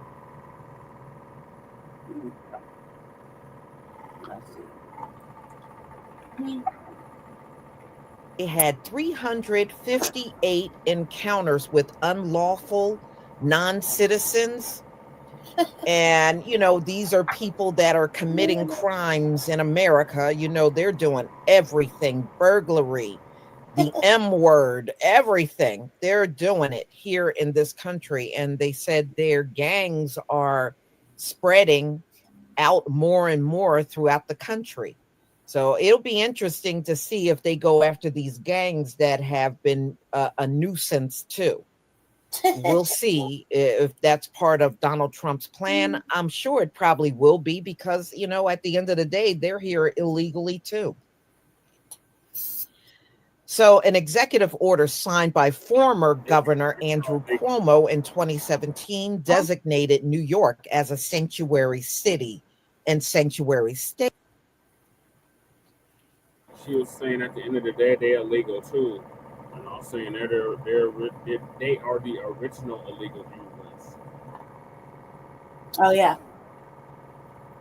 I can't wait to see which limits law enforcement cooperation with federal immigration authorities. However, the executive order only applies to state law enforcement officers or employees, meaning that in counties that don't pass their own sanctuary policies, a sheriff's office can choose to cooperate with ICE.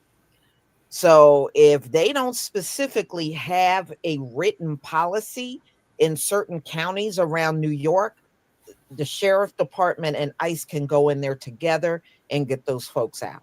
All right, that's what I said. In 2018, a New York State appeals court ruled that it is illegal for local law enforcement to hold a person in jail beyond their release date to wait for ICE to take them into custody. And they said they got those policies written in a way it's even difficult for ICE to get in there, y'all. What? It's not even easy for them to get in there and do arrests. So, you know who's upset about this? The Democrats. We already know who's upset about this whole process. The Democrats are. But the Republicans, they are ready to get these people out of here with a quickness. So, you know, and some of them are already leaving. I had heard in Ohio, you know, where they said they're eating the dogs, they're eating the cats and all that stuff. They said a lot of those patients have already got out of there. Many of them have left. Damn. Thought y'all were scared. So Cleveland, who's West Texas, an active participant in ICE, hailed 287 as a terrific tool. And they said, you know, they're going to use it to bolster the deportation process. If it is really expanded and utilized, we'll see more. I've driven along 287 in Texas. Yeah. So, I know exactly. Me too. 287, yeah. close to Norman, Texas, and then in particular like Dallas, like Amarillo, Dallas. I just like that Abbott's thinking about just dropping them off at the ICE facility already. Now let me make it easy for you. Right. Yeah, Abbott's is like, look, you are right here. Right. More people added to deportations from states and locals. Wow. Now, I did hear online that many of them are very nervous, and some of the ones here legally are concerned about their relatives that are here illegally being deported. Shit. So they're saying, deporting them is better than arresting them and releasing them on the streets. So, oh well, y'all. Under one plan, billions in federal cash that is doled out to cities and nonprofits at the border to help newly arrived migrants would be set for local agencies that hand over asylum seekers to the feds. Ooh. Those familiar with the plan. So they're not going to have billions in federal funding to get them apartments, get them cars, get them prepaid cards for food. Oh no, they're going to reallocate that money to law enforcement so they can help ICE in getting these folks out of here. So those are some of the plans that Donald Trump will be implementing, as he said, on day one of his administration. Because said he wasn't playing, man. So. Well, we shall see. But this will be an interesting administration, whether you like Donald Trump or not. It'll be interesting to see what will happen. That's all I got to say. I mean, well, they are, according to this plan, they can randomly just stop people on the street, and ask about their legal status and some ID. I never thought anybody else would be enduring a stop and frisk other than us. Now that is a change, isn't it? But it goes back to the Bible verse where everybody will go back to their own nation.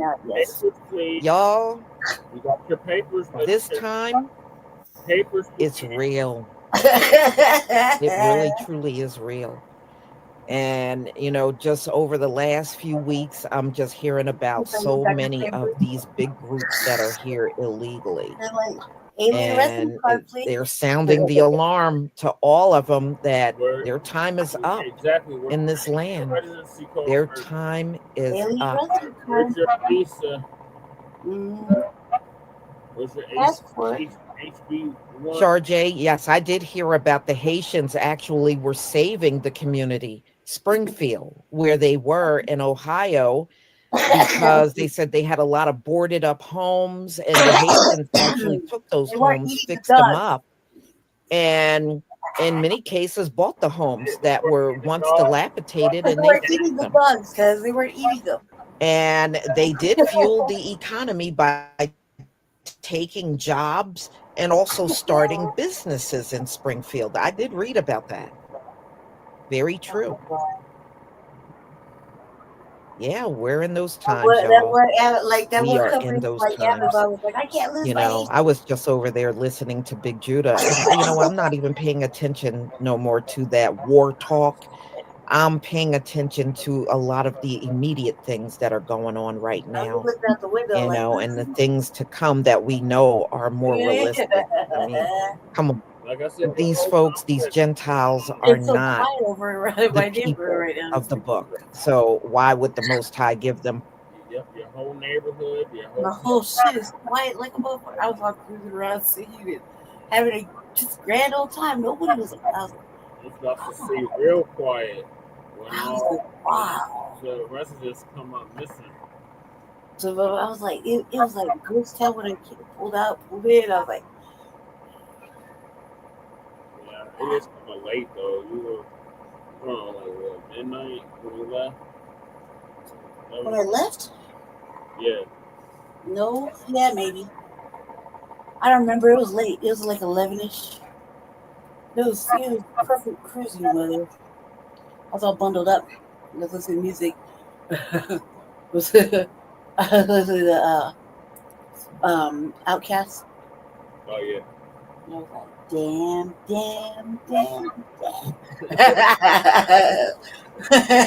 It was quiet like a motherfucker.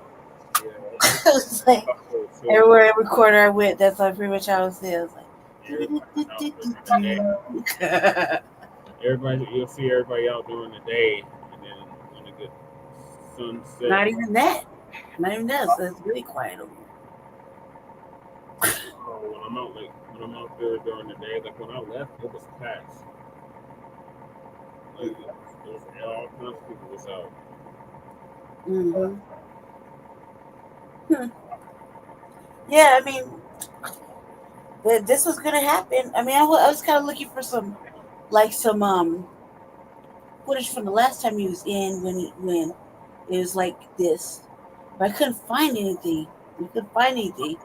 So where's all this good deportation footage from the past? Yeah, that's so bad. He said that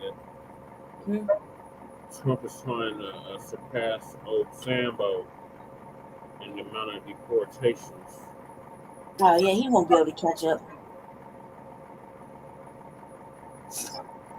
I think Obama deported more motherfuckers. Yeah, he won't. He's not gonna be able to make his quota either.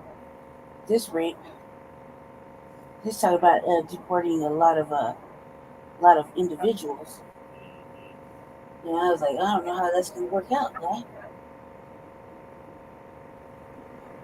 Well, this is how it's gonna work out. We're gonna incentivize your local sheriff, the county sheriff. I don't think it's gonna work over here. Cooperate with ICE. Well, I mean, over here in my area, yeah, but in your city, no. My area, yeah, everybody's like, what? Sure. Yeah, I don't. Yeah, let me help out. See Diggins going along with this. I don't see anything happening like that over there, but I also don't see them getting in the way either. Like, no, sorry, bro, you're on your own. Especially all the black officers are like, Yeah, I'm good. Right, like Diggins and Thomas. Yeah. They're like, nah. Like Thomas did with the protesters over there at Aurora campus. Yeah, and then they like, no, cool. Then the DA gonna drop the charge. Yeah, then he was like, I'm not going up there again. I'm not going up there to break that up again. No. And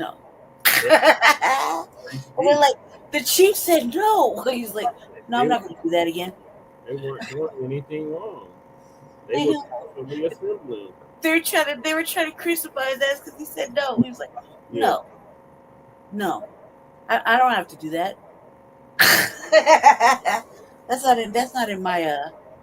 That's not for me to do. No, that's up to the school. He's like, no. But they're like, Chief Thomas said no. He said no, he wasn't going to get them. He said he wasn't going to stay. He wasn't going to go, break up protesters or anything. He said no. That's like, there's like, damn right. Fuck them little white kids. Right. I was putting my chief in contentious white traumas. Oh yeah, like the League of Karens. Oh man, I had a Black Dynamite moment where you remember where he's slapping all the kids. Yeah. Right? Because I'll slap the smack out of you. Yeah. I was hoping that Chief Thomas was gonna have that same moment with them carrots. Where it just turn around and just be like, whap, whap, whap, whap. Right? Just real fast. They were everywhere. They're like, they're crying. It wasn't even their kids. The one like Hank did in what was that? Was it Hannah State? It was Hancock and Chief Thomas. And he was like, they were like right up on him, screaming in his face and crying and shit. That was that moment right there. I had that Michael John White. Well, he's like just. Who messed with my kung fu? And he's slapping all the kids. He's almost slapped the smack out of you. Yeah. I was like, the smack out of you. Like, this is like little orphans. But remember that scene in, I think it was Head of State, where Bernie Mac was getting off that train and he was slapping all the white people that he was coming in contact with? Oh, yeah. Oh, yeah, that's good shit, too. Yeah. That's good shit, too. Bernie Mac had heavy hands. You can tell he had solid meat mitts.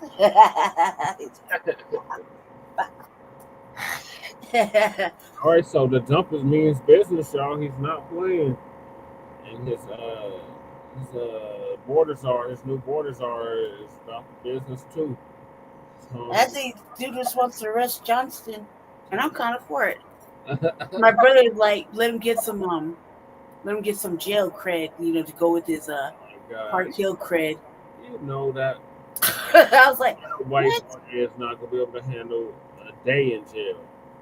No, my brother like go ahead and let him get this hot boy thug cred like he did over there when it was going down in Park Hill. Right? And I was like, he was inside. All the shit was going on outside. I was out there. I was outside. Everything was going on outside. He was inside. Yeah. He's like, well, go ahead. I said, so what? So he over there in Park Hill, right, with old fucking you know who, right? Yeah. Right in the red, right? And then he gets his tree, he goes in with the white boy swooping, gets to be the mayor, gets his vehicle stolen right by your crib. Yeah. And then he want to talk all this hot shit to motherfucking Rick Salinger's son and try to walk it back, not walk it back, right? And it's and old homie's like, yeah, we got one thing in common. You want to go to jail? I'm ready to put him in jail. And I'm like, yeah. That's what he said. He said, I'm down to go to jail. And he said, the protesters, I'm going to incentivize the imagine Thomas arresting his ass. Hilarious. I would be like, look, man, I can't go down with you. You're on a ship all by yourself. You can't deport them. A cold body. A cold dead body. You cannot deport. Let him pull that on white and I say so. I want to see how far it goes. Let him do it. I need to see how far on white I say so goes when it comes to obstruction. When this motherfucker said, I warned your bitch ass. You know what I mean? See them try to deport old boy with the goofy glasses. Oh my God. After I get them glasses off of him though. I'm like, yo, let me get the checker glasses. You know you stole them. And you hear Amy back, no, don't take them. Brandy, you're a monster. You too, Paris. They're all people after all. No, it's illegal. Right, because remember we're seriously ultimate monsters because we said they're illegal aliens. Right. Not they're like they're human beings and they have rights. They deserve shit. I'm like illegal aliens, illegal immigrants. They deserve shit. I was like, since when? Like, I don't get to go to other countries and make all kind of reckless demands and tell them I deserve it. You know, like, I deserve to have work. I deserve to have. I'm going to go to your country and tell you I deserve it. Yeah, and you're gonna pay. Right? And you're gonna give me money, and I don't have to eat your shitty ass food. Eat my own delicacy. Right. I want to eat my own shit.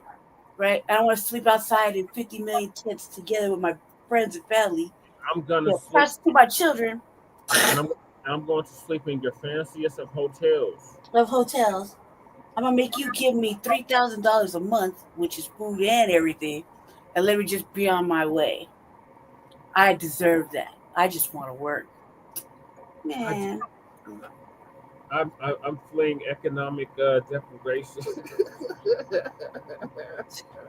which is just laying underneath oil. You're just laying underneath oil, like oil of all things, right? I'm seeking asylum under oil.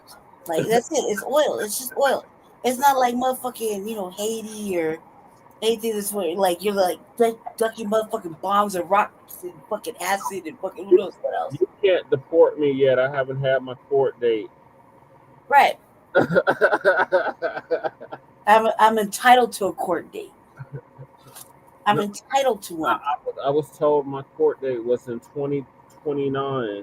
Not to mention, I have to take care of my wife and 6 children and one on the way. Remember they were at the Stanley making all kind of food and shit? Yes. And I was like, man, we couldn't never get a motherfucking little pass to go cook whatever the fuck up there. They wouldn't even let us. They wouldn't follow us around that Stanley, dude. Yeah. No white folk in there talking about what you doing, making this food. What is it? Food. You don't have a permit for it. You didn't wash your hands. You're not wearing. I mean, like everything. You're not wearing an apron. These motherfuckers are throwing some dry ass. Where they make dry ass sandwiches and shit. Where's your hairnet?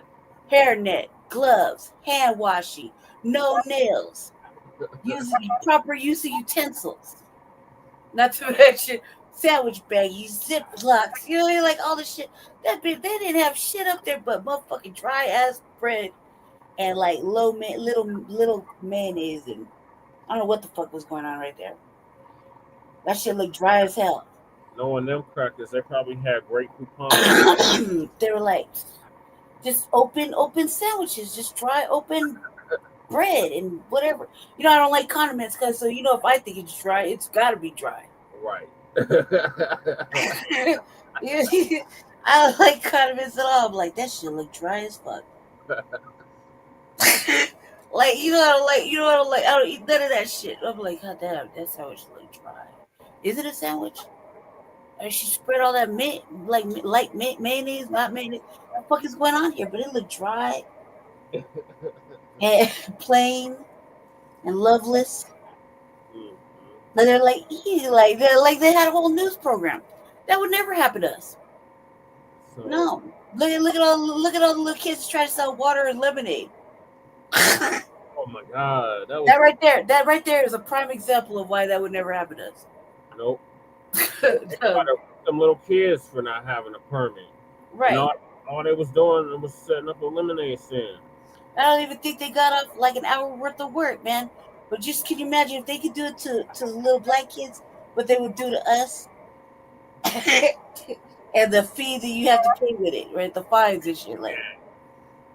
And oh god, I just they're allowed to go do whatever.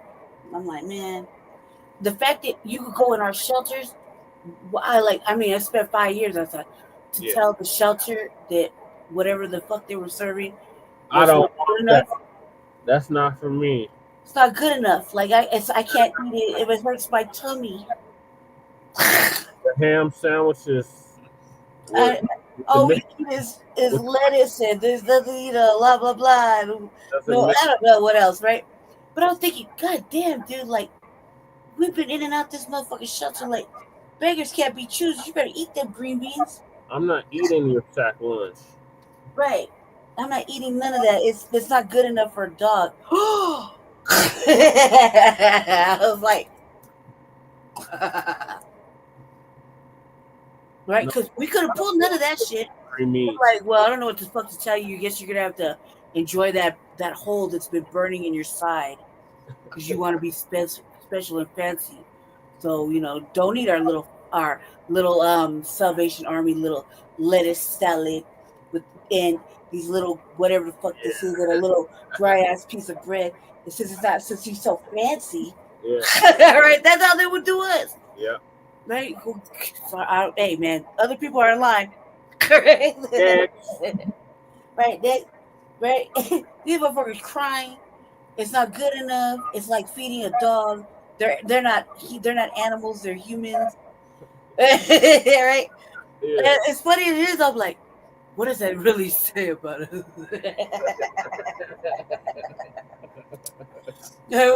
Like, man, like I remember you don't eat your dinner. You know what I mean? Like that's immediately where I went. We are going to the shelter. Like, yes, ma'am. You know what I mean? Yeah. Mm-hmm. Thank you. You got any complaints? Nope. No, ma'am. We're gonna eat that? No. No, ma'am. Yes, ma'am. No, ma'am. No, sir. You getting smart? No, sir. These motherfuckers are like, can't eat that. We need to go buy our own food. And they weren't even buying this shit because they were stealing that shit. They were stealing it. Moving all good under the bridge. And selling it. Mm-hmm. They was stealing it and selling it too. And selling it, and then telling us that look what we did. Motherfuckers are like, because they've been eating at the shelter, sleeping at the shelter. These motherfuckers out there getting it. Well, we're so hungry and cold, and we just want to live. We just want to be people. Motherfucker, what do you mean? I saw you at Big Five still in that tent. Right. I saw you over there at the fucking Whole Foods. Man, miss me with that bullshit. I see you under there with the little motherfucking can of fire and the little grill, and you're over there like this, cutting up vegetables and shit, co-mingling within 50 motherfucking tents. Man, fuck you, cuz. Where you have to look down at us like, you just see what you guys just see trash. I was like, God. I blame our parents. Shelter and move into permanent housing. Right. And they're like, we're here outside freezing to death and shit. I was like, what the fuck? That was different kind. That's like, just like the gay shit, dude. Up over black people. This is another up and over black people. The whole time we're like, how the fuck did they get away with it? Because you couldn't get away with shit like that. You couldn't be like, I ain't eating this shit. Good, don't eat it. Hey, you want to sit here? You hear me? Right. I don't want your nasty ass motherfucking blanket. Hey, you need a blanket? Need a blanket? Come on, come lay down. I don't want your piece of a blanket. Yeah, fuck you and your itchy ass wool blanket. Oh, it ain't good enough for you? Right. Hey, you need a blanket? Here, have another one. You're like, fuck. Oh. They stole my shoes. Don't complain. You don't see them complaining as they got 2 pairs of shoes, another one for tomorrow, and 2 phones that they're unjacked while they're over there running around the fucking shelter. Yeah. I'm like, how the fuck did this happen? And it wasn't magic, dude. I don't know. It was like they hate black people. How did they get upstairs and get the beds? And they got 3-4 cots for a bed. Yeah, the fucking mats. Yeah. They don't want to give one up. Mm-hmm. Right? There's other motherfuckers sleeping on the corner, like, you know what I mean? On the floor and shit while they watch. Remember, their shelters had motherfucking mice and bugs and stuff. And bushes, yeah, and bed bugs, yeah. And these motherfuckers are up on cots. Mm-hmm. And you're like, God damn, man. Did I not get here early enough? It's like, fuck. It's kind of shitty because we're, I don't want to say that we're programmed to not really make a ruckus, but make a ruckus, but not make a ruckus. Yeah. Like, we're programmed to protest the little ugly conditions. Man, it's fucking cold in here. Right. Baths are dirty. Right. Man, fucking spaghetti again. It's not even spaghetti. Yeah, like, protest a little bit, but then when you see other motherfuckers come in and you're like, how come they get you? And we're like, what the fuck? And then you start to feel like it's not jealousy. Yeah. It's not envy. It's upset because you just protested a little bit. Yeah. And nothing happened. You know what I mean? But it's almost like white tears matter. Yeah. Except in a whole new language. Migrant tears matter.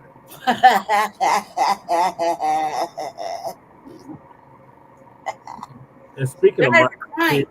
That's the whole point. They're not even crying. The Latinos are lying, saying that we need to be worried about being deported too. I don't know who they're talking about, man. FBA wiggle out is the best. Right. Like you go, yeah, right. We play wiggle out like we're playing fucking basketball or football. Makers on this front. Talking about now all of a sudden deporting us. They're gonna get rounded up too. Let the Latinos tell it. Latinos are saying African Americans, now known as Foundation of Black Americans, descendants of American child slavery freedmen, be deported too. Deported to where? Yeah, deported to where? I doubt it. You gotta catch I hope all us of you are first. doing well.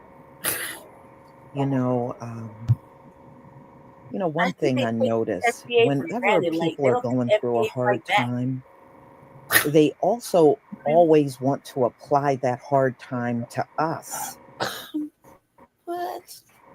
Watch all FBA. And, we already know Edom does it all the time. And now we're seeing these folks that are labeled as immigrants in the country. They are now trying to pull this little stunt. And I've heard this on a couple of videos recently where they said, well, if we get imported, y'all gonna get imported too. No, we're not. No, okay. we're not. And we got an example to look at. Like, When they're Trump not gonna was ask us in to show office us our birth certificates. between 2016 and 2020, he didn't deport us. He deported y'all. Okay. He deported your people. Right. This ain't no I'm Latino and I say so. It doesn't work that way. And number two, the thing that you must remember is we did not willingly cross a border into America. And see, another indicator that Donald Trump don't mean us is back during the debate. What did he say? The immigrants are taking the black jobs, right? So why would he say something like that if we are immigrants too? What you're saying don't even make any sense. Right. And let me make another thing very clear. You light and bright Latinos are not original people. You light and bright Arabs are not original people. Okay, you are the mixture of many things, but you are not an original person. We are the original people of the earth, and that is a claim nobody else among all of these groups can make. We are the original. All right. And this was once an all melanated planet. Right. At one point in time, which means this landmass would have been melanated too. So don't get it twisted. He's not talking about us. And it's amazing. Just like we know judgment is coming upon the Gentiles, and the Gentiles are sitting there like, we gonna join in with them with the judgment. No, we're not. No, we're not. Right. You know, many of you are just be like this, looking out like it just goes to show you, like, you don't even know who you are, and you don't know who we are either. Exactly. Yeah. So, ladies and gentlemen, Tom Homan, who is as the border czar by Donald Trump, he's talking about them. And where is he starting? Texas. When they cross that border, many of them cross right into Texas. That's not us doing that. He said not us. Take them right there. All right. And when they say they want to take the country back, I think some of y'all don't understand what that means. When you hear groups spoken about in America, there are two groups in this country that are spoken about above all other groups. And that is Black people and white people. You will constantly hear them talking about Black people and white people. You know why?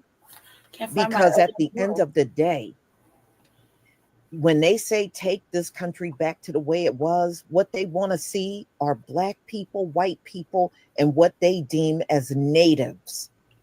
All of you other people, and their eyes are expendable. They can pack you up and get you completely out of here.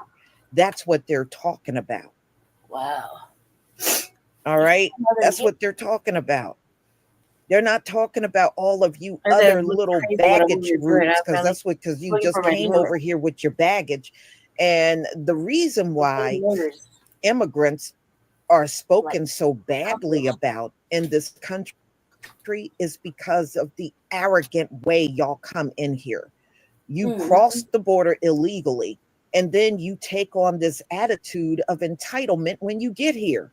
You act like you're more entitled to everything here than the people that are already here and are not immigrants. That's the problem. And many of you come over like that. You act like something is owed to you here in America. That's why people feel the way that they do about you. You know, y'all walk around here like that, like something is owed to you in this country. How is something owed? You're not even a taxpayer here. How the hell is something owed to you? Right. And many of you, and I have heard it from your own mouths, you came to take. You want your money, you want this, you want that. That's why people got a problem. Yeah. With the ones that come across the border. That's why. That lady was so serious. So I got a video that I want to show you on what man, bitch, you Tom have no Holman idea. said. Right? About immigration. This man is ready to go. Donald Trump is not even in office yet, but you got this immigration czar. Yeah. This border czar. He is ready for you. All right. And you can hear it in how he speaks. And he got a big problem with people that come across that border. And you're going to hear it right out of his own mouth. He's not talking about us. He's talking about y'all. He's talking about your family. And another laughable thing, they have been all over videos saying, oh, well, you know, Latinos, we got family values. We're good people. You think these folks give a crap about you being some good person? If you're here illegally, it ain't going to matter what kind of person you are. They want you out of here. Y'all sound like a bunch of fools. That's what happened last time. America I was watching a little does documentary have today, some family values. They sure don't prop it up. But when they talk about those family values, they're not talking about illegal family values. So if you're here illegally, they're not talking about your family values. Are you kidding me? Right. They don't care what your family values are. They want you out of here. Right. They're like, you not. All right, let me share my screen. My thing was like, I want why, you if to you see knew you this got elected, video that he did why would on you keep coming? ABC News. Like, really? It doesn't matter what Biden says at the end of the day. Why would you keep coming if you knew Trump was in office? He's been in office for like what, 3 or 4 weeks now? 3 weeks, something like that. All right, please give me a 1 if you can see my screen. He's not in the office yet. I mean, but he's been elected. He's been elected, but Yeah. That's what I meant. He's been elected, right? Yeah. So for like 3 weeks, 3, 4 weeks, right? 3 weeks. A month. It'll be a month tomorrow. Right. So if you knew he was coming, if you knew he was elected, and you knew that was what he stood on the whole fucking year. I mean, it's not like he diverted. I mean, it's been a whole year of hammering it in consistently. Why in the fuck would you still come? It's like you're asking for take. No, you're asking to get deported. You're asking to be made an ass out of yourself. No, you're asking for the humiliation. Right, because you should have just turned around when you felt that fear in your heart, like 8 countries back, and turned around and went home. Right. Like he's not playing. Doesn't matter who the fuck you have over here or whatever. You passed up 8 embassies. I don't know. I'm like, I haven't counted again recently. I'm making a hot boy statement of 8. But either way, you know, if you knew he was elected and you knew old girl lost, and the Biden Express is gonna come to a choo-choo close. Yeah, you know what I mean? Like, why the fuck would you keep going forward, turn around and go back? Like I was hoping for the turnaround. Like all of a sudden, it would have came down the pipeline. Like Trump got elected, crying and oh my god, and turn around and walk back. You hear me? Yeah, they said they got a month to get here. Oh yeah, but they kept coming. Yeah. There was not like it was just one on route, and it stayed on the route. I mean, these are like new people coming. You know what I mean? Yeah. And then you got the ones here like, fuck it, I ain't going nowhere. I'm just gonna stay inside. I'm like, have you been watching the news? They got drones and infrared, cause they don't give a fuck. You know what I mean? They'll turn that shit around and catch us. And like I felt like every time I see that, I feel like we're watching Predator. Yeah. But the heat sticky, you know what I mean? The heat sticky drone, you're like hiding, like,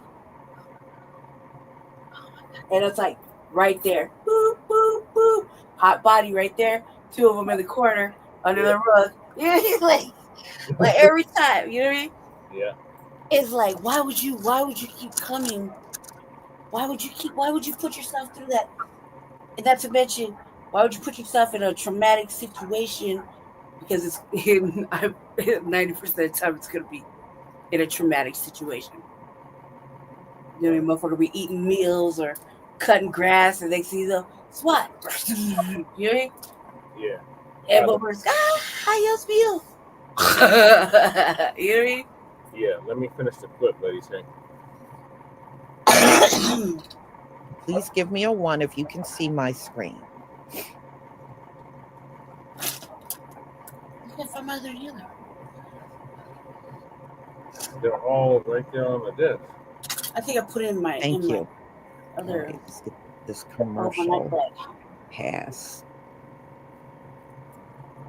I already got myself something to eat now. Kind of like got on the show real quick. Oh.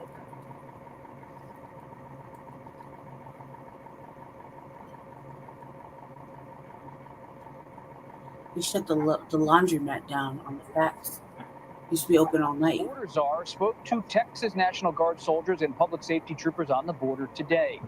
Tom Homan promised to help implement what is being billed as the largest deportation program in U.S. history, just on the horizon once Trump takes office next year.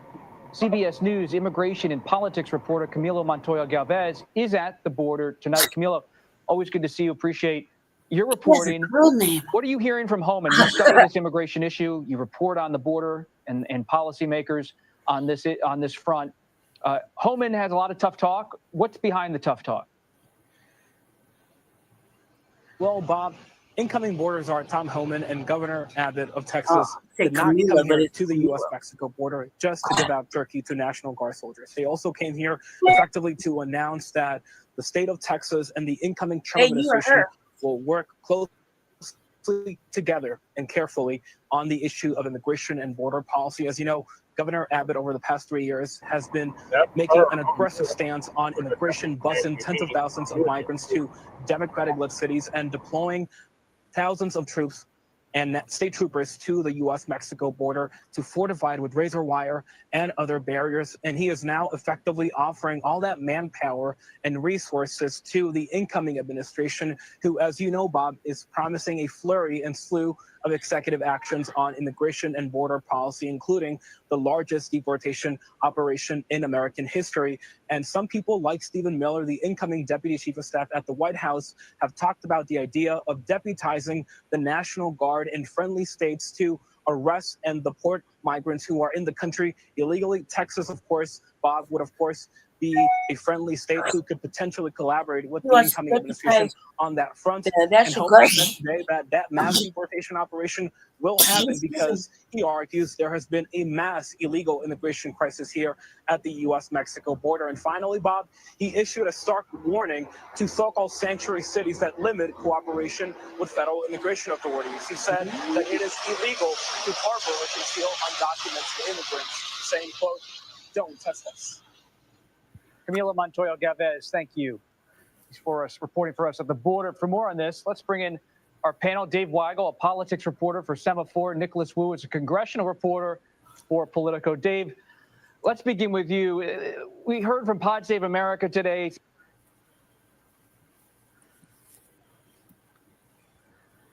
Okay, y'all, I just wanted to add this in. We're going to finish this video. Holman is saying that any mayor in this country that gets in the way of immigration when they try to deport people, any of these U.S. mayors that get in the way, they will be arrested. They will be arrested. Now, so far, the Denver, Colorado mayor said he was going to block immigration from coming in there and deporting. And can Denver stop being some shit on the have the mayor arrested. They ain't playing, y'all. They are not. Yup, he said he's going to have the Denver mayor arrested. Oh my God. I was like, and they're deporting people out of there. Can't just they're not playing. They said they're gonna lock these politicians up. These mayors, they said, that are trying to safeguard these sanctuary cities are gonna go to jail. So this is serious. This is all coming out prior to Donald Trump even being inaugurated. You see, this man is serious about his job. He's gonna get these people out of here. All right, y'all, let's resume. Let's go on. We got a deputy mayor. Some of these Harris advisors talking. Don't we got a deputy mayor like Hancock did? Yes, I think. Who's our deputy mayor? His name is Chris, the little white boy. He's always speaking when Johnson's not present. Oh, we ate his Wheaties. Oh man, went wrong. As Democrats look ahead and they hear Tom Homan and other Trump people talk about the border policy, talk about mass deportations, what's the Democrats' plan? Is it going to be protests in the streets, real mass outcry on Capitol Hill, or is it going to be something else? What are you hearing? Well, no, that motherfucker's standing alone. It depends on what their job is. For Democratic governors, Democratic mayors, to the extent available to them, because some of their states, if you're a mayor, have made it impossible to become a sanctuary city. They're going to resist having their law enforcement use assist ICE. They've been doing that for 20 years in some places. So how does that resistance break down? What clashes do they get into? That's a question for municipal officials and for governors. For Democrats in Congress, there are going to be bills that have components they voted for in the past that they'll be asked to vote on in really the next few months, January, once they get here, and they'll have a choice to make. Do they want to be, what do they want to be associated with? Every Democrat does have a memory of how unpopular these border enforcement actions were when Donald Trump was president the first time. That's the reason their party moved to the left. So there's a wait and see attitude by those who can wait and see. The governors and mayors are already saying, here are the things we're not going to help you with. Nicholas, what about on Capitol Hill when you're covering Congress? What are they preparing for, both on the Republican side and the Democratic side, in terms of how the executive branch is going to be handling this versus how Congress is going to be handling this? I expect anything less when it's my turn. Well, right now on Capitol Hill, what we're seeing is Republicans start to lay the groundwork for what they could do policy-wise next year on immigration. There's talk among Republicans of trying to use this fast-track legislative process known as Nicholas, that was a Democrat thing.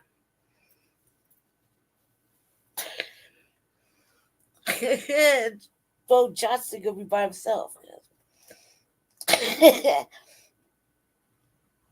Be all by himself. It's gonna be a bad look. Whoever wants to stand next to that political mayoral chair is coming up. Oh, bad. They're gonna be like, come on, Mike, we don't want to cuff you. Just get in the car. Oh, man. It would be me right there at the camera like, hey, did you think this was a wise idea? No, you're not getting out. You got to spend the whole 2 weeks in there. Protest. You know what protest means? Protest means you're willing to go to jail. Stand on what you believe in. Nicholas, what about on Capitol Hill? When you're covering Congress, what are they preparing for, both on the Republican side and the Democratic side, in terms of how the executive branch is going to be handling this versus how Congress I is think going to my be heart handling will this. actually jump for joy if that happens. Right now on Capitol Hill, what we're seeing Just is see a lot of Republicans steps start to by lay the itself. groundwork for what they could do policy-wise next year on immigration. There's talk And then among Republicans of Mark trying to Sponge was going to use be like, this "Do you now regret fast-track saying legislative process known as reconciliation to try to include immigration and border enforcement provisions in the same way that Democrats had tried to use that several years back to include protections for dreamers. Now, for Democrats, what they're going through right now is this whole post-election reckoning, including a series of closed-door listening sessions between members of Congress and their leadership. And what we've seen among quite a few Democratic lawmakers is that they've looked to purple district lawmakers like Tom Suozzi of New York and Don Davis of North Carolina, who really took the issue of immigration and ran with it and responded to Republican attacks on the border. And that is something that we could perhaps see a lot from Democrats over the coming years. Dave, what about when it comes to trade? Are you hearing any murmurs from Republicans in the Senate about President-elect Trump and what he's doing? No, it's been pretty supine, pretty favorable. Again, wait and see, especially among Republicans who, even if they trust everything Donald Trump said in the campaign trail regards to immigration, regards to judicial appointments, they have not come to grips with how serious he is about tariffs. So there's some pushback. The impulse a lot of Republicans have learned last time is that if you make if the market show that something is unpopular for Donald Trump, he can be moved off that. If people are lacking confidence, if the dollar is weakening, if there's a stock sell-off, a large stock sell-off, that moves the president to the position they want him to get away from. Sorry, that moves the president away from the position that they want him to get away from. But right now, no, he's got a lot of people who were not there last time, or people who joined the Senate in the Trump era previously, who are inclined to give him what he wants. He's not going to get the same kind of resistance you saw when Bob Corker was in the Senate, Lamar Alexander, Mitt Romney were in the Senate and loudly using their microphones to say, we're going to resist him. They're kind of waiting on other actors to do the resisting for them. And Nicholas, on this point, putting you on the spot a little bit here, who's one Republican in the Senate you are constantly watching to really get a sense of where things are going, and who's one Democrat in the Senate? I think among Republicans, I'd be curious to see where the wind blows with the real moderate decision makers, like Susan Collins of Maine, one of the few blue state Republicans who's still there, and so it's that'll give us a good sense of where she lands. As for Democrats, I'm curious to see how people like Chris Murphy of Connecticut, someone who's really tried to reinvent his own standing in the party. He's been talking a lot these days about neoliberalism, and he'll be an interesting voice to watch in the Trump era. We're going to have to leave it there. Gentlemen, Dave Weigel and Nicholas Wu, thank you for your reporting. We appreciate it. No, there's unsatisfying commentary. Okay. Jesse. Okay. So I don't think they're playing around. They're going to start getting people out of here, like Trump said on day one. And anybody that gets in the way, they're going to be dealt with. They're very serious. Mm-hmm. Mm-hmm. That was like how she said that. Well, they're not going to snatch us up, y'all. I mean, come on. You saw what we already saw what Donald Trump did the first time he was in office. He never showed any interest in snatching us up. I'm muted because of the fan, Lady Shay. The fan on the laptop is still acting stupid. I was laughing because the way she said it. Yeah. So they're going to be dealt with. Getting us out of here, but he did when it comes down to these people that have crossed the border. That's where his focus is, and that's where the focus is now. Mm-hmm. Mm-hmm. Yeah, that's why he wants to get rid of, a lot of their naturalization status that they have in this country, because they come here and then have babies and they think that is the way they get to stay. And Donald Trump want to take all of that away. He's like, he doesn't want them here at all. And they are going to get out of here. I think he's very serious about getting these people out of here. And Or like just it should be a mass deportation, and it's going to be a lot of them leaving on their own because they're going to be too petrified of being confronted by immigration. Because, you know, I was listening a few weeks ago and they were saying they want to go door to door and get these people, you know, and I think they will. I think Did they do that last time? I can't remember. They're not playing around at all. The footage. It'd be interesting to see how some of these mayors react. You know, the ones that have been really strong in protecting the immigrants and want to give them all kinds of perks and goodies and money. You know, let's see if they're going to still be bold when ICE shows up in their state to get these people out. Right. Do you think they're going to be or on are they just going to go somewhere and be quiet? Well, you know, the dreamers, that was a term that came from the civil rights movement. Dr. Martin Luther King, that was not meant for immigrants, but they have hijacked that. Oh, yeah. They've hijacked it. The dreamers were our people, you know, fighting for our freedom. Right. They're always stealing something. Those were the dreamers. But they took it and just laid it upon the immigrants. And those were not the dreamers that Dr. Martin Luther King were talking about. He wasn't talking about them. That was us. Mm-hmm.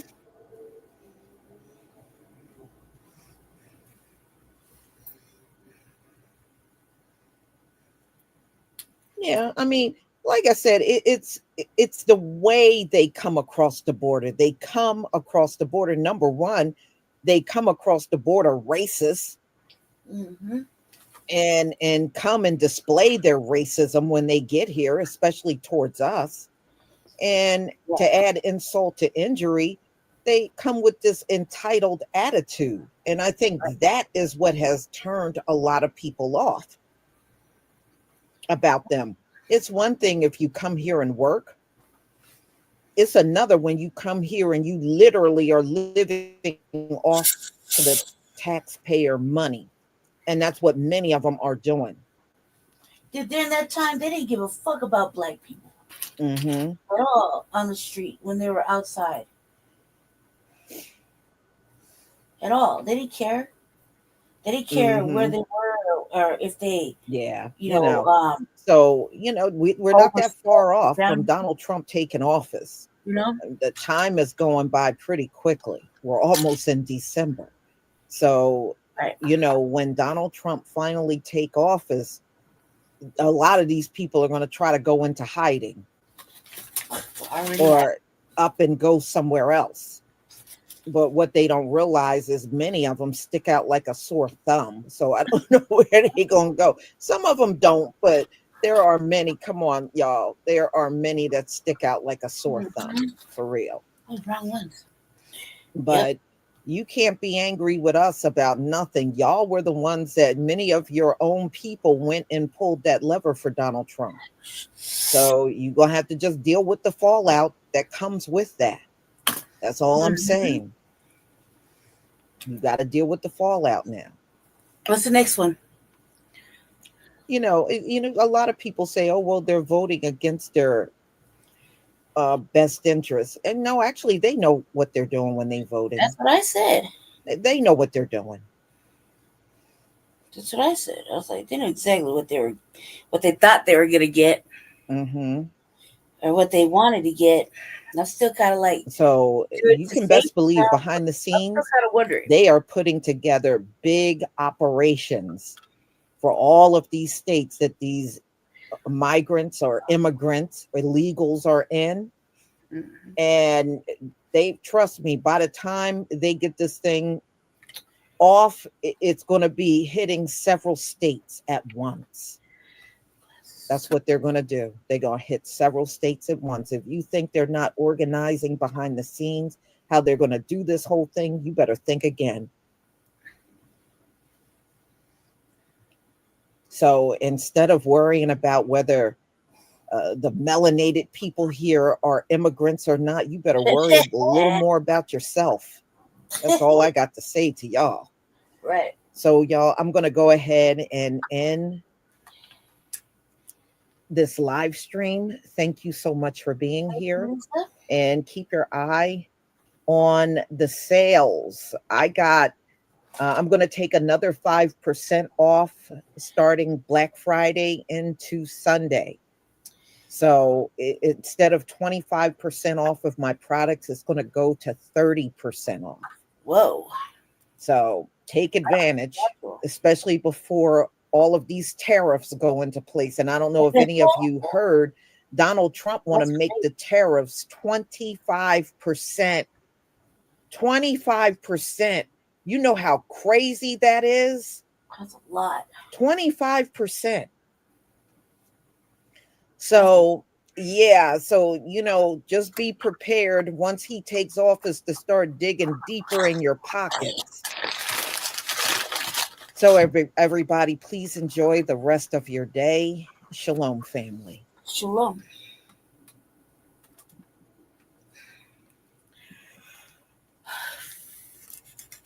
When you look at flavored tobacco, not only do you have the product, but you also have the marketing. And so when you specifically always said, hey, what are your thoughts on what Lisa just laid out for us about the dump? And these elite Latinos talking about we don't get deported too. Good luck. Like I don't think they really, they don't think that we fight back and wiggle out, and we're pretty fucking fast. As one, two, just hearing the way we talk, they could clearly tell we're not from another place. We're from here. Just off that alone, deport us to where? Although vacation time does sound fun, it's not going to be that fun. I also think that that's crazy. That's just something that people are going to say, to deflect from the drama that they're about to go into. Which obviously they knew that it was going to come. I mean, like a whole year of mass deportation conversation. So you had a whole year to maneuver around and go back. You had a whole year to do a whole bunch of different things, and you chose not to. So it's kind of like you're asking for this traumatic fucking life experience that he's about to give you. You know what I mean? Because there's really no excuse for it. Just like there's no excuse that nobody knew how to read when they're on their way back, on the way here. You know what I mean? That there was no signs nowhere. There's signs everywhere on the freeway. Everywhere. Signs in bathrooms. There's signs everywhere. There's papers. There's magazines. Everybody has a new phone. I mean, motherfuckers running around with better fucking phones than we do. I mean, like, I'm still trying to get a regular phone. Everything's so brand new and fresh and tight. It's kind of like, so go ahead and take all that good shit you got here and take it on back. You know what I mean? Take it on back. It's like that one cat. Remember that one cat was making TikToks and on an extra shit? You know what I mean? We'll take it on back. Ultimately, it's not for us here to feel any kind of way. If you manage to get yourself a little already made family with that, come on, man, you knew better. If you decided to get interracial sexual access, you knew better. Thoroughly knew better.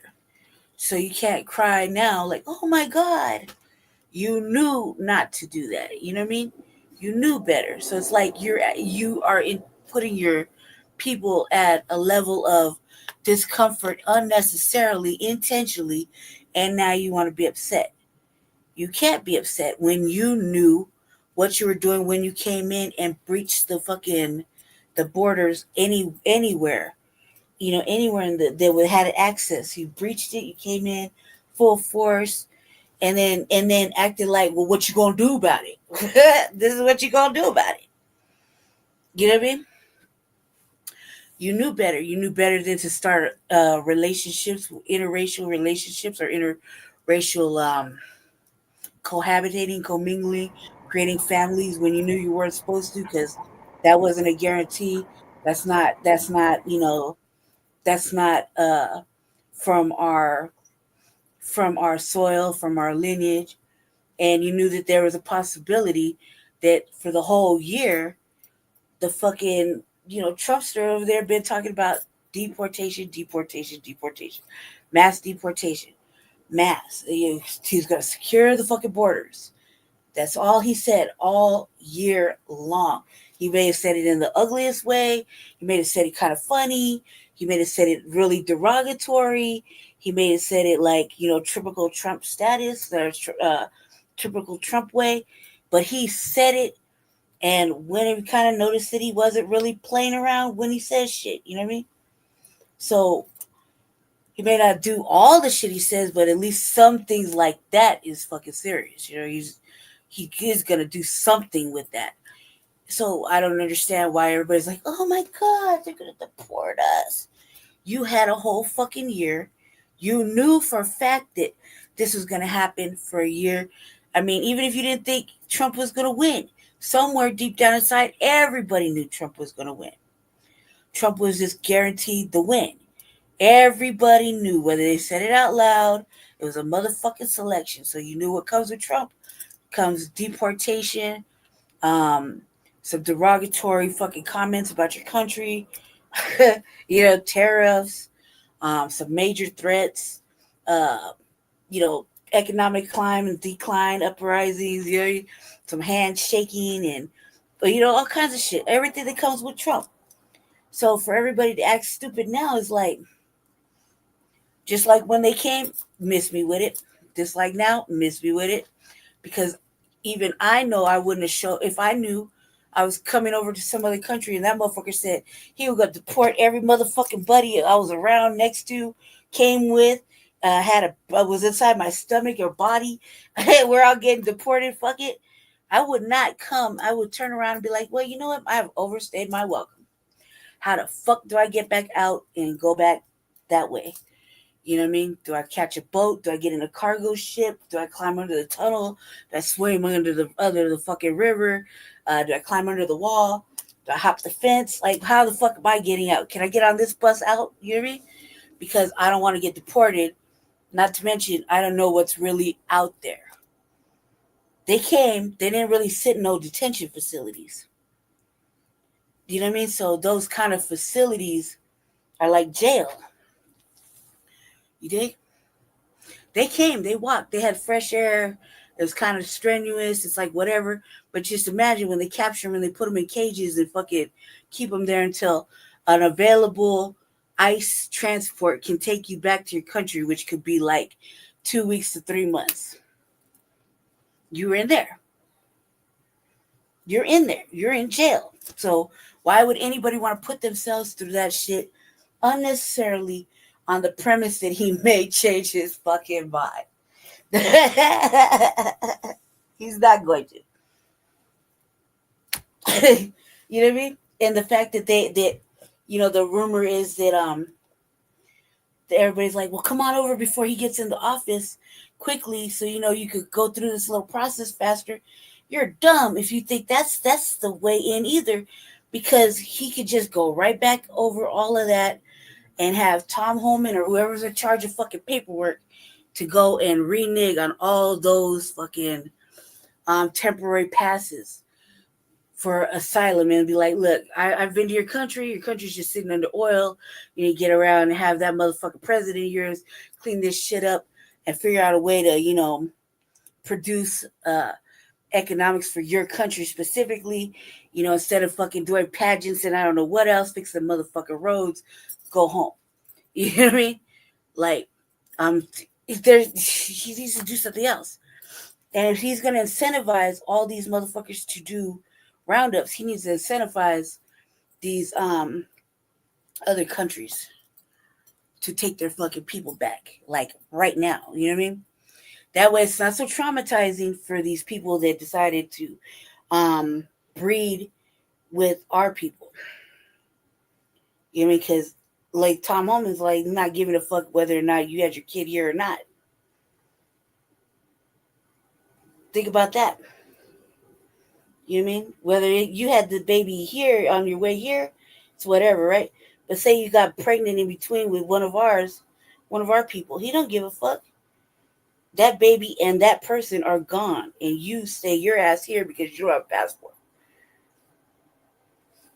It's all going to be unintended consequences, Jesse. Unintended consequences that these motherfuckers were free dicking and not thinking about.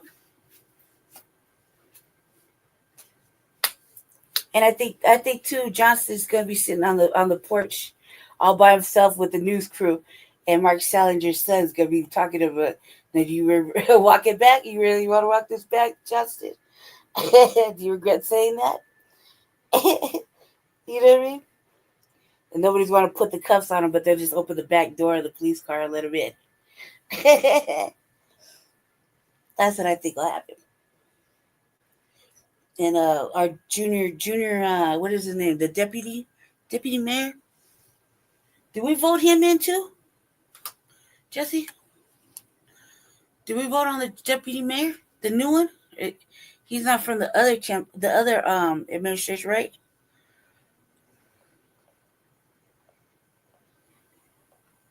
I'm just talking to myself. Deputy. He's not the one that looks like a motherfucking meerkat.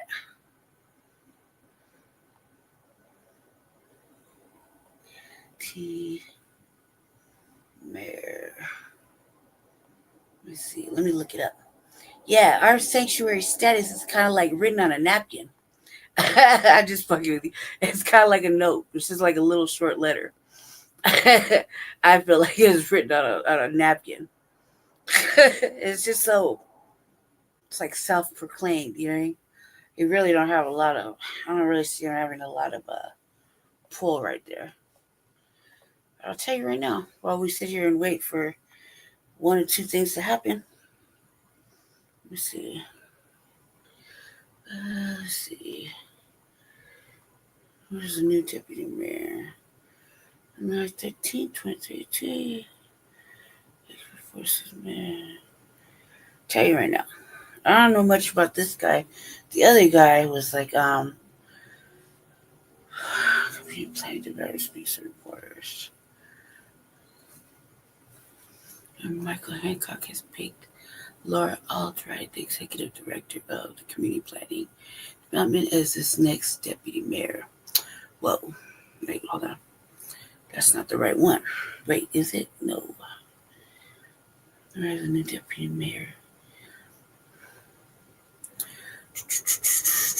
Let me read this first, family, because I don't think that's the right person.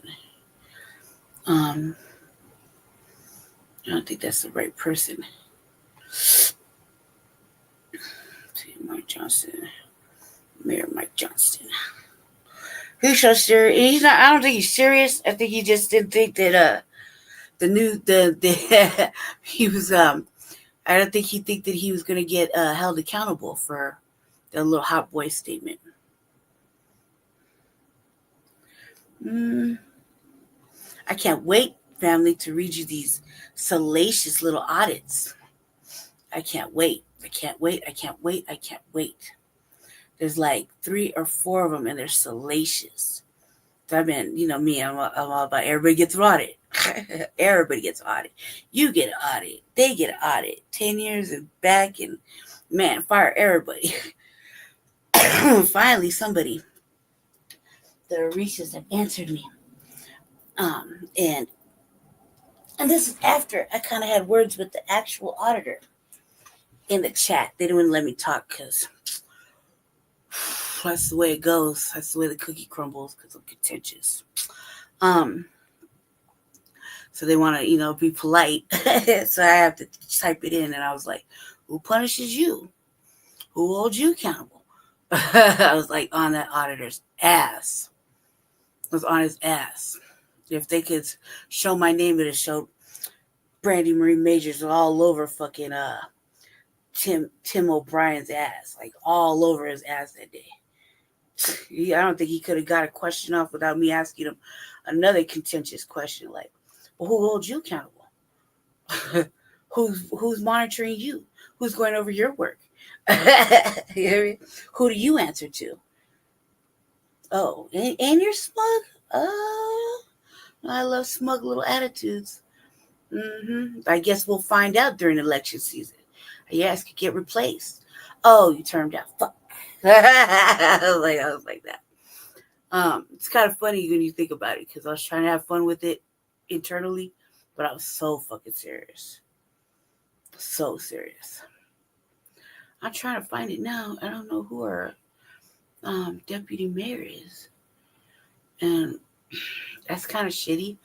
Kind of because I don't think I've ever seen him. They said we have.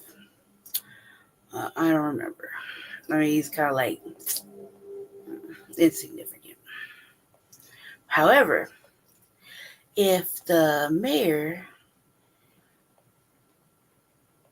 is in trouble, gets in trouble because he want to be up. I don't think it'll go that far. That guy's I'm white and they say so. He'll probably whiten it up and talk himself out of it. So,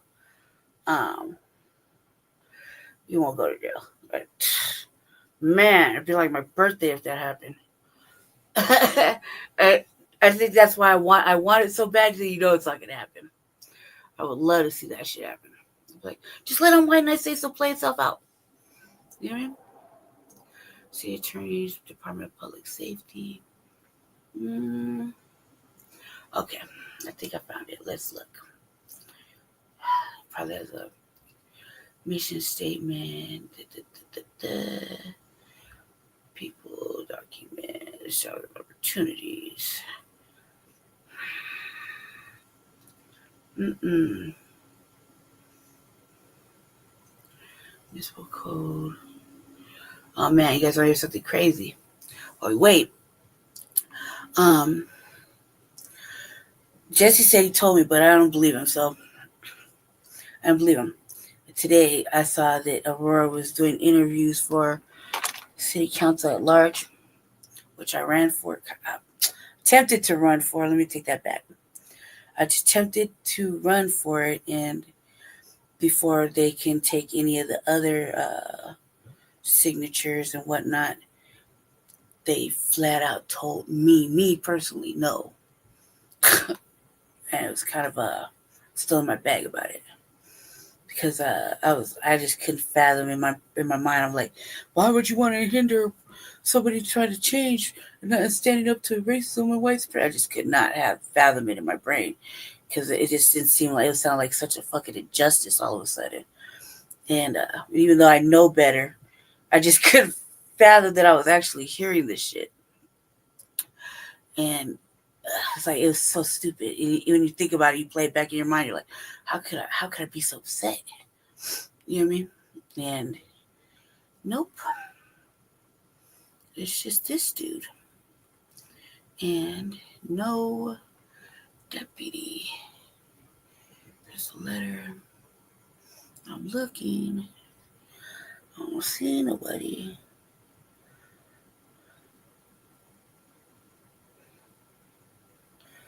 I don't see anybody.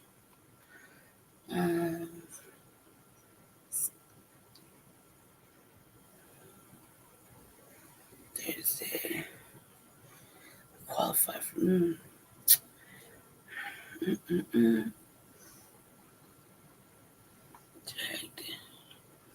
I don't think we have one. If we do, I don't see his name right here. I'm actually looking too, like really looking. Oh, you can't get away from it. I'm looking for real. You know, I don't see his name.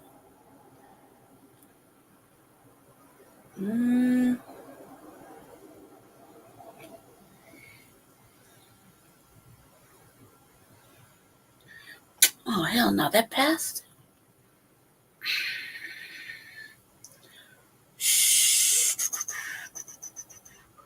Okay, apparently I don't see his name. I don't see if there's an actual fucking deputy mayor, which I know we have one. We have to have one. We've had one before, so it wouldn't really be like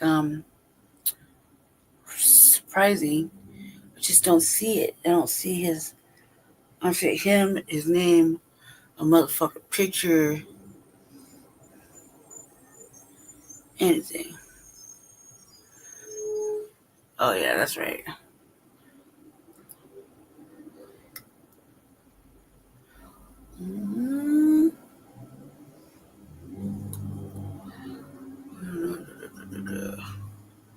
Administration, American Board of Commissioners. Okay, one more thing. I'm gonna look at one more thing and then I'm done. Cause I want to see what his name is. I don't see it. Oh, wait, okay, here we go.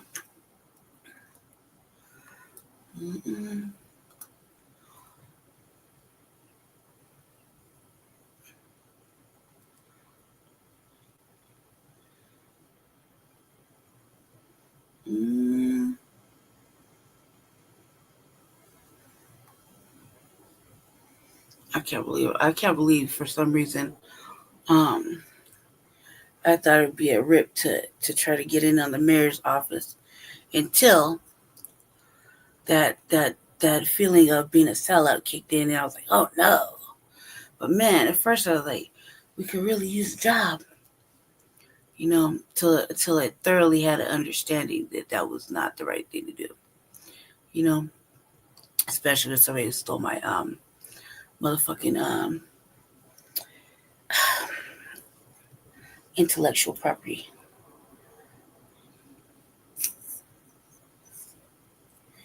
Didn't say.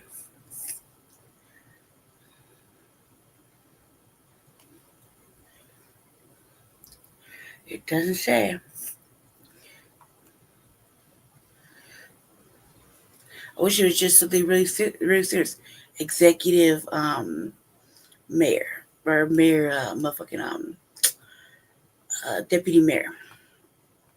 It doesn't say anything like that. So all these have like they'll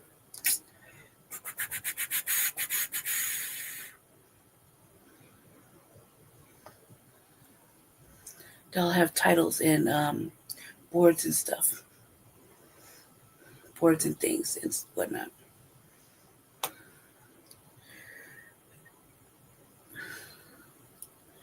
All these little boards, they weren't gonna let none of us come on there. Like this one right here, where the public safety, Department of Public Safety, they co-opted the board we set up. You know, so that was already it's already upsetting. Nope. The police department. I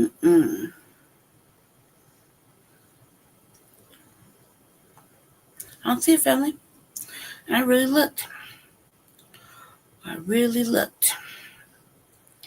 And I don't see it.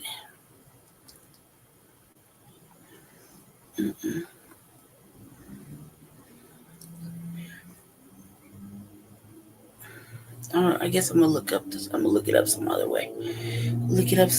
Because I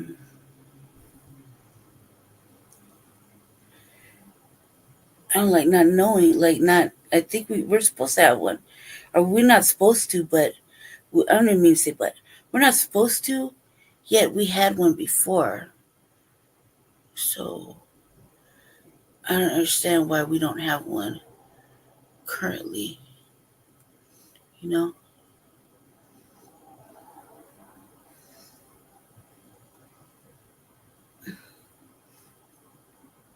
I don't understand. I'm gonna keep looking. I hate being on the government website because it's not like they have it all, you know, like together. It's just so unsatisfying to look at. So unsatisfying.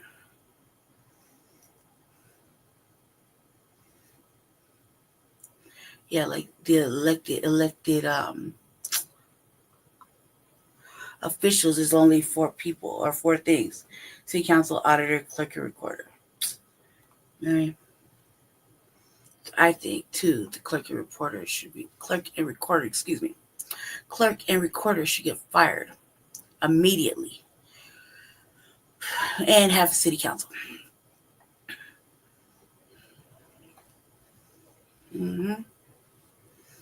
For various amount of reasons. Them audits were salacious though, family. Salacious. Okay, let's see.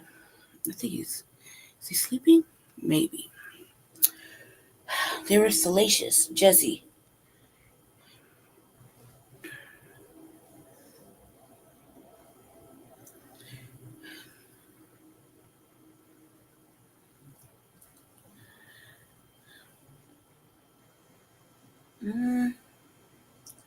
Sorry, family. I don't have access to turn this off. I don't even know how to turn it off. I can't turn it off because I don't have access to it. So that's something he has to do.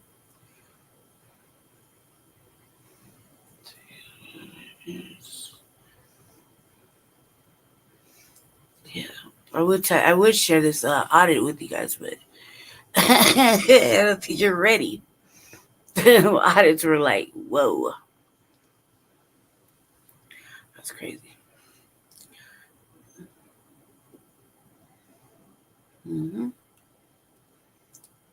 It's cold out. Let me see.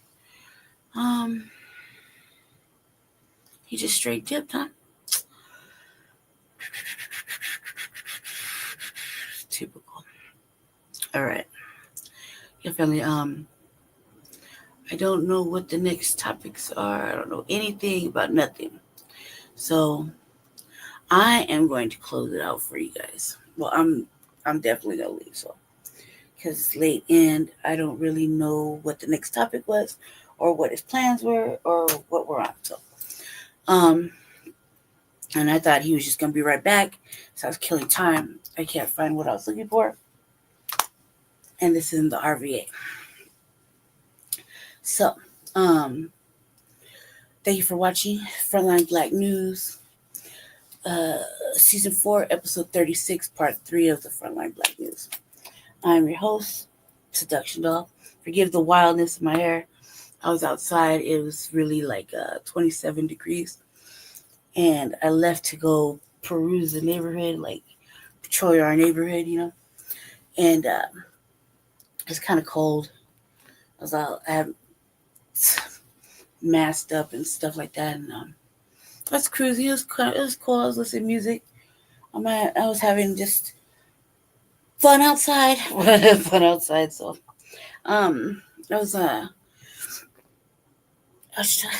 was just trying to see what was going on. So I kind of cruised around a little bit, and I got back. I was a little bit into the show, so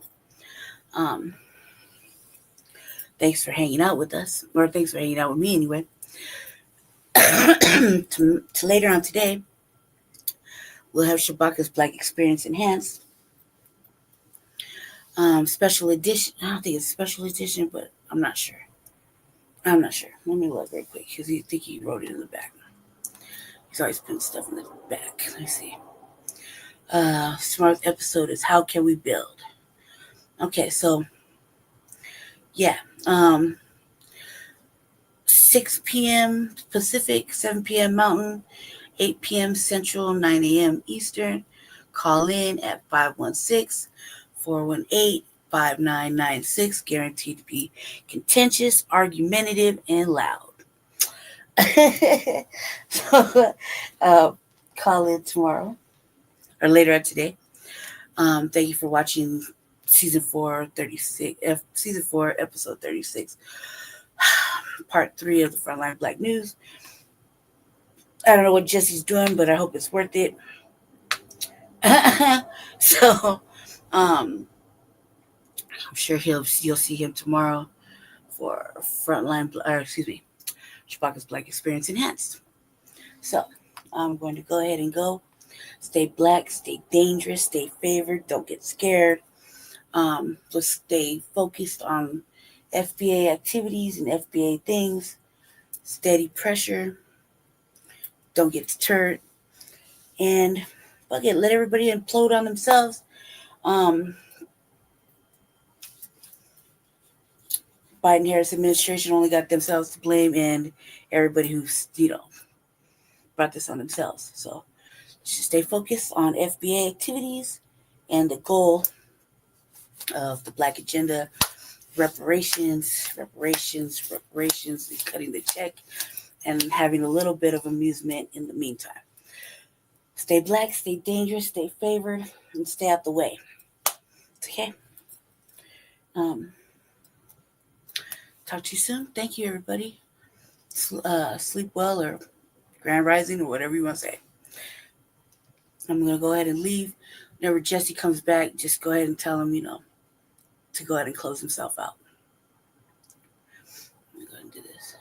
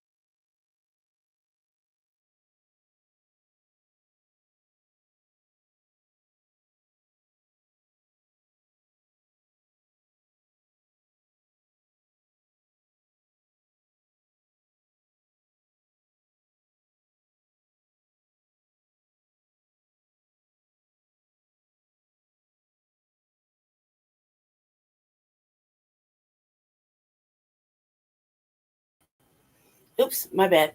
All right, family. I figured it out. I'm gonna have to close it out because you know, somebody gotta be in control of shit around here. So we'll go ahead and close this madness out. Since he decided he wanted to go to sleep on us. So I'm gonna close it out and just make sure I got everything everything handled up. What's up, twin? Kari? Guess it could take over the show. I'm not going to. Just I don't want to. I don't want to. Try to kick him off the thing, but he say shout out to the viewers. Oh, look at it, it's your back. Where you been? I think I did those off. Mm-hmm. You talking to me? Kari? Yeah, we got shit about this experience in the hands later. I wasn't talking to you, I was talking to Kari. Are you talking to me, Kari?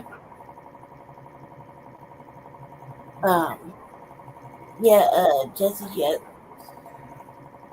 I already pretty much did everything. And for the most part, I was trying to shut it off, and I had to go dig around and find. Yeah, I'm available. I'm available sometime today. Okay. Yeah, you know, you have to look for me. Sure, Jesse will be available, but yeah.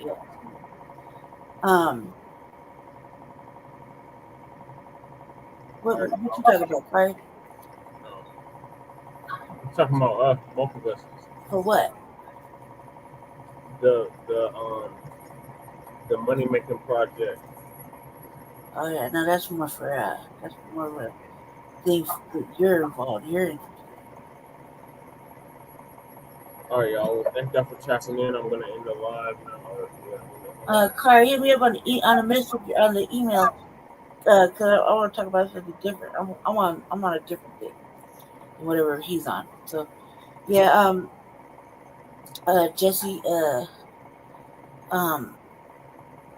I tried to close it out. I already told him about the Shabaka show. I already told him about I ended up season this episode, and what else did I do? I forgot to tell him like and subscribe. That's pretty much it. I forgot. I think I forgot. Okay, Kari. Hit me up in the email. I'll chop it up with you about it. Yeah, so I'm up for right now. Okay, so this is going to conclude season 4, episode 36, part 3 of the Frontline Black News. We might be back later after Shabaka's Black Experience from him, or a continuation show. All right, cool. Oh, how many topics are left? We need to get to Kamala running for governor of California. FBAs caused Democrats to lose the election by choosing the cow for Trump. Donors want their $2 billion. BP Harris finally comes out of hiding. Democrat mega donor alludes to legally stealing funds. Diddy and Damian Williams, both tools to be broken. Candace Owens has been banned from 2 countries and winning the quiet revolution. Ooh. Isolation. All right. We shall see, Black Valley. All right, I'm going to sleep for real now. Mm-hmm. Peace.